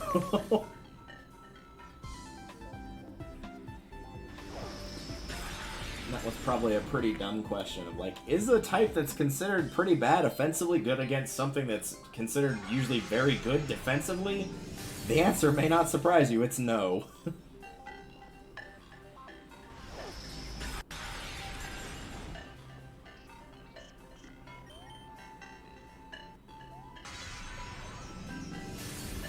Yeah, I got very lucky with that Skarmory pick. Unless there's like some Firebirds in here a la Moltres, I think this is a good choice.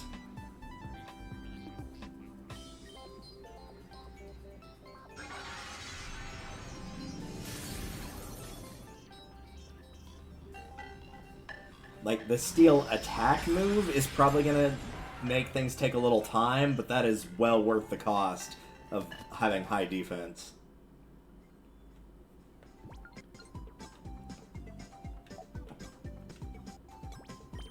EP, perfect. Doesn't really matter where we put that, because I'm going here and doing that again. There's 2.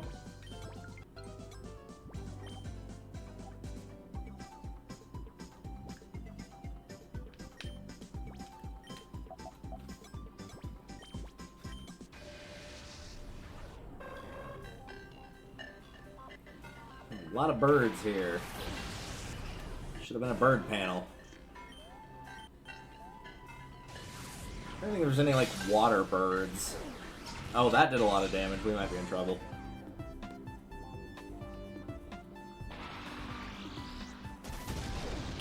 Yep, that's not gonna do it.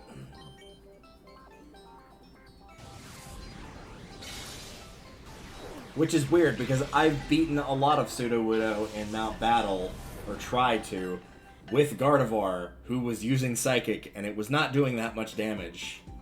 Despite the fact I was a higher level. So basically we only have one play here. Well, no, we have multiple. We could either take Xatu, which we know is right there, or gamble on something else.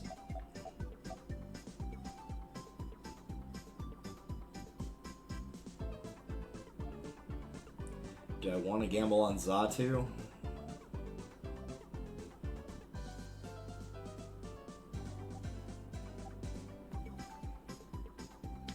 I kind of feel like, yeah, for the Psychic move. I feel like Rock, Steel, and Psychic is a really interesting trio of types to have for whatever else might be hiding underneath these panels. So we'll see what happens.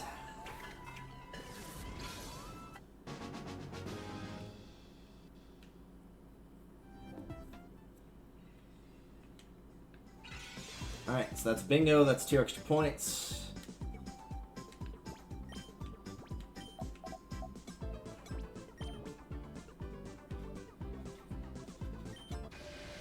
Firo, okay.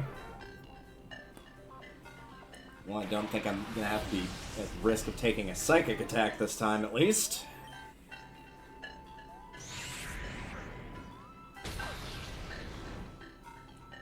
Thus far, this does seem like a panel where if you run into a flying type with a flying move, you probably should pass, ultimately. Because you're always going to have Pseudo-Wudo, regardless of what you do.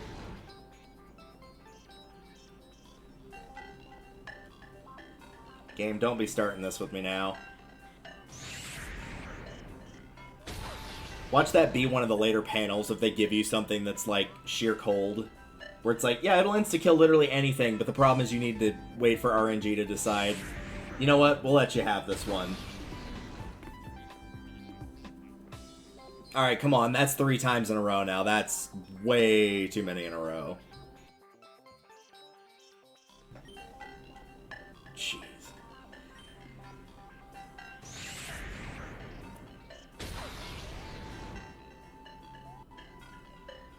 Thank you.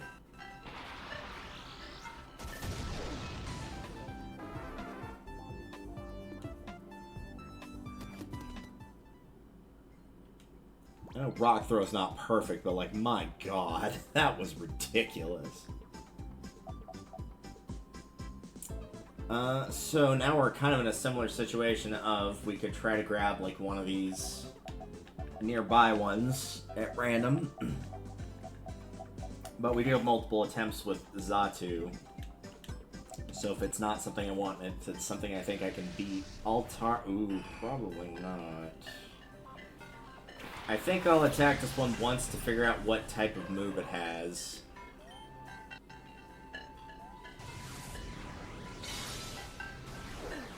So that's gonna go really... I mean, we already have a really defensive one.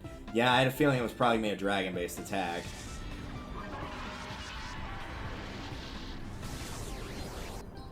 Surprising though this might sound, I think I'm gonna go with no. Because I don't know how well Dragon is going to do on this board, and I don't think it's going to do well.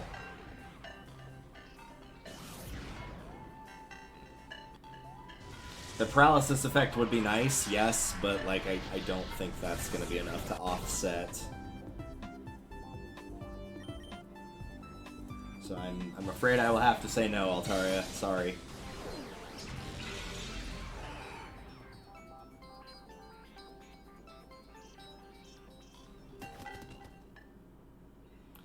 Okay, that's another point.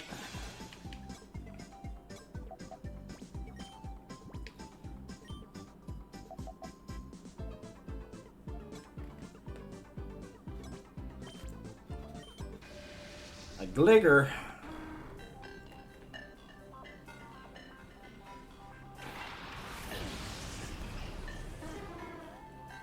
What do you got? Earthquake? Oh, yeah. I don't think so on a flying board. That's probably not going to be very handy.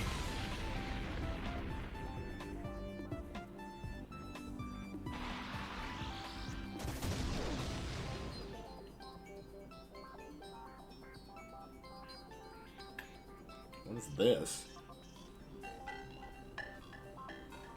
Oh, that's just the card. I'm like, what is that supposed to mean? Yeah, I'm gonna have to take the L on that one. If I had known that it was gonna be an earthquake one, I wouldn't have brought him in, obviously. But there's no way I could have known that that was gonna happen.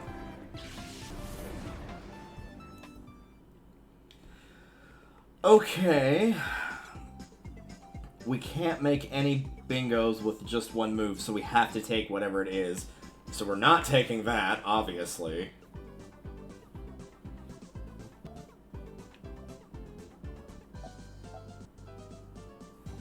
I'm gonna go with here.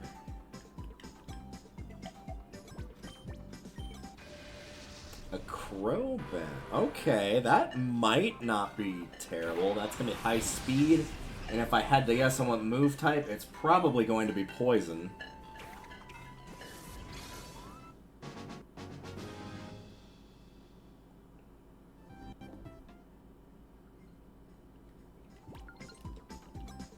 Yep, Sludge Bomb.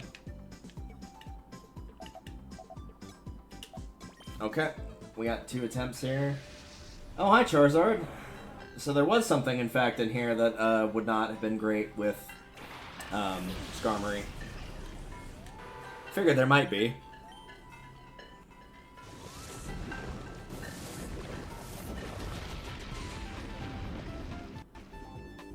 All I need for Crobat to do is just survive this one hit, and we're good.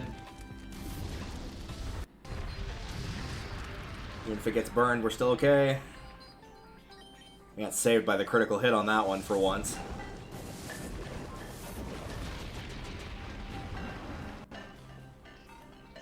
Sorry, Charizard.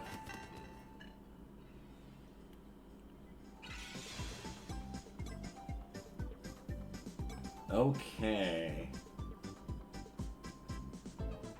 I mean, we're kind of just flying by the seat of pants. We know what one of them is, and that we're going to be taking one of the birds in because it literally can't do anything to us.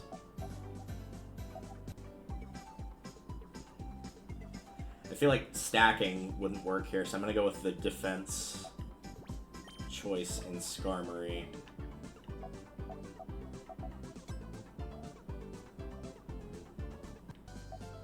And we'll play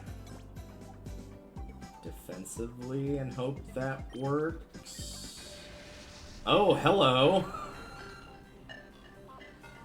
Fancy meeting you here. Oh. Well, it appears I made the correct decision then. So that means I'm gonna get 2 turns in a row, basically.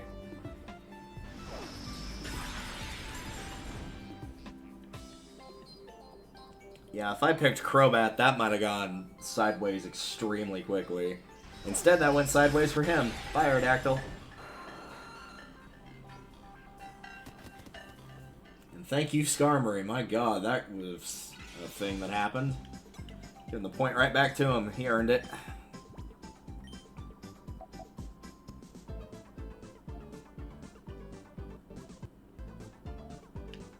I want to get to that corner one down there, but I can't, so...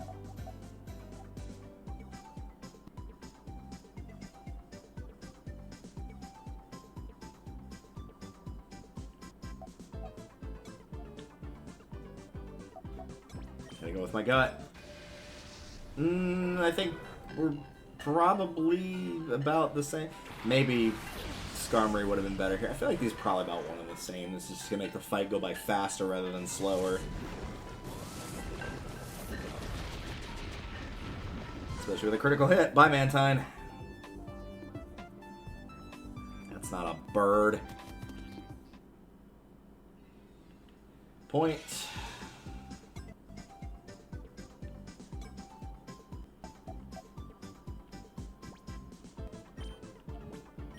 The obvious choice here, as Gligar will not be able to do anything.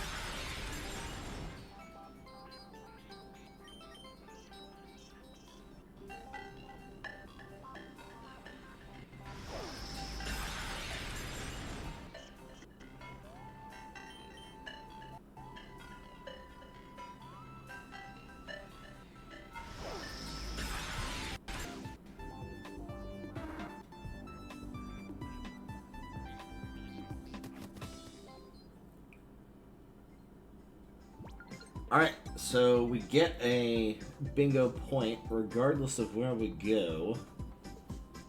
So it's really just a crapshoot between the two. I'm feeling like that one, so let's see what happens. Delibird, that could be ice, potentially, for what it will do. Watch it be present. Oh no, it is Ice Beam.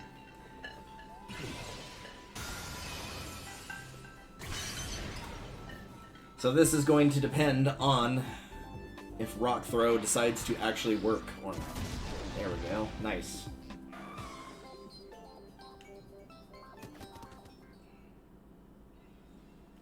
Points.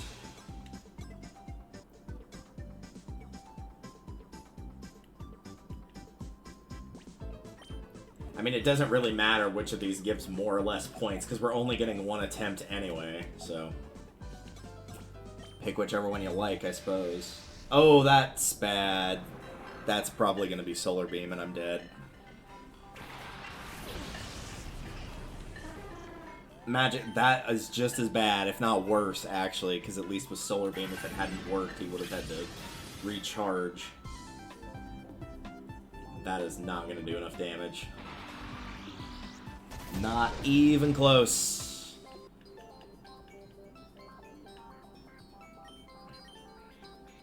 Luck had to run out eventually.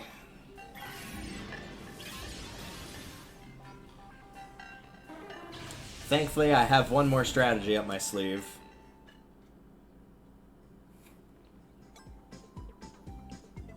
And that's to screen cap this so that I know where everything is.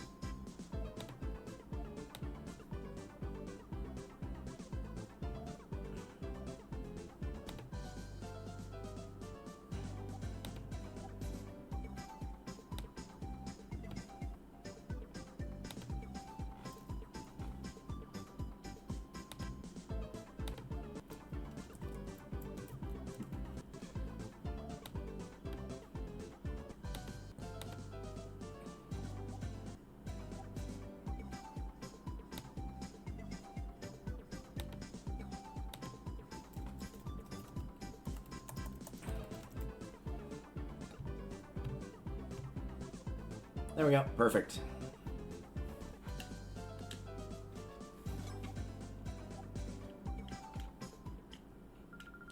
At the very least, I got enough time to get that last normal one taken care of. Or regular one, sorry.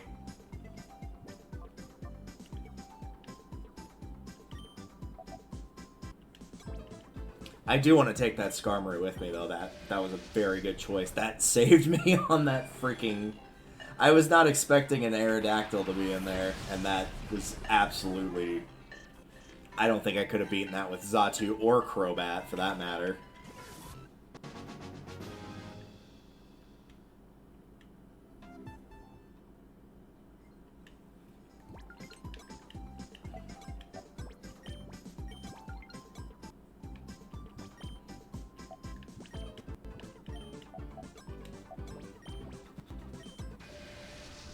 Probably should have done this in the first place so I knew what all was... This one's more of like a mystery one, though, when it comes to the Pokemon, because all the types are the same, yes.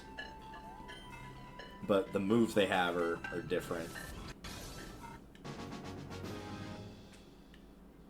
And now that I know that there's a Tropius down there, that means I've got really one of two options. Well, one of three, I guess. I could take Pidgeotto for the flying. I was going to say either the Ice move with Delibird, which that ain't happening, or Charizard, which would be a much more reasonable pick.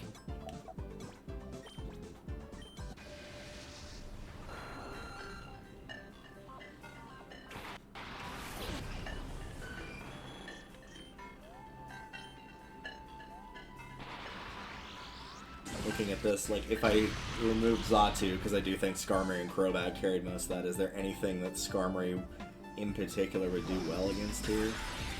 It would do well against Crobat itself, but I already caught that, so that's not going to matter. I mean, that last panel, maybe, but there's no knowing what that is.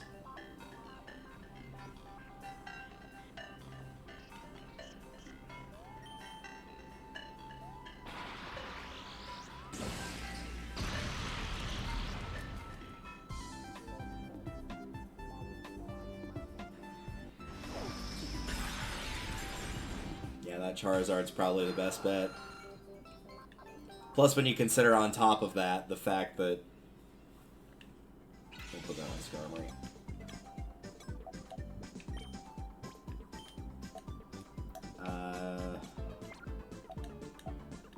Okay, that's the Master Ball.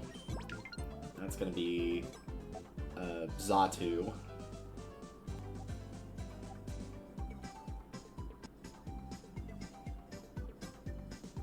It's got Psychic. So we'd have to take Skarmory there. Or we could go up here and deal with Mantine. And then get Charizard. Yeah, that's probably the better play.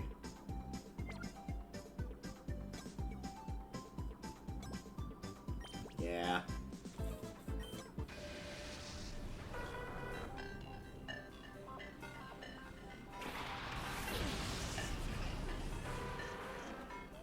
We'll say it is impressive that they didn't have any repeats. It's not, like, crazy impressive, but the fact that they had, like, so many different versatile flying ones in here you wouldn't expect. Of, like, Scyther, wouldn't expect Mantine, for sure. Definitely wouldn't expect Delibird. I know it is a bird, but, like, eh.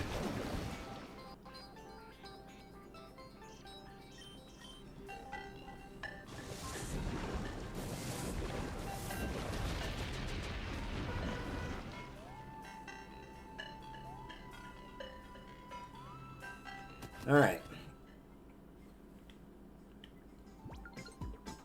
Let's try to keep the points relatively even here.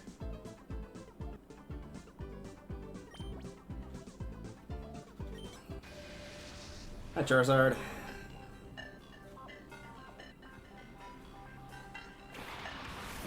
This time I am... Well, I would have requested your service the first time, but I'd already used up all of my Master Balls, and so as a result, I couldn't catch you. I love that portrait of him. They try to make him look all heroic or whatever. It looks really funny. Alright, now we need to focus on line clearing mostly. Just for being able to spread the wealth a little bit here, we'll do this. And this is Dragon. Dragon Breath, more specifically. I'm looking up the line and just seeing what would be best, so I probably need to use either Skarmory or Crobat for this fight. So we'll go with Crobat.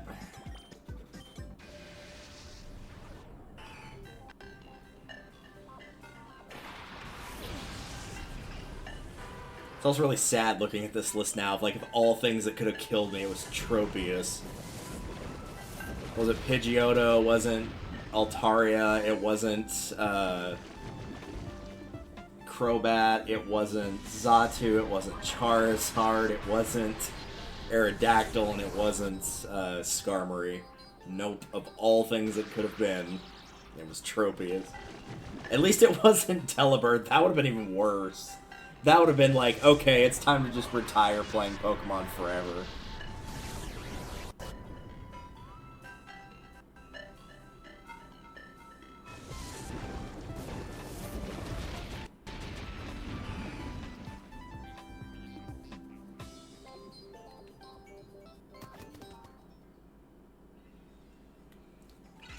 Alright, there's bingo point.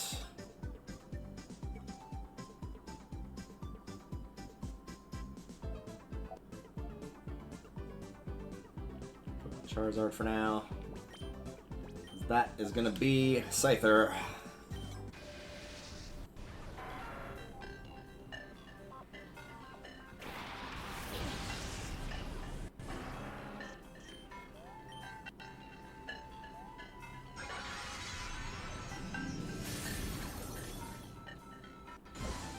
Nice attack. Now let me show you mine.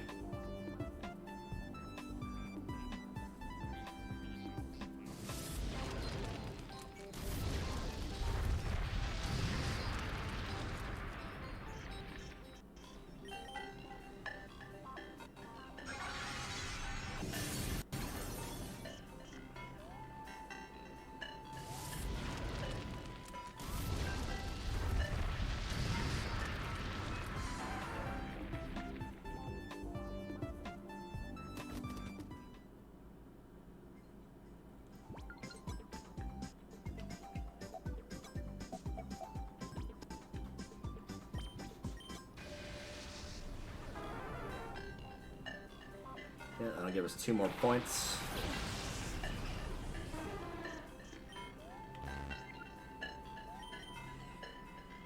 Provided the shenanigans don't happen. Oh, that's Firo, too, not Pidgeotto. The picture I took has the bingo lines in the way, so it's kind of hard to tell. It looked like the portrait they used to get for Pidgeotto. I don't remember what game it was in, but... Or it's kind of at that, like, 45-degree angle. But nope, that is a Firo.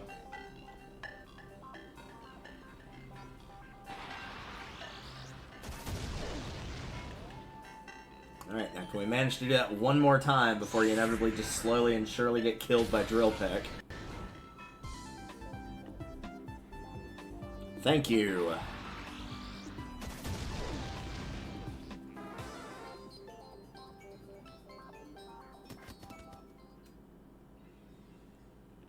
Very good. Alright.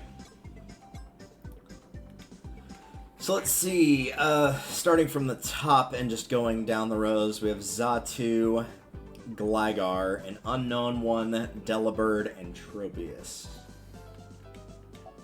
So there's Delibird and Tropius taken care of. For the ground one, anything will do.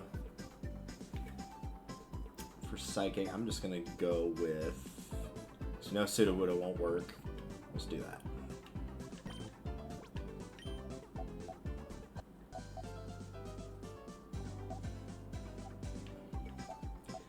We should start with the ones I know I can beat. And there's no bird easier to beat than Delibird. There probably is one out there, but it ranks near the bottom.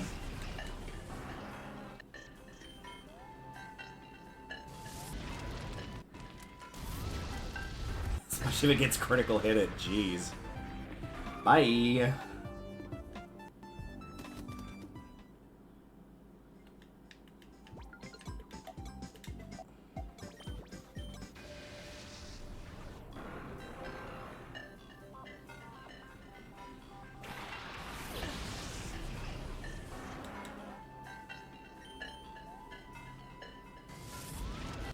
Let's see. Nice.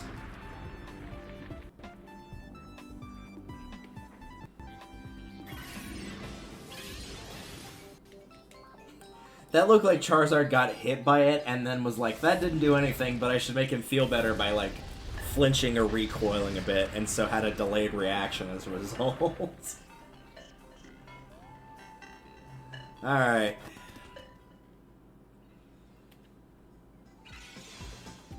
So we can kind of put this anywhere. Again, we know the one on the left, or the third column, rather, is just anything with flying is going to beat it. We've already got one for Xatu. I think I'm going to put it on Sudowoodo for that mystery panel, whatever that might be. And we'll just go ahead and take out Gligar, since that'll be an easy one. Maybe we'll save the mystery panel for last.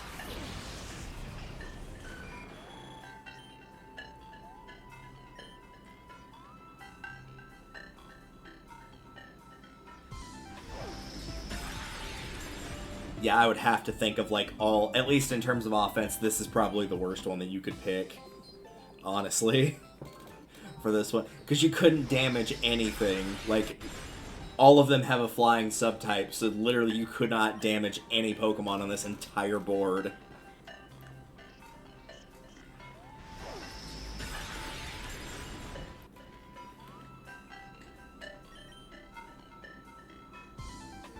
They did my man Gligar dirty.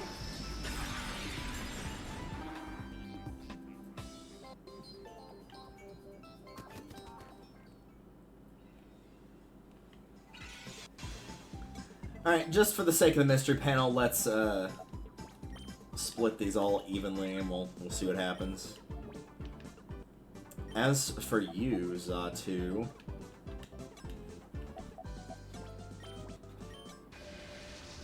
If for some reason Skarmory can't handle Xatu, then we'll put Charizard in there. Since we already know Sudowoodo's not going to work in Crobat's weak to it, so...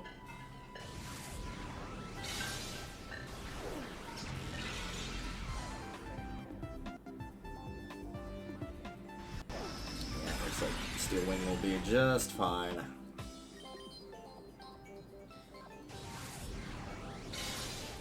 Unless we have to deal with critical hit shenanigans.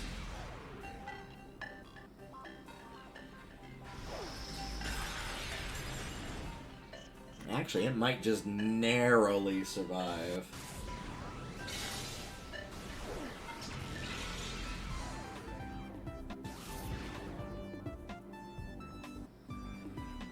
Nope, we're good. Nice job, Skarmory.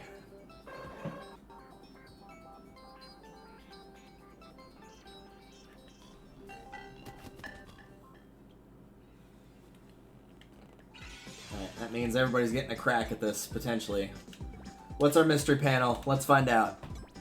It is... Oh, it's Murkrow. Okay, never mind. I thought it was gonna be like something really cool, but nope. Yikes. Pretty sure any one of the ones I had could have defeated that.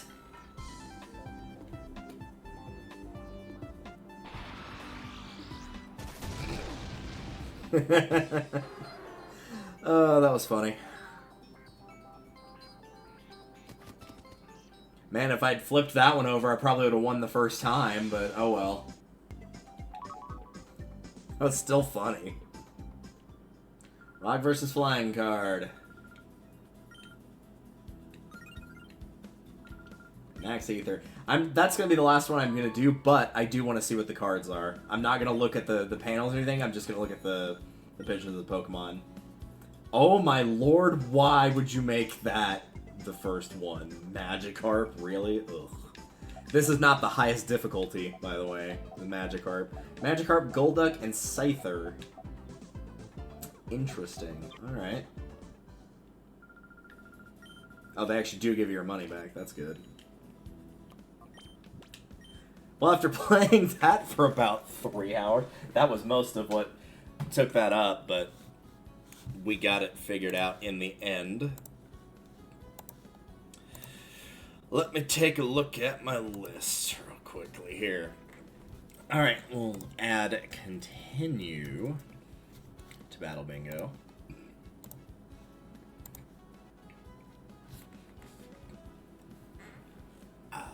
As for what's going on right now, I'm looking over my list of my post-game stuff to do. As you can see, based on the thing, we already purified all our Shadow Pokemon, including Shadow Lugia, so we're good on that front. I updated all my Pokemon's movesets. I'm not holding all of them right now. I'm only holding 6 out of 8. But I've updated my moves, so Ice Beam instead of Aurora Beam, Water Pulse instead of Water Gun, Attract instead of Mud Slap, that kind of thing. So this is what we're looking like right now for stuff that has been changed. That's at least what I have. Everybody's obviously level 60 for Ore Coliseum, which will be coming up. Trying to think what else did we do.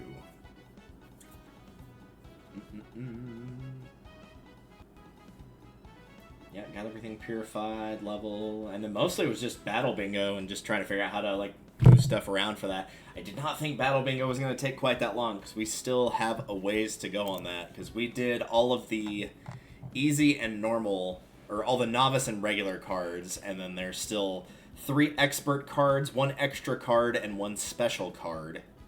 So we did just barely over half, and that was it. I do actually have the list of the panels here. I'm looking at ones already cleared, though, so I'm not cheating on this one. There was just a thing of trivia at the bottom of this.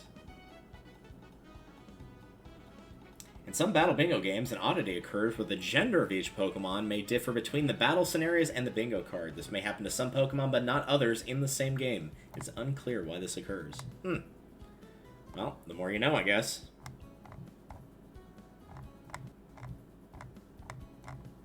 The other thing is, I could have sworn we got the Bonsly card. I'm gonna look, see where that is real quick.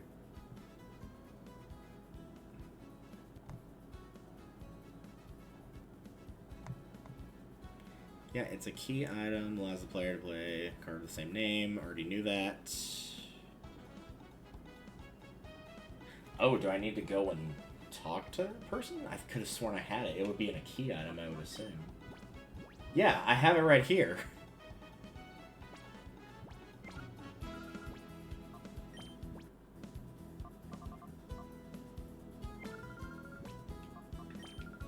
How do I... Do I have to take it to a different receptionist?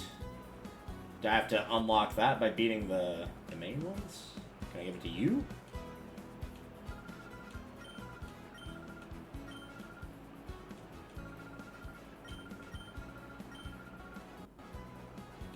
Are you the receptionist? No.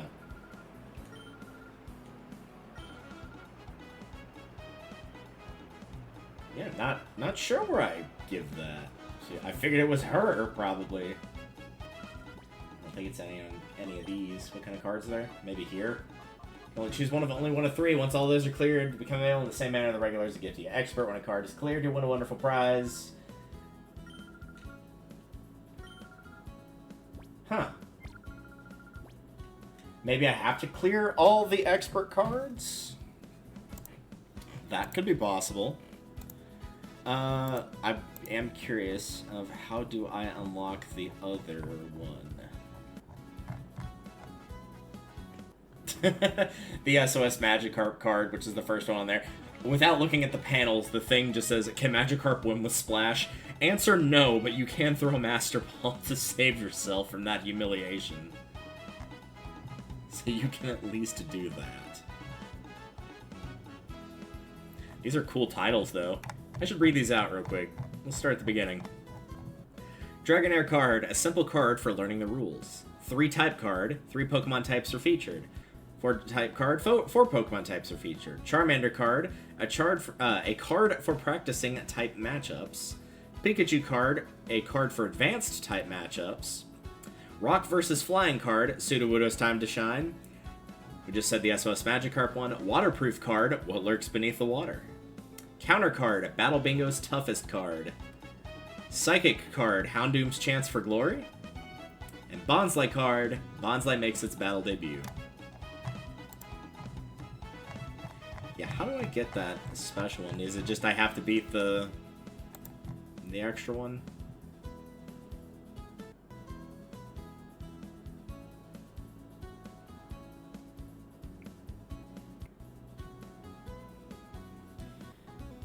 Personally, not only when all cards in the current difficulty or the next difficulty be unlocked. A separate class of card special is unlocked by using the Bonsly card before they're set. Do I use the card? Like, just out here? Okay. Oh, that card. Could that be? It is. It's the Bonsly card. It's been called a Mirage. I've only heard rumors about it myself. This is the first time that I've seen this card. Should I register the card so you can play it here? Can't do anything else with it. Thank you so much. I will register this card right away.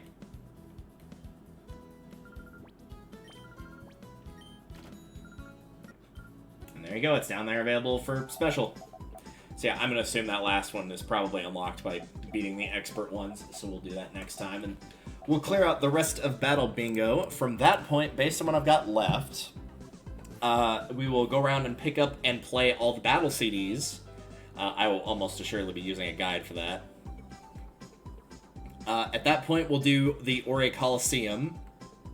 I just have rest of post-game written on here, so maybe after you clear it once, it just automatically kind of leads you on where to go from there. If not, I'll look it up. We'll try to do all the remaining rounds of the Ore Coliseum, depending on how much I get my butt kicked by the first one. And then lastly, we'll do all 100 floors of Mount Battle. I'm only going to do that once on stream, probably. You can technically do it 3 times. You might be able to do it as many times as you want to keep getting the Johto starters with special moves put on them. But I'm only going to do that once, because that's a lot of Mount Battle, and nobody wants to watch that much. But we'll get to that when we get to it. It's the same way it was in Coliseum, of bringing a team in. You're not allowed to switch out anything. You're not allowed to forfeit. You have to start from floor 1 and go all the way to floor 100 in order to get that. But we'll get to that when we get to it.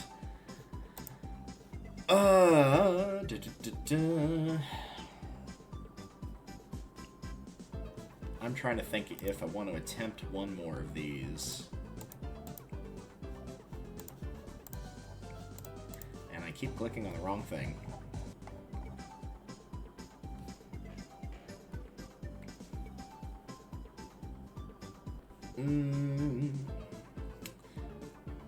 No, I think I'm gonna go ahead and stop here for now, because we have got Legend of Zelda Tears of the Kingdom coming up in about 20 or so minutes, so that will give me time to go grab a shower, have everything up and ready, make sure it's all running.